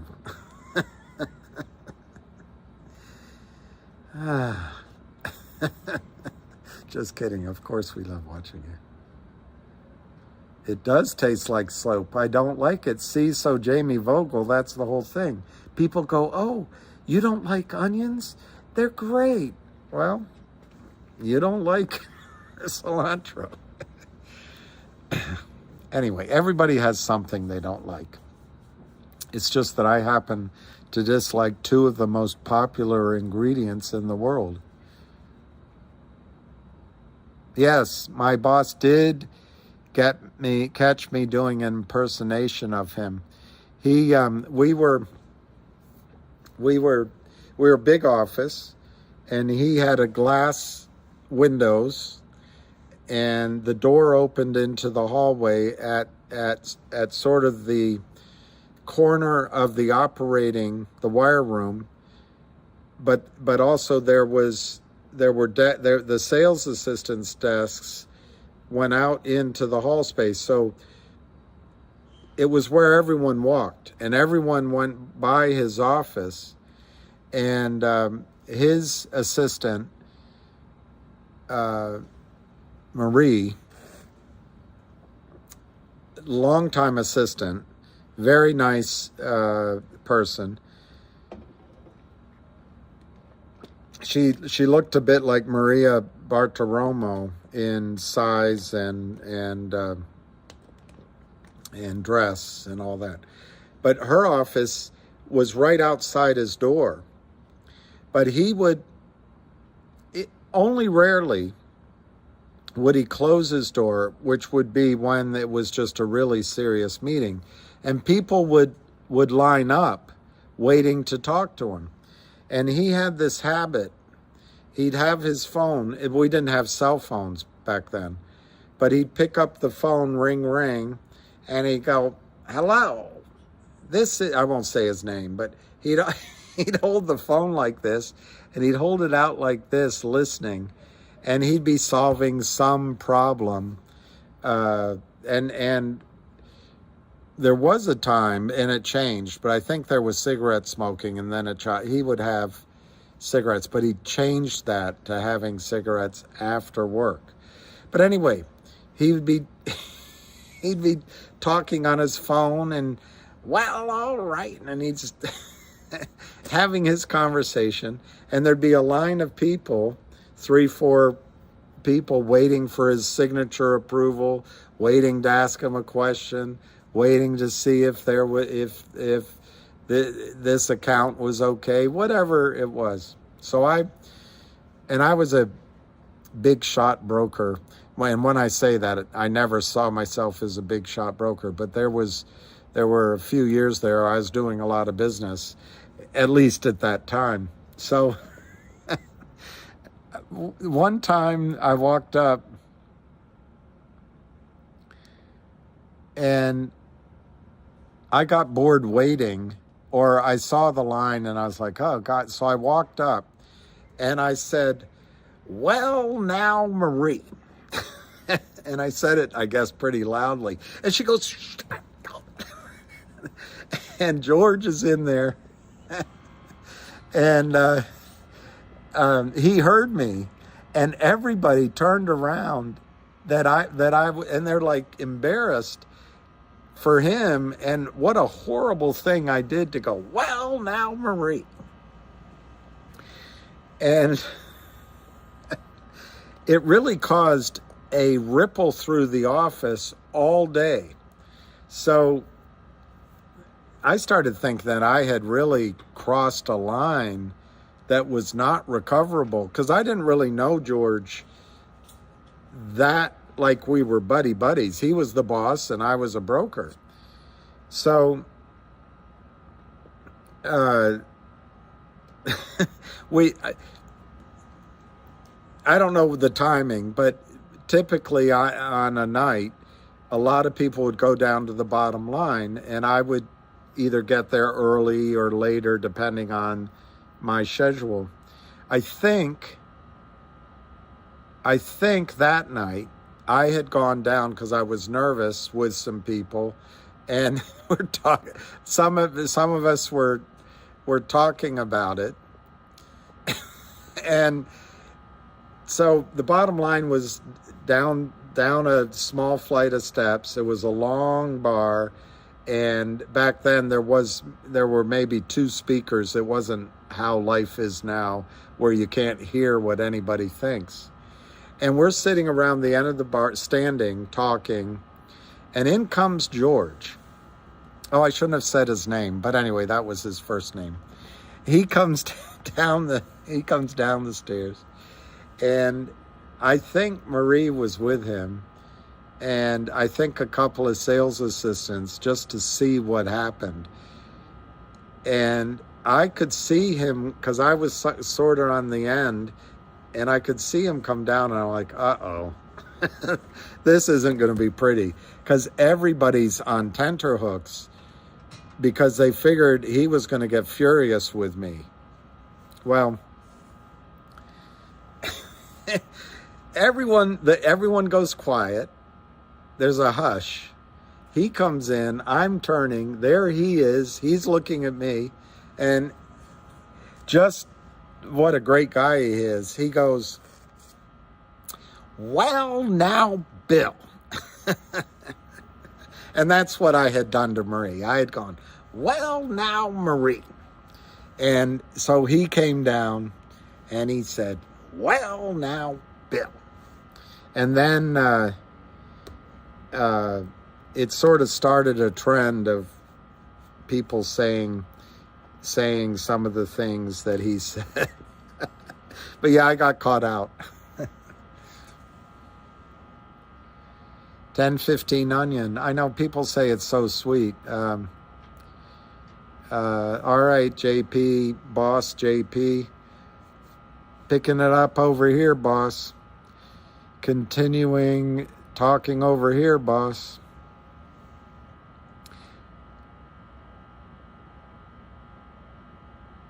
He's never had a sandwich, burrito, taco, or chili.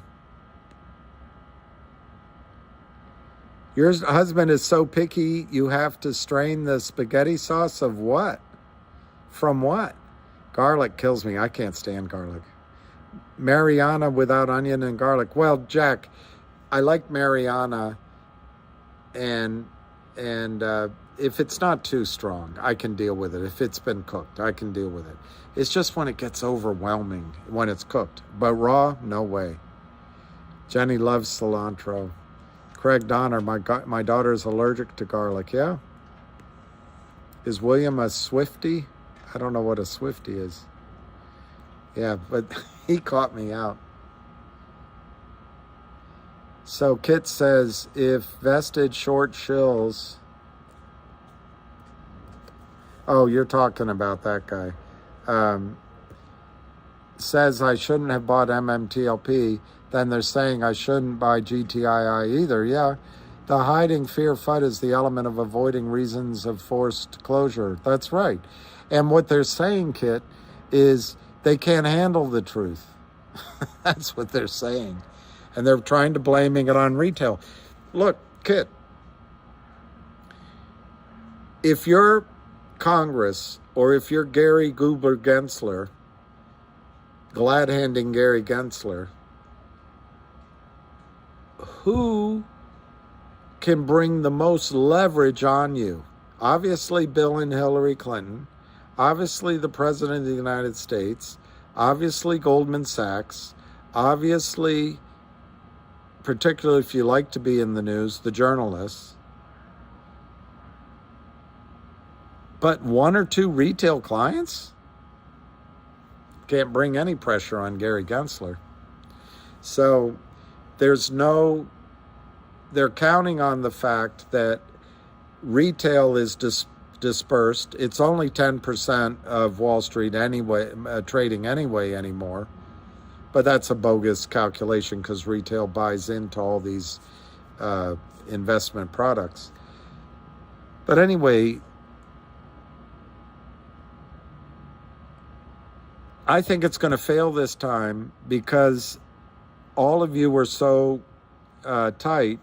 And as Cy Sims used to say, our best customer is an educated consumer. Everybody's educated. I don't think they can hide it.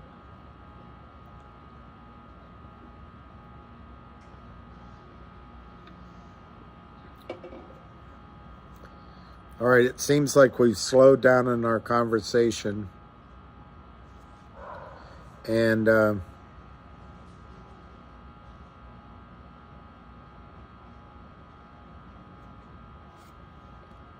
I could make a PBJ, Jenny. I could make a PBJ. He can't have any bits of what in his sauce or pizza? Any bits of anything?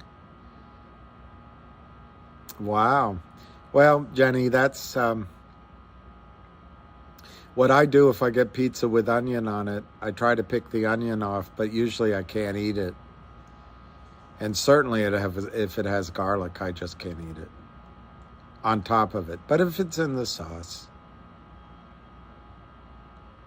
Wes Christian's team, I think, will bring the exposure. And I don't think Wes Christian this time, I don't think you're going to see, well, I think he'll settle with some market makers and maybe with some ancillary. Why? It brings in cash. It's expensive.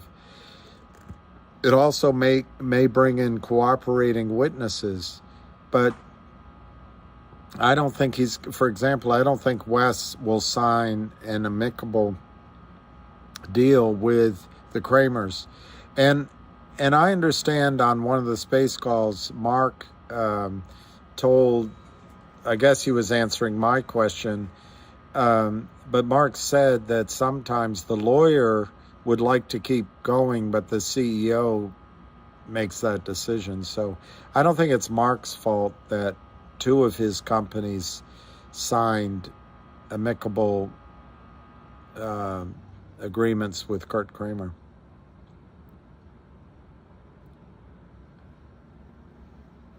Yeah, hire a lawyer tomorrow. You want your 5,000 shares, but 22 daisies, if you hire an attorney, go ahead and file something. But I would suggest once he files or she files it, or just writes it up, get it to Wes, get it to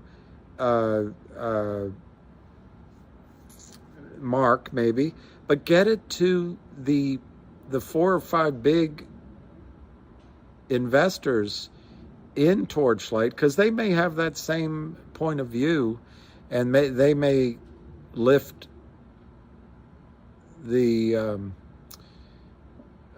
argument and help you pursue it. So, Kid, I said something right. Now I forgot what it was. Robert Kapke will eat anything. Are you Michael? You're Mikey?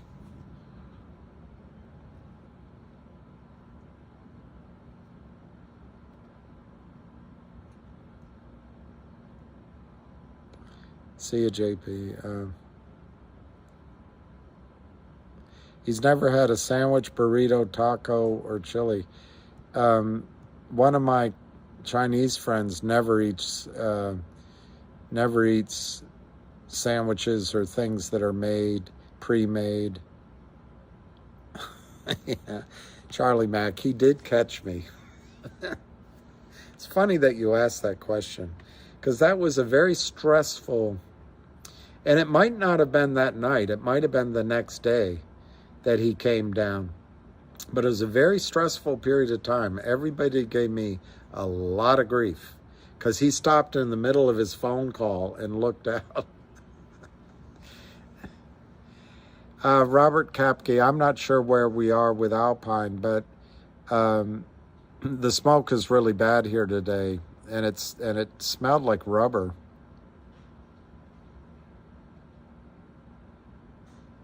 Wow, he is sensitive, Jenny, but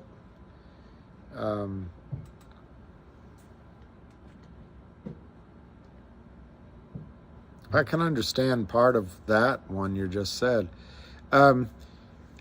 Where I think we are, Robert, with Alpine, we had a really good space call that Avid set up with Busy Brands, and it was a bunch of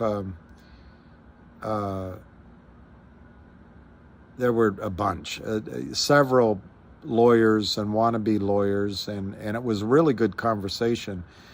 I think where we are with Alpine, and I'm just going to give you my summary. I think FINRA wants to expel Alpine. I think the judge has no sympathy for Alpine. And I think the SEC, even if the ruling from FINRA were to be appealed to the SEC, I think the SEC will have none of it. It's 35,000 brazen violations during the period of the appeal, violating the cease and desist order. I don't think there's any sympathy for Alpine. Now, offsetting that, I think it's clear that the Alpine attorneys are under the instructions to just stretch it out as long as they can. I'm not clear why, because they've had so much time to move money, to hide money, to, move assets. But it might be, somebody said it might be that a lot of these shorts have personal assets on the line, so they might be helping each other out. They might just be, as long as they can keep stripping the money from the market and the carcass of the prime broker, maybe they're just trying to do that, to pay their lawyers, just to carry it on. If they can get another 2 weeks, another 2 months, it's another few $1,000,000 they can get out. They're going down anyway. But anyway, I think if Alpine wants more time, where they have more time is appeals in the court system. That has to be counterbalanced by, if FINRA does nothing, Alpine could wait 60 days before it files its first appeal. 2 months. But if FINRA acts to expel them, as it said in there, expeditedly,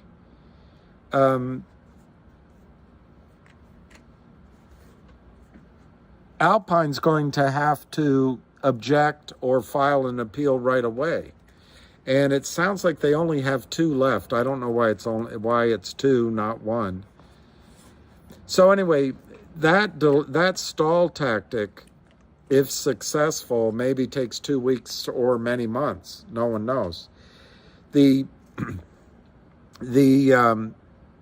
one attorney said that FINRA might wait until the appeal process is all done before they do anything.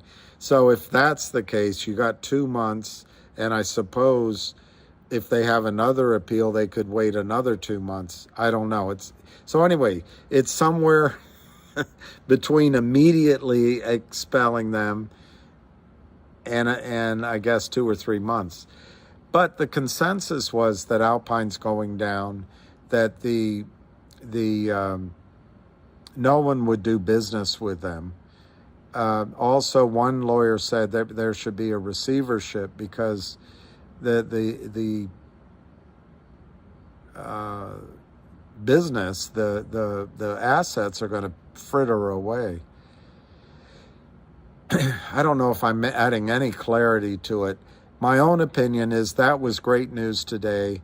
I think everyone except Alpine's attorneys wants to end it quickly and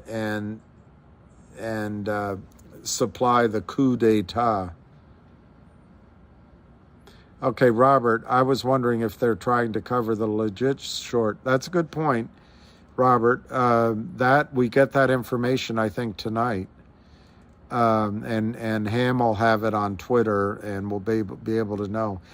One thing they could be doing, Robert, is absolutely keeping it down and swapping out to help their buddy, the real short, because there's no question that guy was working with them. And that, you're exactly right. That's one. 2, they may be doing their manipulation every day just to strip money out as they work together out of the market. The third thing is some of them may be moving their naked short position elsewhere because they might just be small players and they don't want to damage their relationship with other prime brokers, and they're willing to put up the money, take the risk while they work out that trade there or elsewhere. But I think that's all on the margin. That's all on the margin type stuff. It doesn't address the potentially massive naked short position in GTII on Alpine's books. And if we're right about that, as soon as Alpine gives up, there's no selling and there's buying, and it could be quite exciting.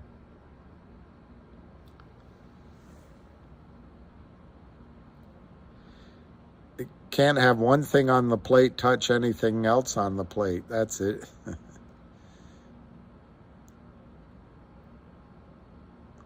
Ellie, you have to cook separately? Wow. That's just because they want to make you work. They call it, Ellie, they call us dumb money, but most of us are college-educated professionals, and we didn't short popular stocks, and we didn't have unlimited downside risk. We are the smart money, if we ask me. Yes, Ken, I want to... Yes, except, Ellie, I think in an ideal world, the easiest way to make money in the market is to go with the flow, not against it. And we're definitely against the flow, and they're ganging up on us.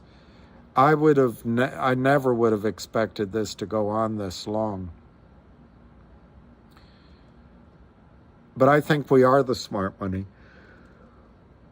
in the sense that we studied it and we saw the lay of the land. But where we're not smart is we didn't know it's the Wild West. We didn't know they don't enforce these rules. And we didn't know the very SEC is aligned with the crooks. All right, Ken, I have a question that shows my ignorance. I doubt it. Who is holding the money that was in our MMTL position?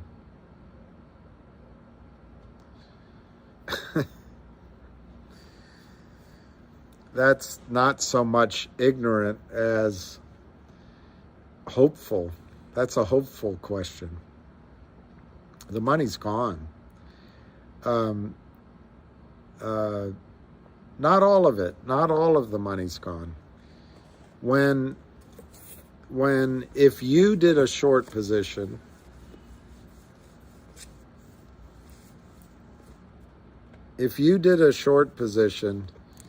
every share, you won't be able to read this, but every share, you would have to put,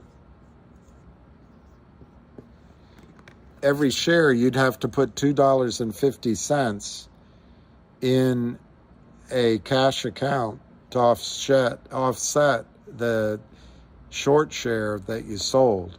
Now, that money could come directly from selling the shares. That's a legitimate short sale.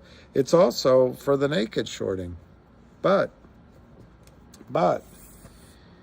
they've bastardized the rules so much that if they're big customers and they have a bit of a track record, they can do some other deals in cross-collateralizing. So they may not have $2.50 a share. But what they do have, they sold your MMTLP.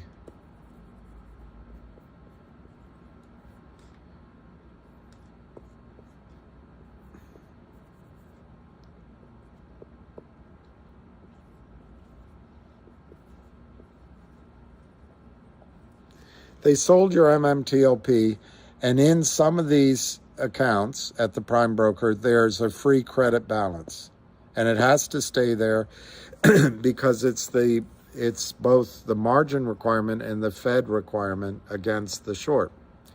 I don't think it's $2.50 a share because they don't trade that. It doesn't seem to trade that way, but it might be. And the house could make it $5 a share. So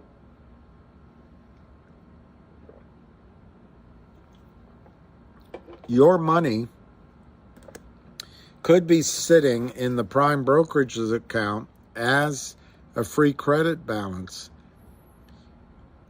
at least for some of your money.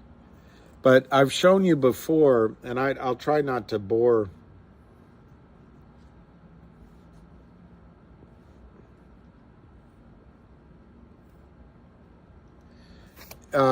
I'll try to make it very simple. But during a day, you can have one short sell, the next short sell, the next short sell, the next short sell, and the next short sell. But by selling here, by selling naked here, it allows this short to buy back and same here, and same here, and same here. So to the extent that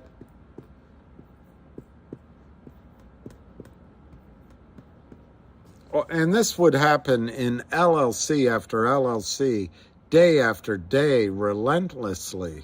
And that last week, they took it from $12 down to $3 to the extent that they sold short and closed the position, all without any real money on the line, and did it over and over and over again, over and over again.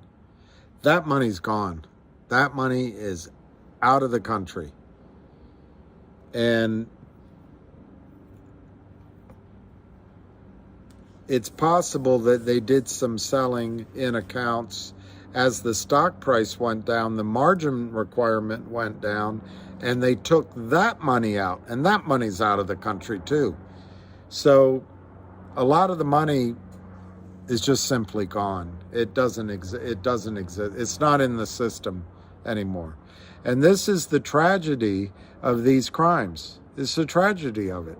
And this is what Gary Gensler allows to happen. And those smiling faces at OTC markets, and Jim Cramer writes out this thing. They are stealing the very lifeblood of the American financial system. And by the way, if they drive a good company into bankruptcy like MMAT, which I think is a Canadian firm, or MULN, who's to say the Chinese don't come in and buy the technology? And then American jobs become Chinese jobs. This is big stuff. This isn't victimless. And Jim Cramer can go stuff himself.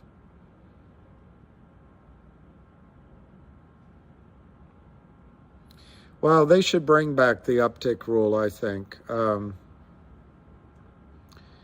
I don't know that they will, because the uptick rule worked when you had, you didn't have all these blind pools, the dark pools, but it also worked when you had a quarter, an eighth, a 16th, even a half. You had the uptick rule. I think it's a little bit harder when you have these 0.000001 versus 0.00000009, or however, it gets so infinitesimal that I just really think it's hard to implement the uptick rule when there's decimalization.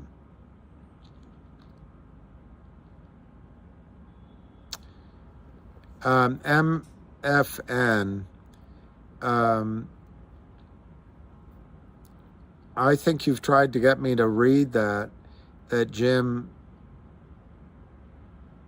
Cramer and Kurt Cramer are related to Finn Cramer, but I'm not going to read it out.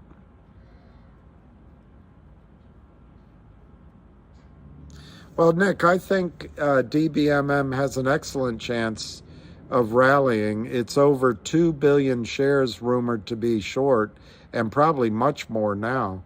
And so if they have to buy in positions, you would think that would go. And the only question, well, I'm going to assume that no other broker-dealer was taking orders on DBMM from Kurt Cramer and his racketeering buddies. So I agree with you, Nick.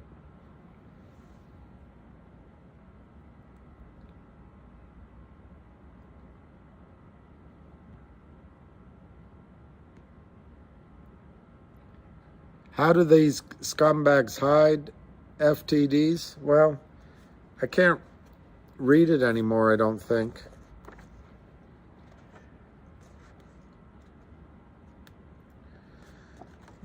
But it's hard to read. But she says in here that they can cover a fail to deliver with another fail to deliver, and it's all allowed. It's all allowed. Nick, did you notice that? I did just say it just now, though, but I didn't say it in a way. I didn't say it in a way that I was explaining myself. I wasn't saying it in a way to you know what I mean.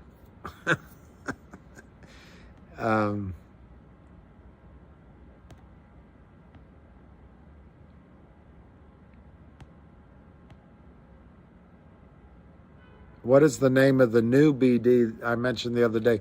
I think it's Jenny Rebecca might be here still, and she can remember it because she provided that information to me.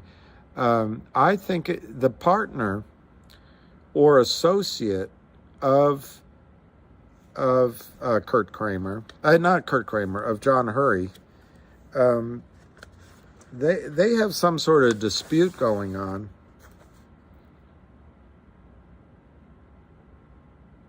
It might be Christopher Frankel. Let me just see.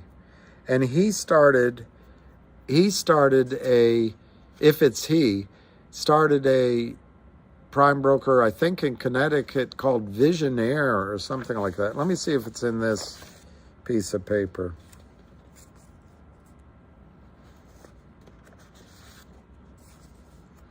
But if Jenny's here, she'll be able to tell you.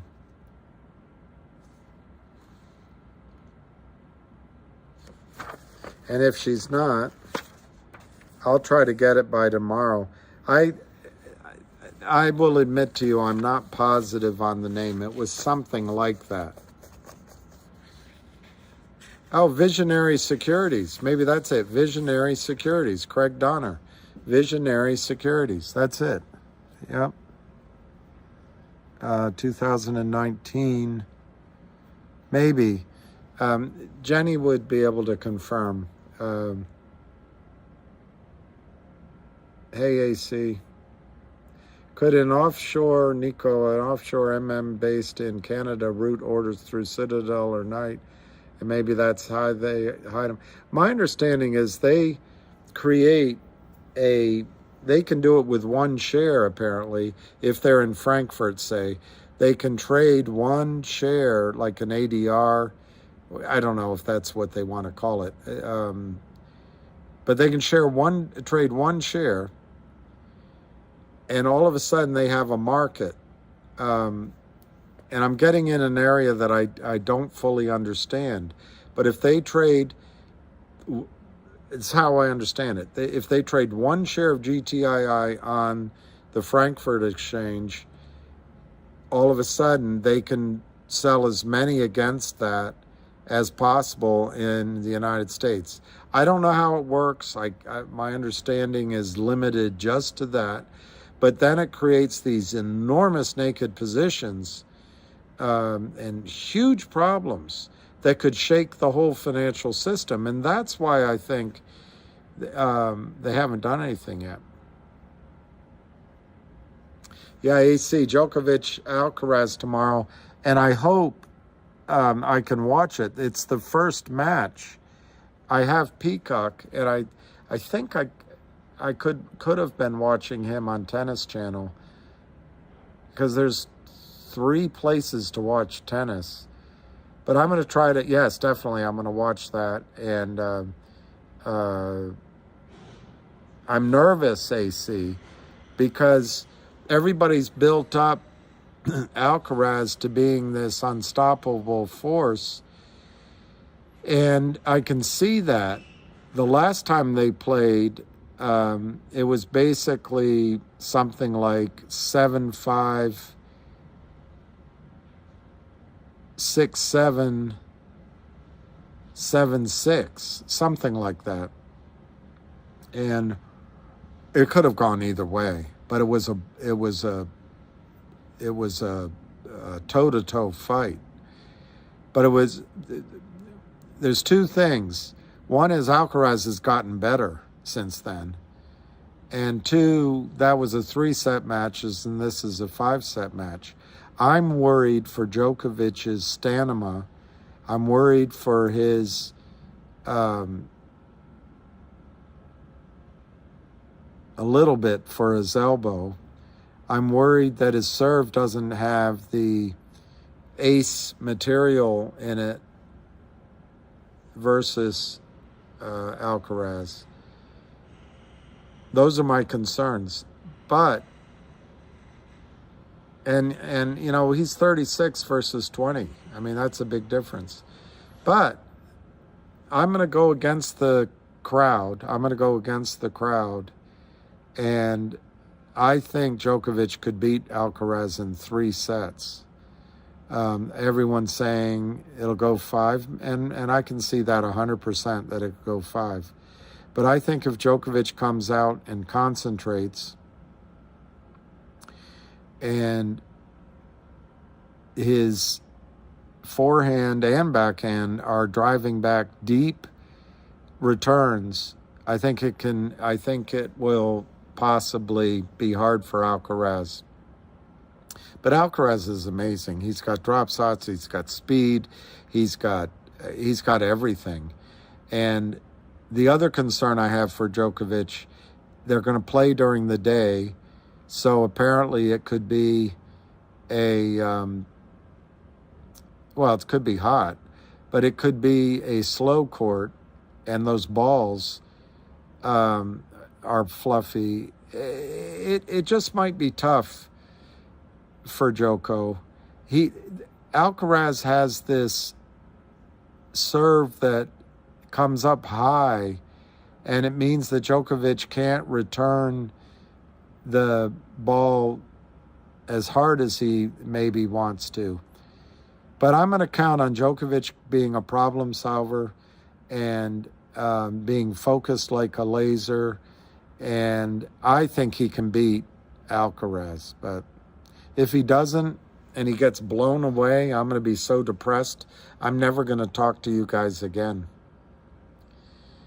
Wow, Raul, if DBM went to $10, that would be pounceable. Yeah, he's really good in tiebreakers. Yeah, everyone thinks it's going to be 5-set tiebreaker. I'm going to have a heart attack if it goes to 5 sets. And I'll be despondent if Alcaraz beats him, because AC, I'll give away my bias, but I think 7 chances at Grand Slams were taken away from Djokovic, and 4 of those happened to everybody, but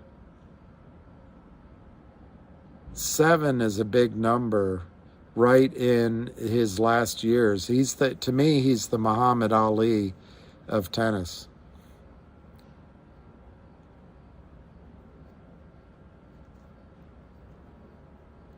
iHub has to be run by naked short sellers. They are the same bashers.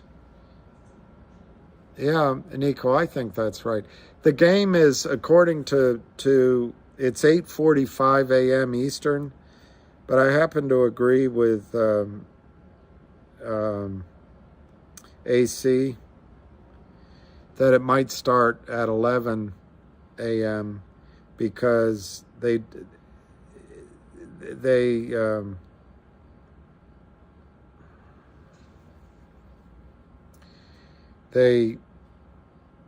it's not coming up.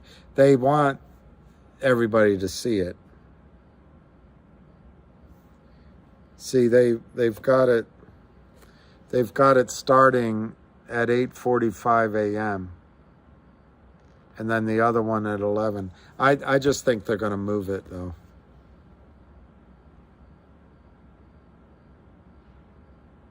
Nico, is that right? So you're Belichick.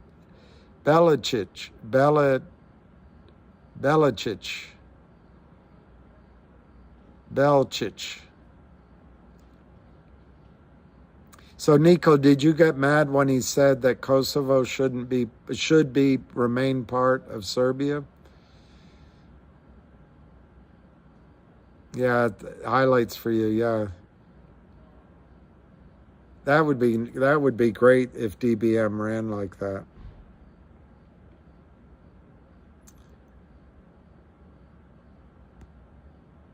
Look, everyone, Ellie's rooting for Djokovic. That's great.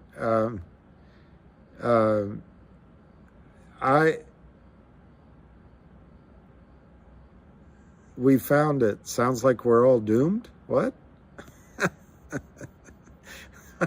I'm not saying we're doomed. I'm saying we're in a battle. I don't think we're doomed.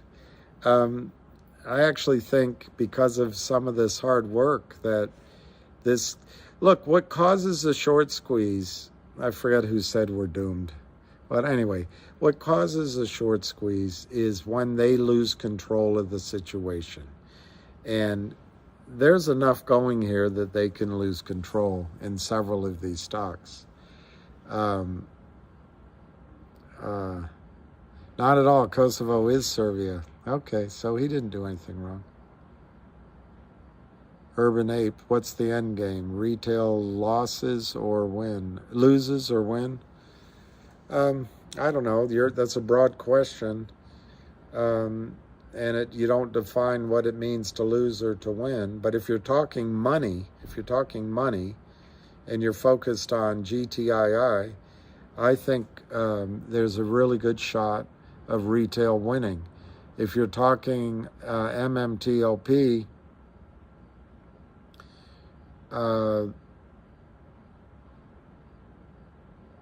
I don't think retail loses, but it might be a draw or a win. A draw or a win. They did file the appeal? Where is it first time, Jimmy? Let me look did Big JR put it up?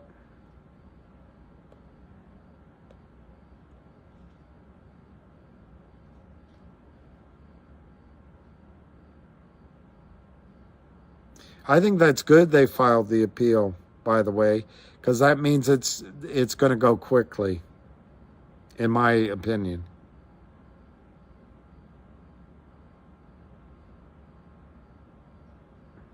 I don't see it, so I'll take you at your Big JR quoted. All right, let me look, Big JR.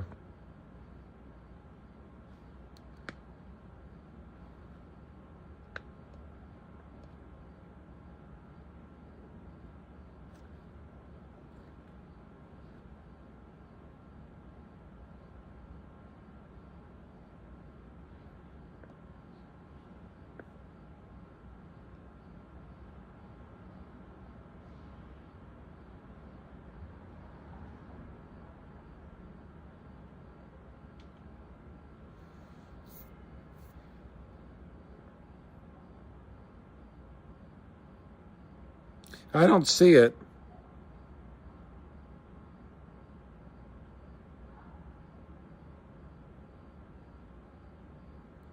Okay, 13 hours.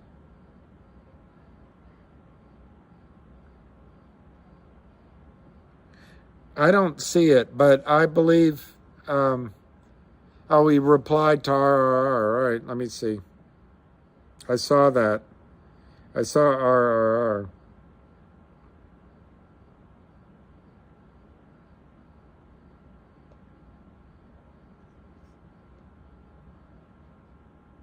There it is.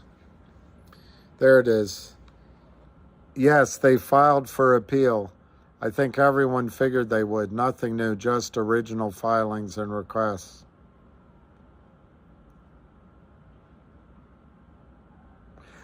My own reaction, first time, Jimmy, without hearing anybody else, I think this is good. It means that this is how I see it. FINRA was ready to expel them. They filed the appeal rather than waiting 60 days. If I remember what one of the attorneys says, they can do it once now, and then I guess one more time higher, and then that's it. So I think they're really running out of time. That's how I see it. Winning will be an overhaul of the system, I agree. Yes, exactly, first time, Jimmy, not the 30-day minimum. I saw that post that Gary Gensler was being charged with something. I think that was a spoof. I think a different kind of spoof, but I think that was a spoof. I don't think he's getting charged with anything. At least I haven't seen it in any news. That would be all over the newspapers. So I don't think he's getting charged yet, anyway.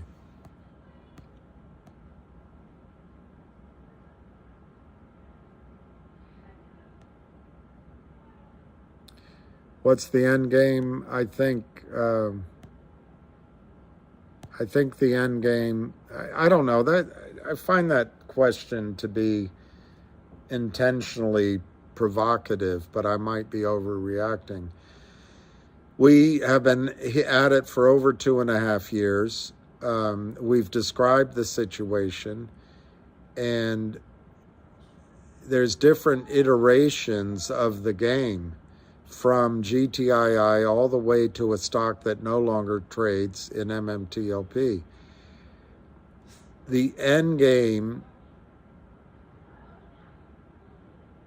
that would be beneficial to retail would be for an unexpected short squeeze to happen and really cause a prime broker or a hedge fund or Kurt Kramer or John Hurry to lose a lot of money. But they have a lot of good lawyers. They're practiced at their art of deception, and that may not happen. What may happen is we have to settle for making money. And I think that would be a pretty good end game if a short squeeze ensued and all of you made money, and whether or not it hurt the Kramers or the Hurries, I'd be just happy that you made money. If you're talking about, yes, you want a revolution, you're not going to make a difference if you go chanting Chairman Mao. You're not going to make a difference anyhow. I'm not sure we're going to make the revolution. If it happens, great. My end game is for you to make a lot of money.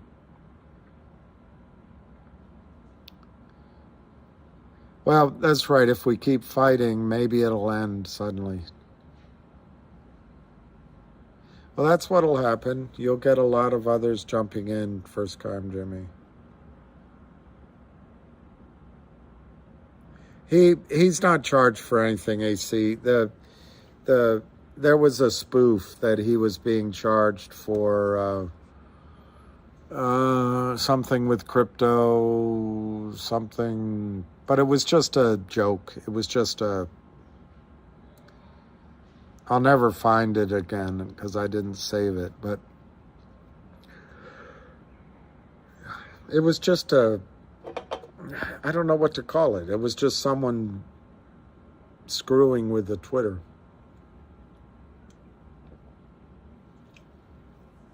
All right, I'm going to go 3 more minutes, I think, unless there's something. Gigi got rejected by Binance before getting appointed as the Secretary of the SEC. Oh, I didn't know that. Well, I reckon he's right popular.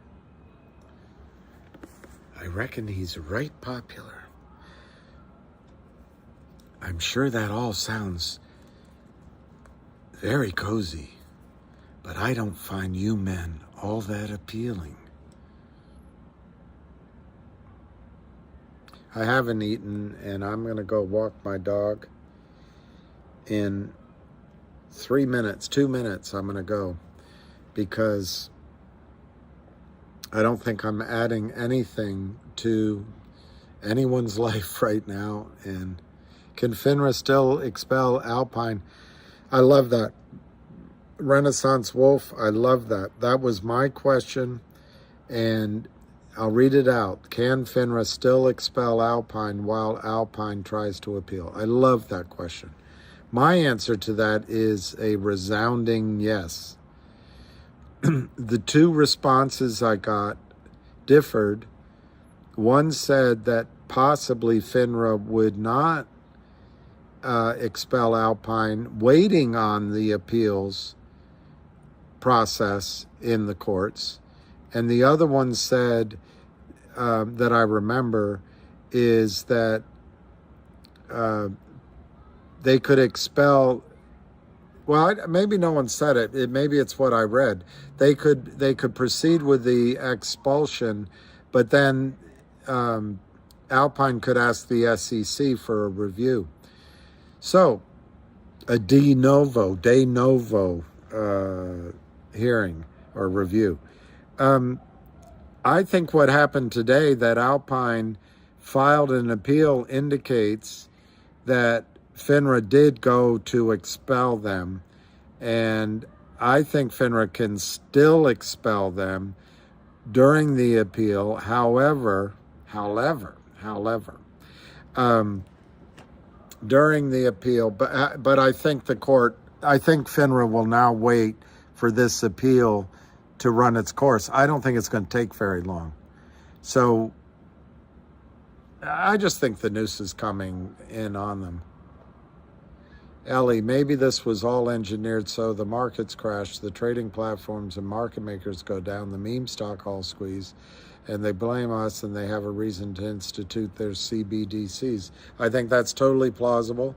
I think the other thing you might consider is, particularly in the banking section, a lot of this, the raising of rates and all that, could be designed to make the bigger banks bigger, JP Morgan and the rest. And it's also, unfortunately, I think what the banks are doing is going to mean a lot of people can't buy houses. It's really not good. Yeah, I know we need this tennis match. But I think that's right, Ellie. I think thinking that way, what is the bigger picture that they're trying to do? I really think you can't go wrong in this, because there are trillions of dollars on the line here. Trillions. Don't be worried by CB, whatever that's called, central bank digital coin. I don't think that's going to ever work. People will barter, in my opinion, and they will make it useless. All right, Urban Ape, you're welcome. Thank you, AC. I can't wait for the tennis, AC. I'm really a little mad at myself because I think I could have watched a lot of Djokovic if I had used Tennis Channel, which I have, but I didn't know it was there. But I'm not sure it was there.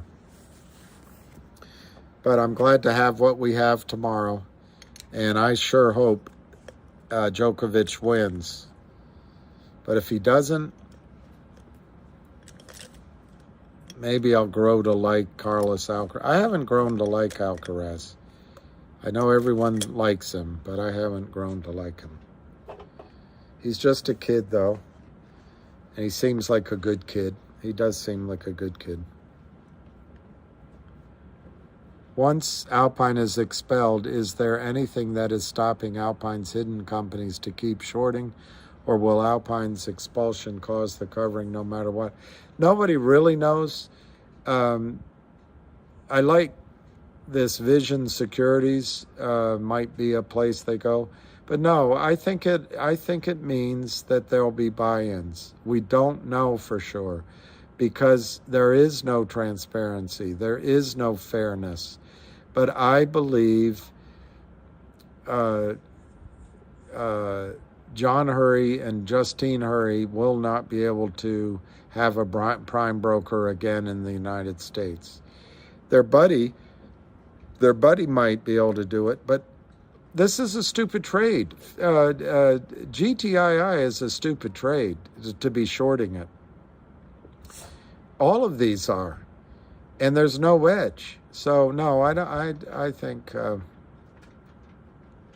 I had a 72's TR6. I'd look at them now and wonder, how did I so easily slip behind the wheel? Yeah, Charlie Mac, thank you, Ellie. I had a, what did I have?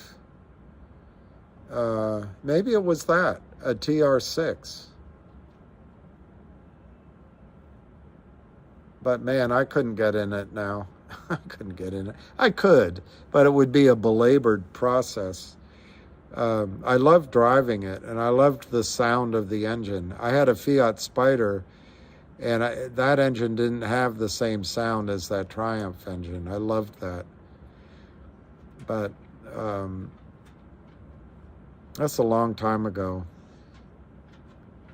Now that I'm older, I wished I had kept it longer because it was fun to drive.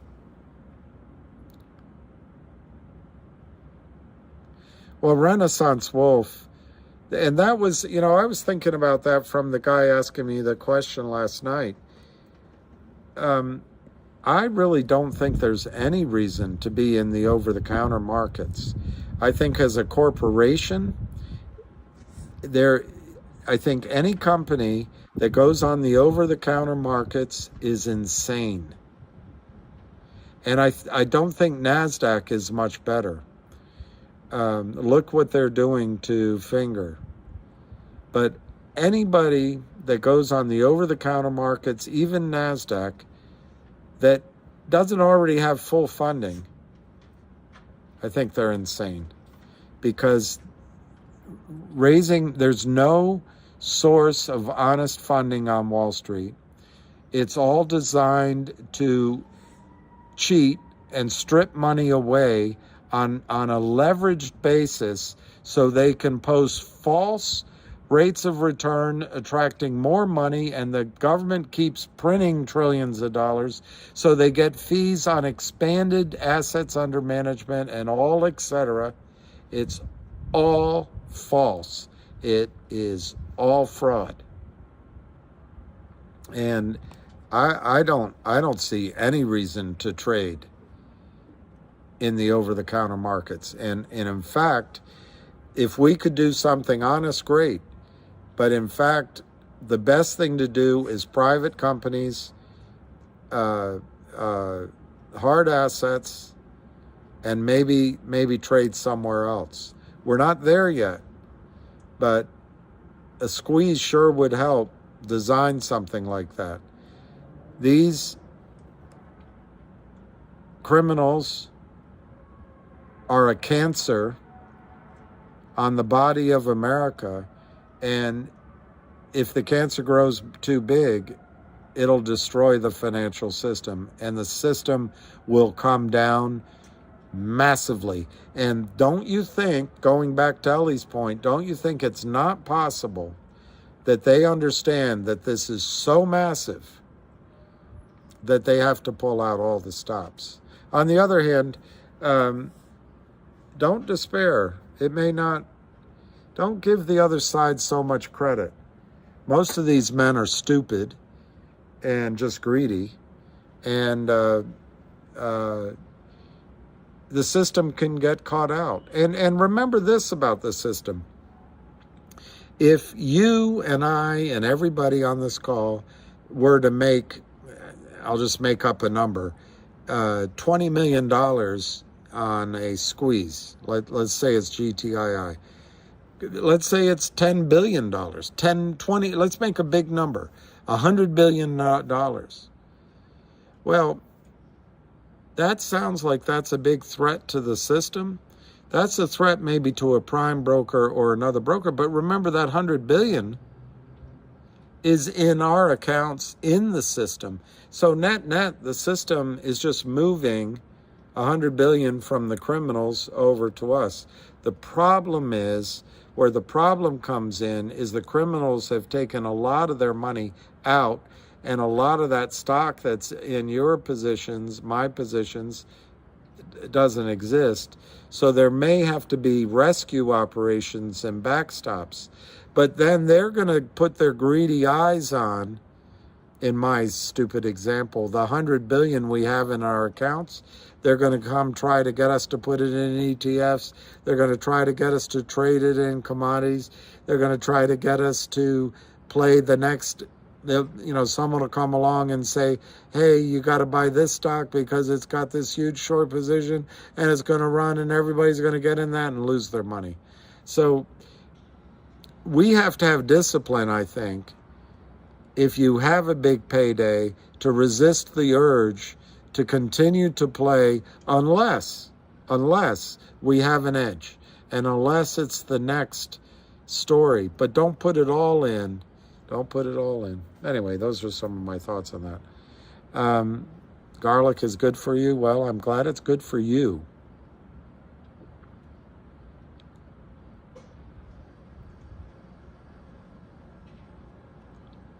or the GT6. Yeah, if we win, I'll be able to fight for it. We'll all fight for it, but we can do it in a measured way. Ginger is good for you too. How many appeals or avenues does Alpine still have? What I understand, Renaissance, is they have 2 in the court system, and this might be one.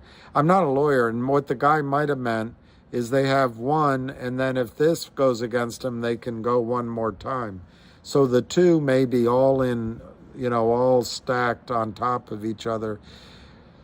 I don't know. I can't explain that. I guess they're in the district court. They can go to the appeals court. Maybe the appeals court can go somewhere. I don't know. That's in the court system, and so that's what I heard this morning on the space call too. Well, this is one. In terms of the SEC, inside administratively, apparently anybody that has a ruling go against them by FINRA can appeal it to the SEC. But you gotta have grounds for that. The SEC's gotta want to see you in good light. This is a group that committed 35,000 violations, and FINRA doesn't let you get away with 35,000 violations. Once it gets up to 35,000, you're in deep kimchi. Hey Lou, I owe you a call, I know, so there's so many people I owe calls and back tos, and I got a little bit thrown off last night just by being, as the Brits say, shattered. So anyway, I don't recover as quickly as Alcaraz. It takes me a while. Okay, so I'll go 3 minutes, and then I got to go walk. Father Guido Sarducci. Father Guido Sarducci. Guido. All right, Lucky, we're going to go in 3 minutes. We're going to see if something happens here.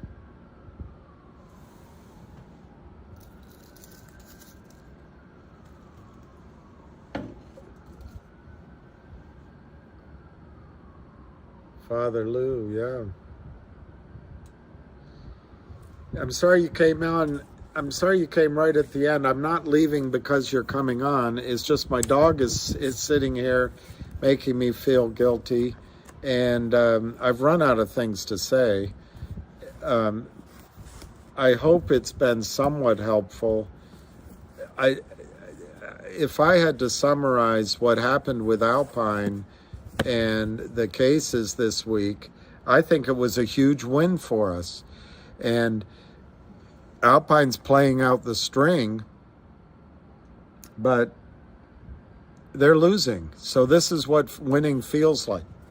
And in terms of will the positions be covered, we'll find out. We don't know the size of the position at Alpine. We can only surmise, and we'll find out.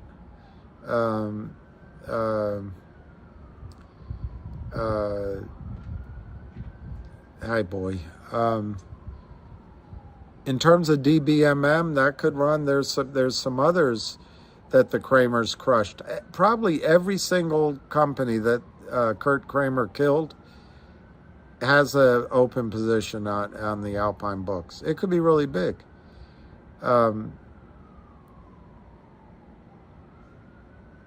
VNUE, HPIL, GTLL. I wouldn't rush out and buy those because they're really seller boxed. But maybe if you want to, throw a shekel towards them.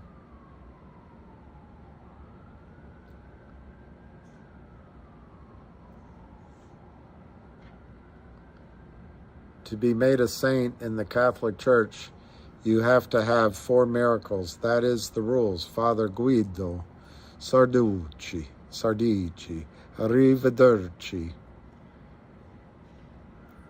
Arrivederci. All right, everybody. It's 10 o'clock even, so I will say my usual peace, love, and happiness. And thank you for being here. Lucky's excited to go for a walk. The weather is nice today. And, you know, I hope everyone has a good night. Tomorrow, I'm going to watch the tennis, and I'm going to enjoy it.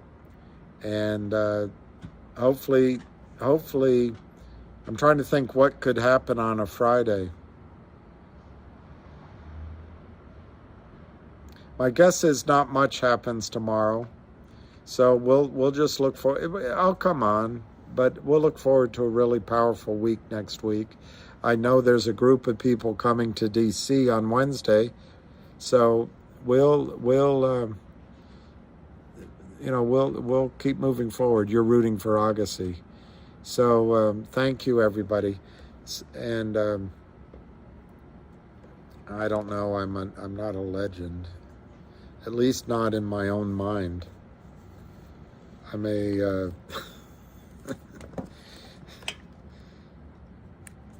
I'm a legendary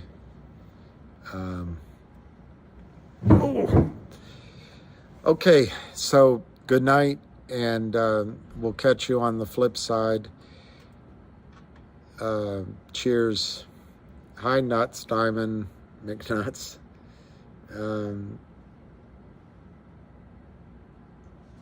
Yeah. Ciao.